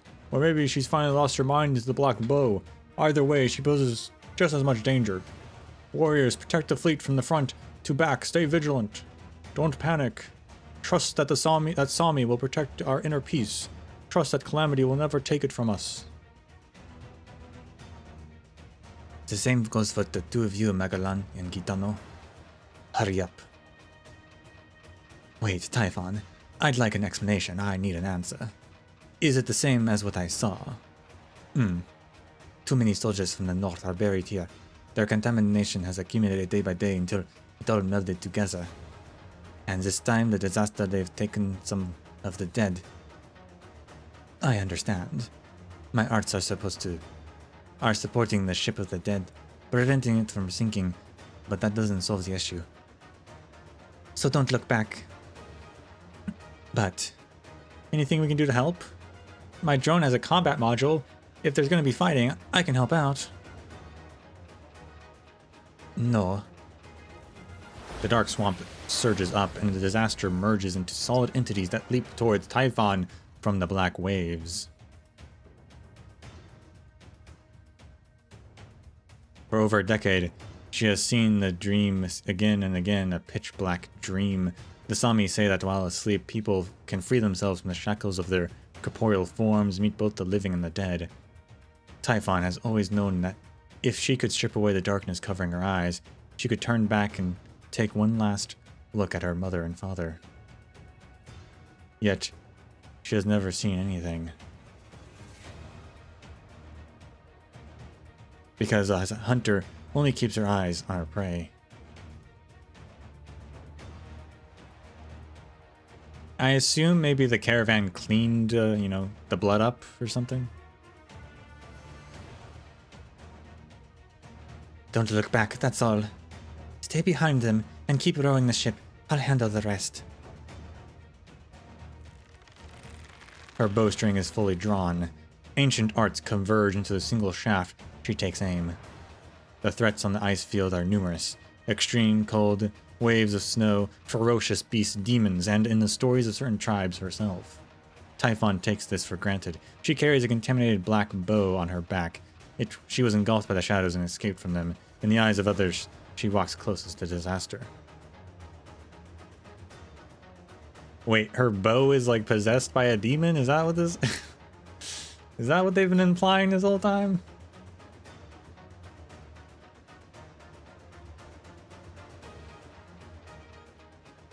Naturally, then, she should be the one to stand between those people and disaster. Looks like I've got the drop on you again. Now depart to the lands of Sami. I'll pin you down.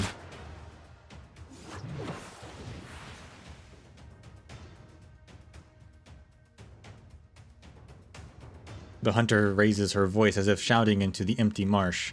The bowstrings vibrates, and the arrows hurtle towards the water's depths. Whoa, the boat's rocking like crazy. Wait, what just happened? Did something fall into the water? Whoa, it got cold all of a sudden. The hunter's cry receives an answer from the water surface. It is a soft murmur in the Sami tongue. Water withered, hard ice becomes. From the water's depths, it spreads out with the ripples of the falling arrow. In the blink of an eye, the swamp is engulfed in freezing cold. All is calm, save for the constant crashing sounds from beneath the ice. Thank goodness I've made it in time. Thanks, Simone. Did you hear my footsteps? Wherever you go, the snow falls. The wind told me this. Also, you said you would attend the funeral. Ah, you guys really do trust me. Naturally. I've had a good eye for both for the weather and for people. Simone's here. We're saved. Looks like everything's quieting down. Does that mean our predicament is resolved? Not yet. No. Who? What are they? What are those things? Ah, I told you not to look back. They are shadows left behind by the contaminated corpses. No, don't come any closer. Those warriors buried beneath the water. Aren't they supposed to be sealed under the ice? Shouldn't they be resting in peace? The marsh. Why hasn't it calmed down yet? Close your eyes.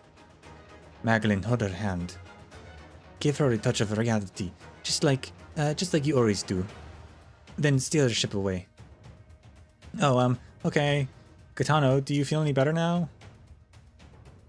She's calming down. Just like that, Katano, listen to me. It's normal to feel fear, but if you continue like this, you'll be transformed too. We can seal the bodies, but we cannot seal the shadows that seep from them. So don't blame yourself, and don't force yourself to see things through to the end. Your brother isn't at fault for this disaster, and you certainly aren't either. The disaster simply found us, or perhaps we found it, which is why it has awakened.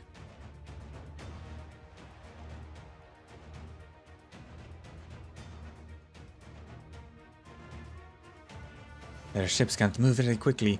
How much time do we have, Simone? Traces of contamination are still all around us. I have no way of telling. Right, so this is why Sami warned the Frostmaple tribe that they had to move away. I can already feel their presence becoming more and more clear. Sounds are vanishing, colors are disappearing, and bodies are melting. But don't worry, it won't affect my aim. I've always meant to ask, aren't you afraid? Afraid of what? This way.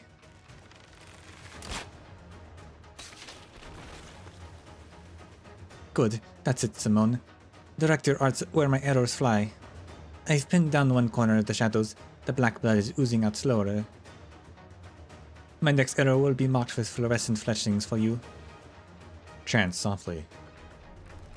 Nightmare that terrorizes innocent children, begone! Crack, crack, crack. The ice beneath her feet splits bit by bit, yet the shadow before her eyes shows no sign of retreating. The arrow and art sink deep into the darkness, the blackness following like ink through their consciousness and into reality. Ah, you really don't know any fear at all. Are you not afraid of the demons? You're not afraid that you'll fail. You'll only to regret it forevermore. Crack, crack, crack. The energy from the Originium arts seems to be poured endlessly into the abyss. Santala tries to repair the ice, but naturally it doesn't respond to her. Don't go any further, Simone. It's too dangerous. I know. Only I am at fault, and that responsibility is mine.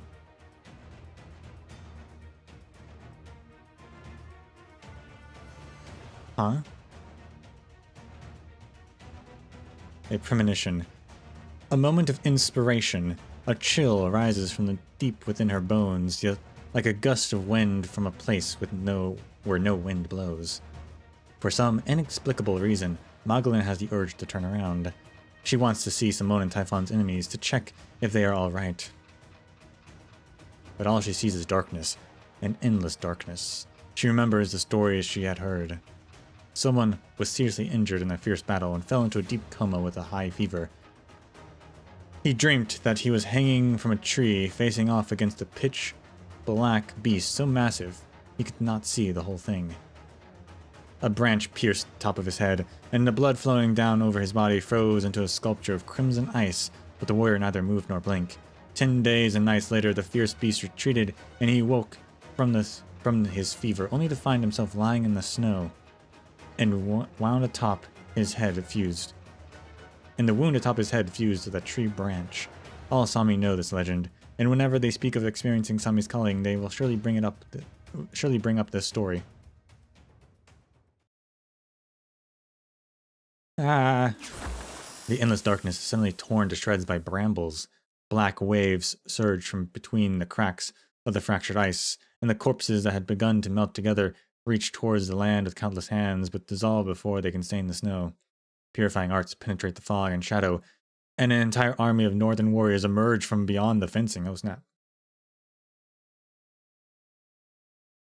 They stand in formation, waiting their weapons in hand. Only one of them crosses the fence to approach. He's got a giant hammer. Brambles spread in the direction, his war hammer points growing, twisting, and forming a ring that isolates evil spirits. He extends his weapon, and the arts of his soldiers follow. With no hesitation, no fear of being contaminated, he strides towards the dead, transformed warriors whose faces are no longer distinguishable, and raises his warhammer.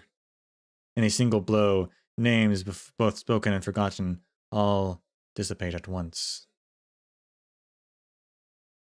The bright moonlight reflects across the forest's fresh snow. Those are tree scar warriors. Arknights has come.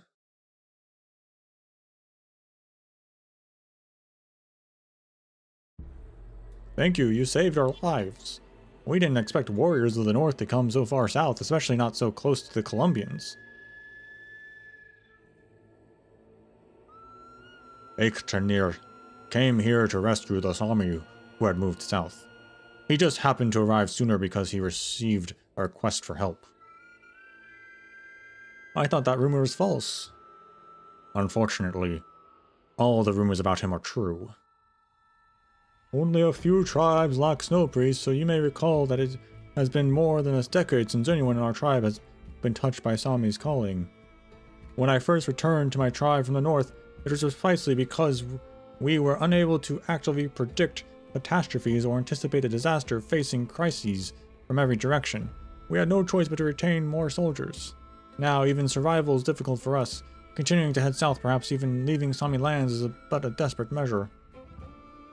Arknights, it is not for a lack of love for this land that we leave, but rather a matter of necessity. I'll be honest, I never realized Arknights was a person. But this is him.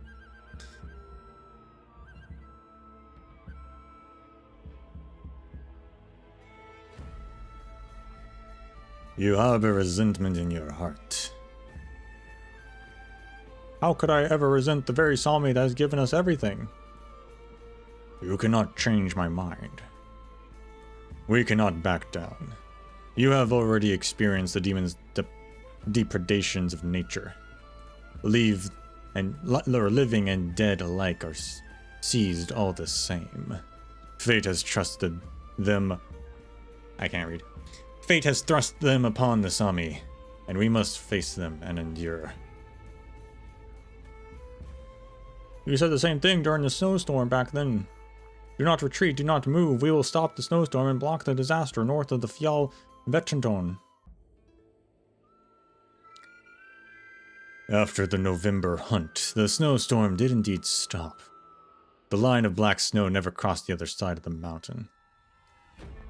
Then you understand why there is no need for any Samiod to flee. You merely speak of your tribe, as well as all those who are anxious because they cannot receive Sami's revelation. But what we advocate for is sweeping away that layer of fog completely. No. Arknights, what you're doing flies in the face of everything we've experienced in Sami, passing down from generation to generation. We all know why only the most elite warriors travel to the northern lands. When we become aware of the demons' faces, we become conduits of them. We fear, and as such are weak. Our weak hearts become their seedbeds. The more who are aware of that evil, the harder the next battle becomes.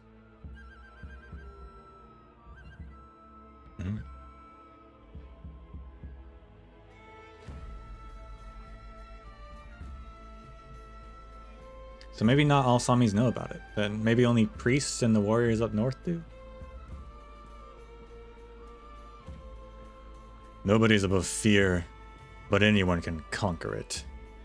That takes thousands of battles. Indeed, it takes thousands of battles. The mountains will once again become an indomitable line of defense, just as they were many years ago, before fear penetrated the hearts of Sami.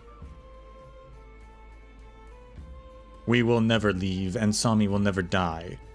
No matter how many generations we stand guard, it will be the disaster itself that dies first.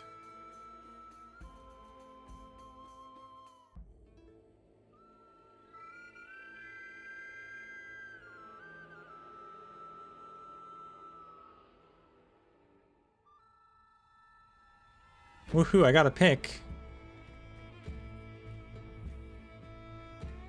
Of Arknights. What makes him photo-worthy? He's the most authoritative warrior of the North in the hearts of the Sami.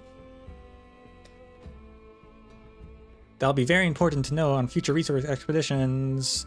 Although he doesn't seem like the most easygoing guy, but you never know. Maybe someone will come along who really wants to partner with him. Besides, what he just said to the other Sami should be recorded. What the Silent Mountain warriors know about the ice field, as well as how they combat the disaster, all are valuable data. And what was that word they used for the disaster? The onskotatnir.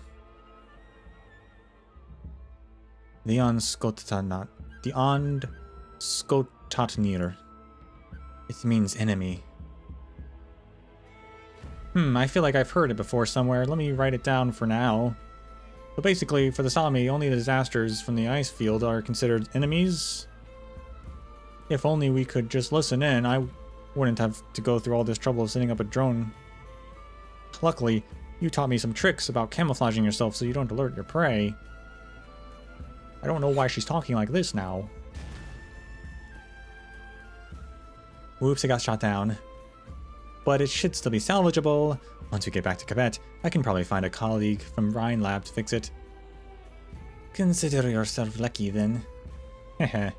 By the way, you're clearly fighting against the same thing, but they treat you like an outsider just because of your weapon? Black Bow aside, it's probably because of Argus. A lot of people see her as a madwoman, as they are quite familiar with the Cyclopses who live in seclusion in the Fjalverten. They believe that as Cyclops, she could never have walked out of that cave, nor should never have made contact with so many people. One who foresees fate will easily twist the fate of others. One who foresees fate, In their eyes, I am someone who's had their fate twisted, like branches that have been artificially grafted together. Trees like that will not grow properly. But you seem perfectly fine to me. I think so too. Oh, Simone. Please let me check if you two are okay. The bird brain over there seems fine enough. She just won't stop bouncing around. Huh? Do you disagree? You act as if nothing had happened. Well, I guess that's true. Alright, Simone. What is it? I didn't have the time to answer your question earlier. I'll do it now. I am scared. But when I am on the hunt, I have other things to think about. Where to aim, the speed of the wind, deducing where my prey will be, and when my head is full of these thoughts, I have no time to be scared. I know that I must overcome again and again, my resolve will never be shaken. But just now, when the ice shattered, if I had been the one to fall through, then that too would have been fate's plan. So you are able to calmly confront the torments of fate because Argus shared her visions with you. No, she never spoke of them. Ha! That makes me feel better then. The tragic prophecies of a Cyclops should not befall a child like you. Where's Gitano? She left by herself. I don't know where she plans to go, but she said she'll send word to Rhodes Island once she's made up her mind. How unfortunate. There was something I wanted to tell her earlier, but she should already understand by now. Alright, even though I don't know exactly what's going on, I need to thank you all for resolving the crisis. Gitano too. Wait, what did she do? She was already exhausted by her arts, and given the terror caused by the disaster, she wouldn't have been able to do anything rash. Oh, she sent a request for help to the nearby tribes yesterday. Just earlier, she told me something in secret that she felt a vague sense of worry and guilt, so she wanted to ask for help. Hello there, Miss Snow Priest, thank you, and the other Tree Scar warriors for helping us today. You're all lifesavers. Child of Santala Tree, daughter born of the biting cold. Please do not call me that. You went after the Ursus. So you can see everything. How did it go? You once hesitated because you longed for the shade beneath the ancient branches and failed to become a snow priest. If you still wish to live as the old tree's steward, then I have no further questions for you. My time is limited because of oropathy. That is no reason for you to lose sight of your goals. You understand this well, daughter of the Santala Tree. You understand that futility of revenge better than anyone else. It is precisely because of that futility that it becomes a never-ending task, one that requires a constant search for new lives to fulfill it.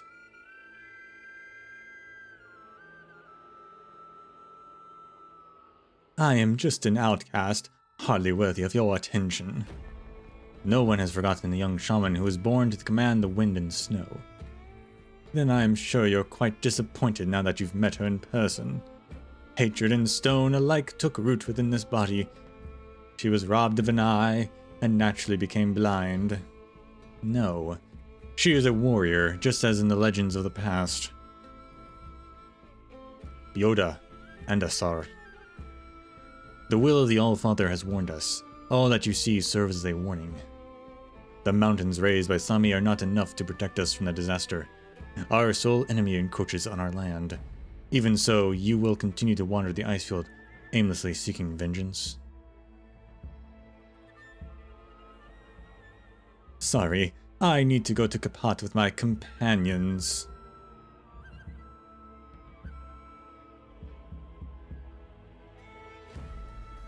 Nobody's left. One more snowstorm, and all these fragile houses would disappear. I only had time to see the ruined end. Is this fate showing mercy or cruelty? Brother, I know now what you saw when you turned your back. The wandering Alafia sits at the water's edge. She leans down, wanting to cup the water to her face to wash away the dirty melted snow. When she approaches, the snow shadows block the shimmering light, and she suddenly sees a wine flagon at the bottom of the water. She recognizes the aged flagon as well as the prayer inscribed on it. Bestow upon the Mirkwood sacred purity. O travelers, retrieve your innocent sight, those eyes that discern fate. Bestow upon my home a lasting tranquility. My people, the dreamland is silent as falling snow. Sleep now, for one day we will finally be able to return to that peaceful dream.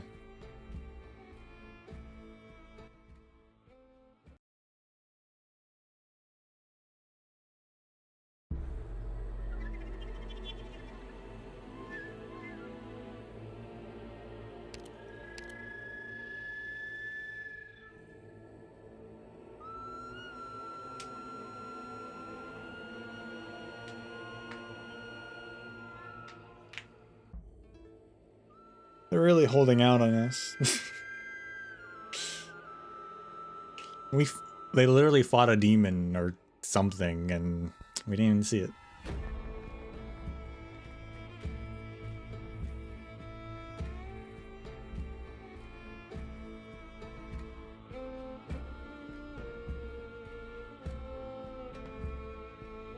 Next time, surely.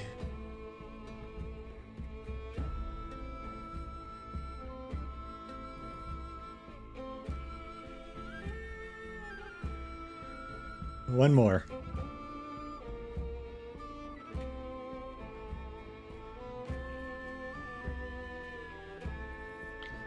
Vision unseen.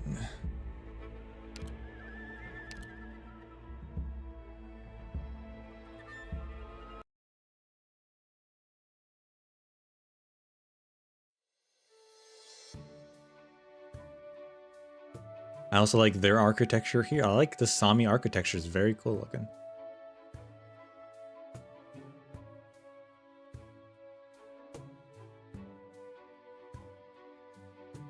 Spectacular. Show me another one. I dare say your skills would be no less impressive in Rankwood, my friends. Huh, that guy waving the sign around looks a bit familiar. Was he the one who performed in front of the restaurant near Ryan HQ? Oh right, being right next door to the fast food joint was the Caravan International Travel Agency's selling point. But he was flipping that sign around way too fast for me to see what was on it.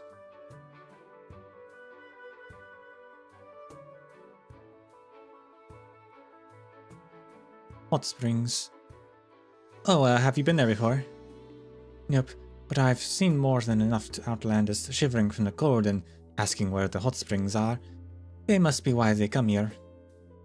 I'm actually pretty interested in those myself.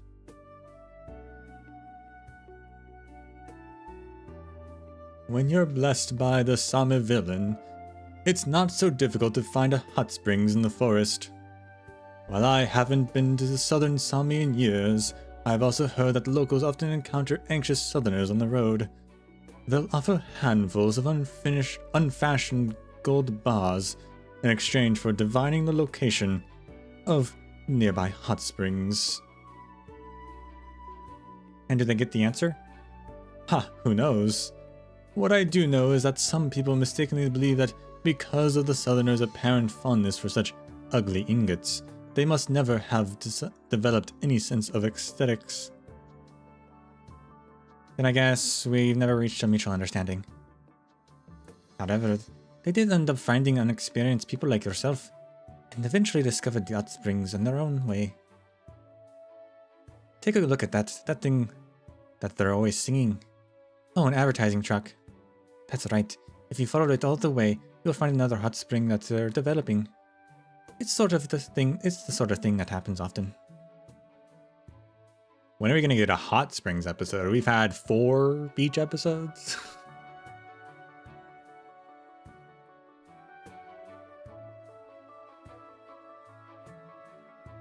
You're quite knowledgeable about this little town. Of course, it's Sami soil. Even without many strange occurrences, people need my help with it. It's not like I can't figure out what's happening.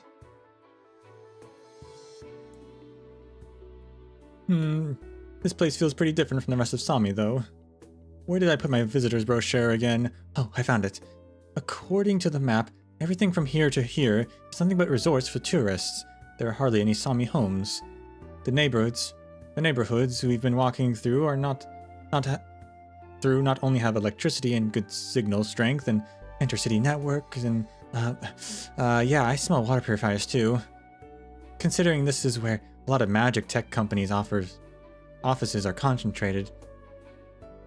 Not magic tech. Major tech companies are concentrated. It makes sense that they want convenient communications. But the insides of the offices don't look much different from the ones in Ryan HQ. But they're also using steel beams and concrete to simulate the appearance of large trees, and putting their buildings on top of them. Isn't that offensive to the Sami? Probably not.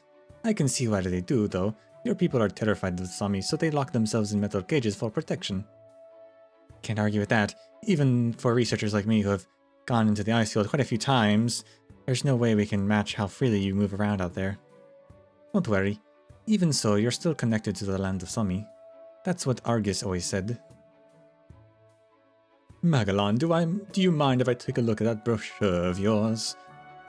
Go ahead. I've got it when I was entering the endless ice field from Ursus, so all the labels are in Ursine. What did you want to see? Maybe I can help you with it. Oh, that's the wrong side. That's just an ad for Ursus Nursing Home with a Sami resort. It's fine, Magellan. I can read it myself. Here they are, the coordinates from the transmission. Excuse me, I have some business to take care of. Typhon, Magellan, I'm afraid we'll have to say our goodbyes for now. Next time, I'll be setting off for the endless ice fields from here, so I'm sure we'll meet again, Simone. If we run into any snowstorms, though, please come back and save us. Haha, we'll do. Next time, is it? That's right. After this little excursion is over, who knows where I might end up. I wish you the best, Magellan. Bye, Simone. What about you, little Typhon? Lab's office is right around the corner from here, and I need to make a report. But where's your client? No idea. All Argus said was that someone's waiting for me in Capet. Still. Well, I suppose I'll just walk around for now. I'm sure we'll run into them. Then how about you check over here? Alright, let me give you some spare change. That way you'll be able to take the tour buses to get around town. Alright, I'm off. Huh? And what the heck is little Typhon? Oh. Typhon raises her head and sees a tall, familiar-looking figure standing beneath the eaves. The hunter, in all her vigilance, failed to notice when she got here. Okay, then. I think I figured it out. That person waiting for me, right? Might have been none other than Argus herself. We're gonna see Argus now? Okay. Well, look who it is. It isn't our little Maggie. It's been forever since I heard your voice in the audio report archives. We've been worried sick. We are just about ready to add your name to the search and rescue list. Ha! My luck's actually been pretty good so far. So tired of energy bars and compressed biscuits yet? How about some flavorful Mama John's instant spicy beast meat? Oh, thanks. But who might you be? Is that Breach Bella's logo on your clothes? There's no need to look so confused. While our logo might feel out of place in cold and frigid Sami, corporate printed us a special snow-themed pattern, see? Almost everyone knows your name by now, Magellan, the rising star of Icefield research, so experienced at exploration at such a young age. Ha ha ha. There's not much to do out here in Sami, so all of us bored folks from the neighboring offices have gotten to know each other and share juicy gossip. Besides, several large companies with large employees registered with the Exploration Society will be getting together to conduct a search and rescue operation of Director Mariam and his expedition team. You came back at just the right time. Now that we've prepared both the manpower and the resources, all that's left is the first-hand data you've brought back. For whatever reason, I've got a really good feeling about this mission. I've never pictured the director himself getting killed, so he's so stubborn, he might as well be some kind of immortal monster himself. According to his files and medical reports, he's always been a regular Kuranta. Oh, he's a Kuranta. Also, I have faith he's still out there because I heard his voice when I was having auditory hallucinations along the way. Hallucinations? Yeah, it's a long story. It'll probably take a while just to go sort through the notes I took. For example, stay far away from black snow, and if you're hearing things, don't answer. And near the endless ice field on the Fjall Vetun, there's a high wall made up of many fortresses filled with warriors. I'm sure they're nice people, but it's best to keep your distance. Hey, Wall, can Sami technology compete with Victoria's City Defense Artillery? No, but the people here aren't too different from how they're depicted in the Explorer's Guidebook published by Ursus last century. No progress in 100 years. We've been gone from the barren wastes to multiple high-tech cities in less than that. No wonder my colleagues in the business section always complain about how difficult it is to set up an office here, and how hard it is communicating with the Sami. If the locals can overcome the difficult environment with only their own methods, then it should be a piece of cake for us. I wouldn't be so sure about that. I've encountered plenty of situations where I was in over my head. I wouldn't have made it without my friends from Rhode Island, which I remembered I work for. Oh, and there was also a particularly nice hunter I met near the ice field. She was incredible, you know. She knew all the Sami like her own backyard, and she also was glad to help. But both of them had so many survival skills I've never seen before, and they saved me hide more than once. Anyways, if you still have enough supplies left over for the search and rescue operation, I'd like to join the team. I got a ton of information during the trip, though, through Sami, and might be able to sift through all that on short notice. Ooh, Typhon! Good you're still here.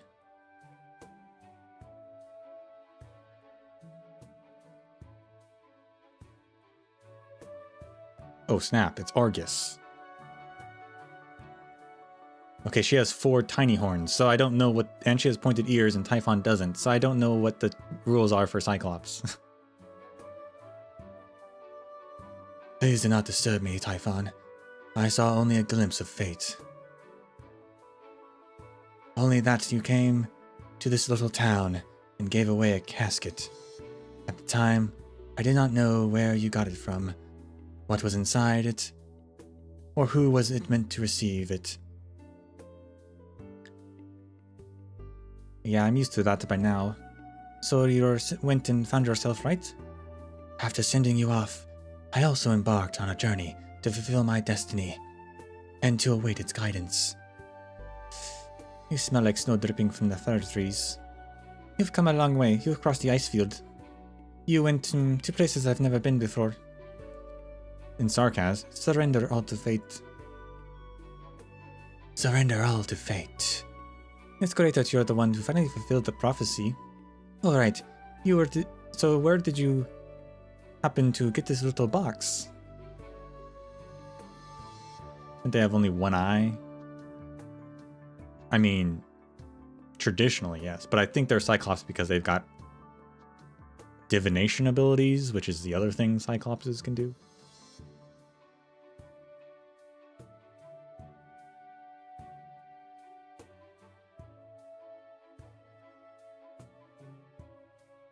This is the nice person I was just talking about. Nice person. Hello there. I've heard you're quite familiar with Sami, and we happen to be putting together a search and rescue team to enter the ice field through Sami and locate missing Ryan Lab members. Do you think you could be persuaded to be our guide? We'll pay you handsomely. I decline. If you need a guide, you'd better find someone else. I'm a hunter, and I have more important work. Here, take this, Magellan. Huh? Argus wanted me to give it to you. It belongs to Ryan Lab. To us? You're right, this is our logo. ID verification lock, employee number. Is this an equipment box from the scientific investigation section? Judging from its size, it should be a general purpose lockbox from those storing sensitive components. And the serial number belongs to Director Mariam. Wait, Typhon, Argus met with the research team? Do you know the one the box belongs to? It's my teachers, the leader of the missing research team. In other words, Argus worked together with the missing team. Huh? Wait, if she was the first-hand witness and even cooperated with Ryan Lab, then why hasn't she come to see us in person? Because that is the vision she saw. Vision? Is she one of the legendary Cyclopses? Are there really Cyclopses living in Sami? I have to meet her. Does she speak any modern languages? And do you need some kind of ritual to summon her? I don't think she's all that different from us. She's pretty fond of Colombian geographical magazines. But I'd like to speak with her face to face too, if there's no way. Is there no way? She might just feel that this isn't the fated time yet. Oh, okay, but what happened to the others then? I'm sure you can already guess the answer. All Argus told me is that she entered the ice field with the expedition team. So the extra supplies Professor Mari took from the scientific investigation stations weren't just for emergency use, but for her. Cyclops can see the future, and she tried her best to help the team avoid danger. But a tragic end was inevitable. Well, that's her way of saying she did the best she could. After encountering the demons, only she and the box owner survived. The professor would always tell us that when facing nature, our first priority was to survive. We've never had such a huge loss of life since the formation of scientific investigation, and he must be even more devastated than us. So this is the endless ice field. Typhon, did the survivor return with Argus? Shakes head. He continued to advance deeper in alone. That's brave. Dang. I knew it. That sure sounds like Director Mariam. Also, I have some words to pass on. First, Argus wanted me to apologize to you. Second, the person who gave her the box said the journey of discovery must never end. I wonder what's inside the box. Huh? Just a flower?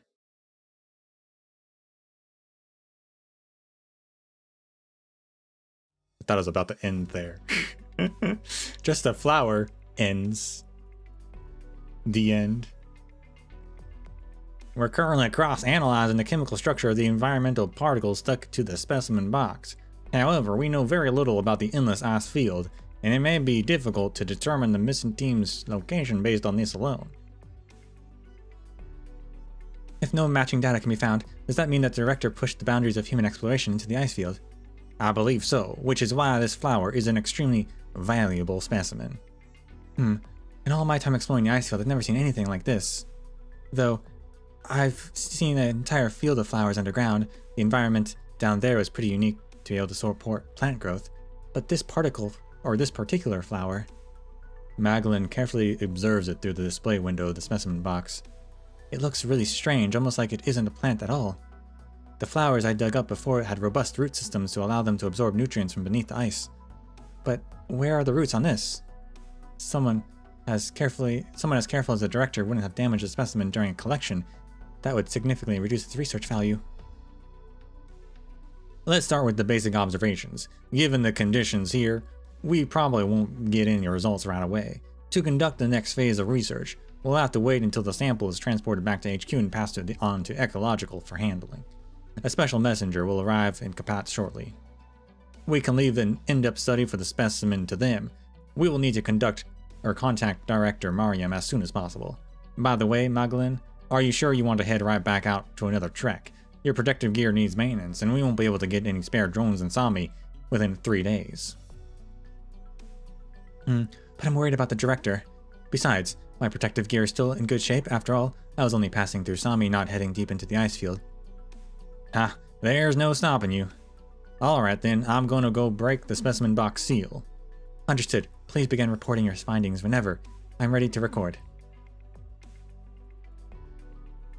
There's a missing A there. It was a colorless flower, like a shadow cast by ice. But the moment the box was unsealed, the invisible air throughout the laboratory was dyed with myriad colors. It identified its current space, reorientated its position, and established its own territory. The Colombian researchers had no time to react. They did not realize they were being contaminated along with the entire lab, nor did they hear the thunderous noise that shattered the dead silence. Thanks, Director. Thanks for the warning. Thanks for the heads up.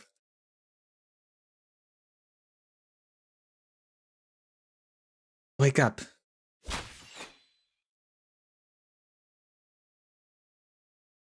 Gasp. What happened? Oh no, that wall, the glass is all shattered too. And who are you? Who said you could barge in here? Don't move. Phew, I finished sealing the flower. Typhon, that should be good enough, right? Yeah, you react much faster than before. Does this mean... Oh, when the box is opened, and Stocktonir will realize we've already opened the box. The hallucination she heard.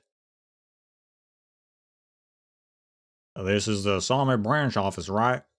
What's going on in here? Something dangerous. Or you could call it the major... That's not her voice. Or you could call it a major discovery. A completely new type of plant, or even a completely new type of phenomenon. Ha! Director Mariam really sent us an amazing gift. But something's off. If Director Mariam and Argus knew this flower was so dangerous, why did they send it back anyway? Need to head out. Bye. See ya. Thanks for watching. Why didn't the director try to stop us from studying it? What kind of question is that? Since when do explorers fear danger? A phenomenon that flies in the face of everything we take as common sense. This is an absolute scientific goldmine. Should we prioritize forming a larger team to study it in depth? I think our search and rescue comes first. We'll locate Director Mariam and simultaneously open up a route for those who come afterwards. Alright, we also need to hurry up and ask the director what he wants to name this new plant species. I'll record a description to submit as a report. Please take my recordings back along with the sample, Mr. Messenger. I also have HQ submit a report to the Exploration Society announcing this discovery as soon as possible. Understood. I have to admit, the Exploration Society is much more efficient at getting teams together for this kind of thing. Some of them don't even have the patience to gather a team. You know who I mean, Magdalene, like those explorers famous for preferring to work alone. Yeah, some of them are my good friends, even if you're always making fun of them. But this discovery is much more valuable than any of my previous explorations. I think this joint venture will attract not only explorers but also researchers. In the field of biology, geology, meteorology, to join the expedition, more and more people will become interested in the ice field. And once we're back from the rescue operation, things might get so busy here we won't even recognize the place. How are you feeling, Magdalene? I remember you mentioning before that you wanted to see this so-called endless ice field really does have an end. I mean, it has to have an end. Eventually. Well, now that we're one step closer to your dream. Well, that's hard to say. Before Magdalene can join her colleagues in celebration, she feels Typhon tugging on her hand. Huh? You want to talk to me outside?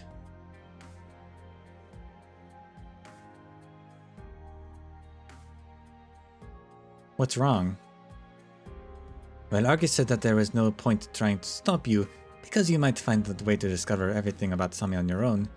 Just as Sami's warriors are willing to sacrifice their lives to hold on the northern front, the southerners, yet to receive the revelation of their destiny, will continue exploring to lift the veil from this land at any cost. But before you people get too caught up in your fantasies, I have to remind you of something. This is also so you don't wind up as misfortunate as Argus said. Misfortunate? The Cyclops' vision. The last thing she saw was a tragic ending. If you're ever in trouble, find me. Thank you. Magdalene suddenly feels a slight chill.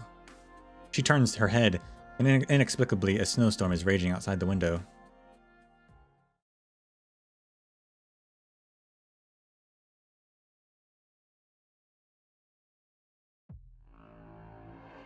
Suspicious Libery. Ugh. You understand the feeling of pain very well, more than most Sami, who've resigned themselves to this. You understand how to torture someone. You Sami beasts have no shortage of tricks. Engulfed in your witchcraft. I can't even feel the pain of being pierced by an ice pick. That's not her voice. I just want a clear answer.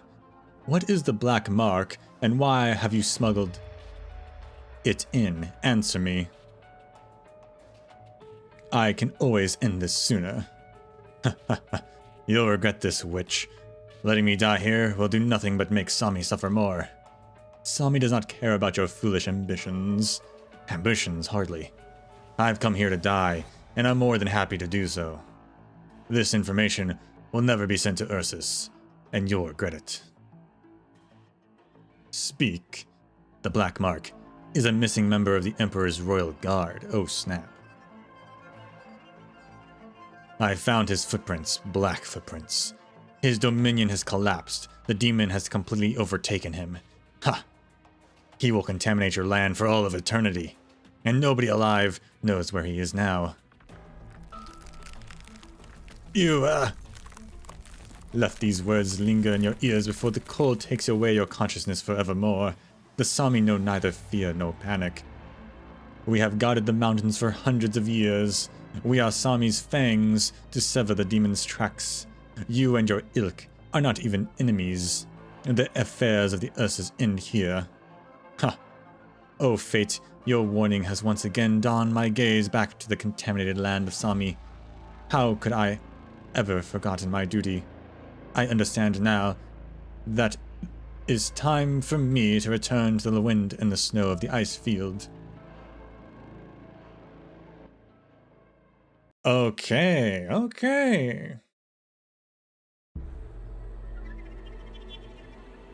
See, I thought it was just Ursus was like, hey, Emperor's Blade dude, just go like mess around in Sami. But no, that guy's been corrupted.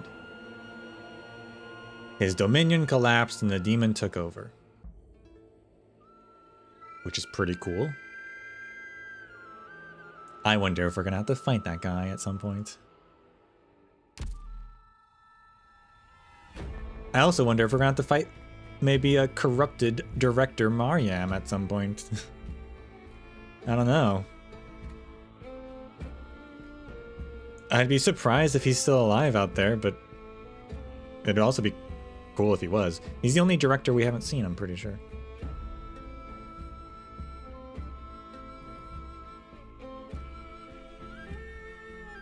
Think. I have things to buy in here, maybe. So, I definitely see this as like the start. Have you been doing well lately, Doctor? The start of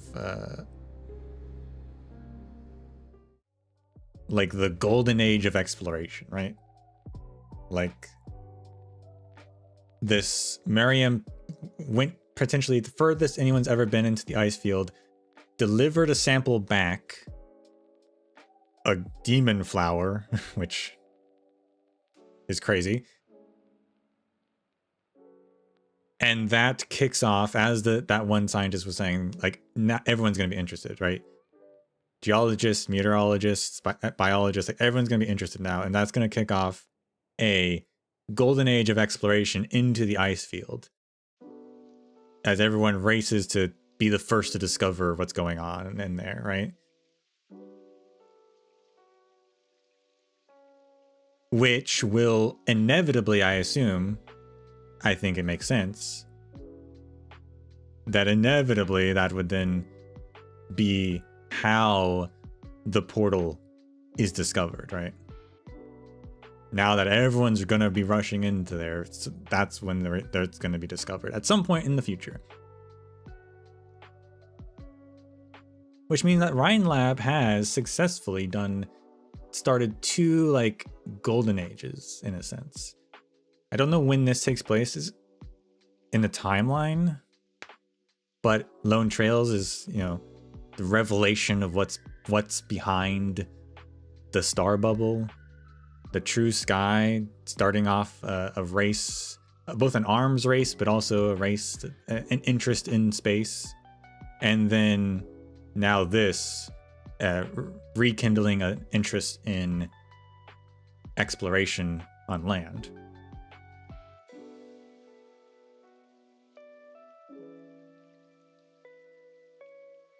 Which ironically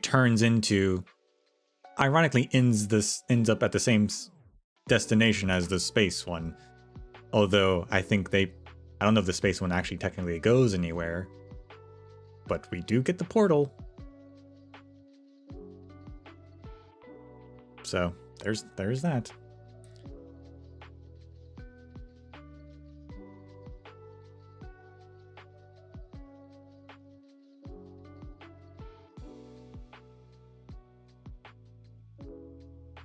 Hopefully we will see a demon in IS-4. I want to see a demon. For a while, I thought that maybe like Monster was a demon, but Monster doesn't have anything to do with shadows, so I don't think it is. I don't know what Monster is, but seeing a lot the description of things here in this event, I think definitely safely confirms to me that no, Monster is definitely not a demon. The demon stuff has like corruptive forces and the shadow stuff.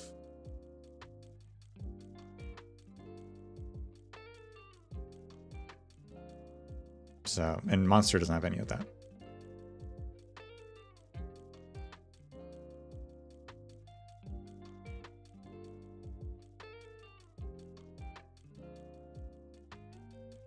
All right. Well, that'll be it for today. Long stream. But thank you all for watching. And until we meet again, may the sands of time treat you well.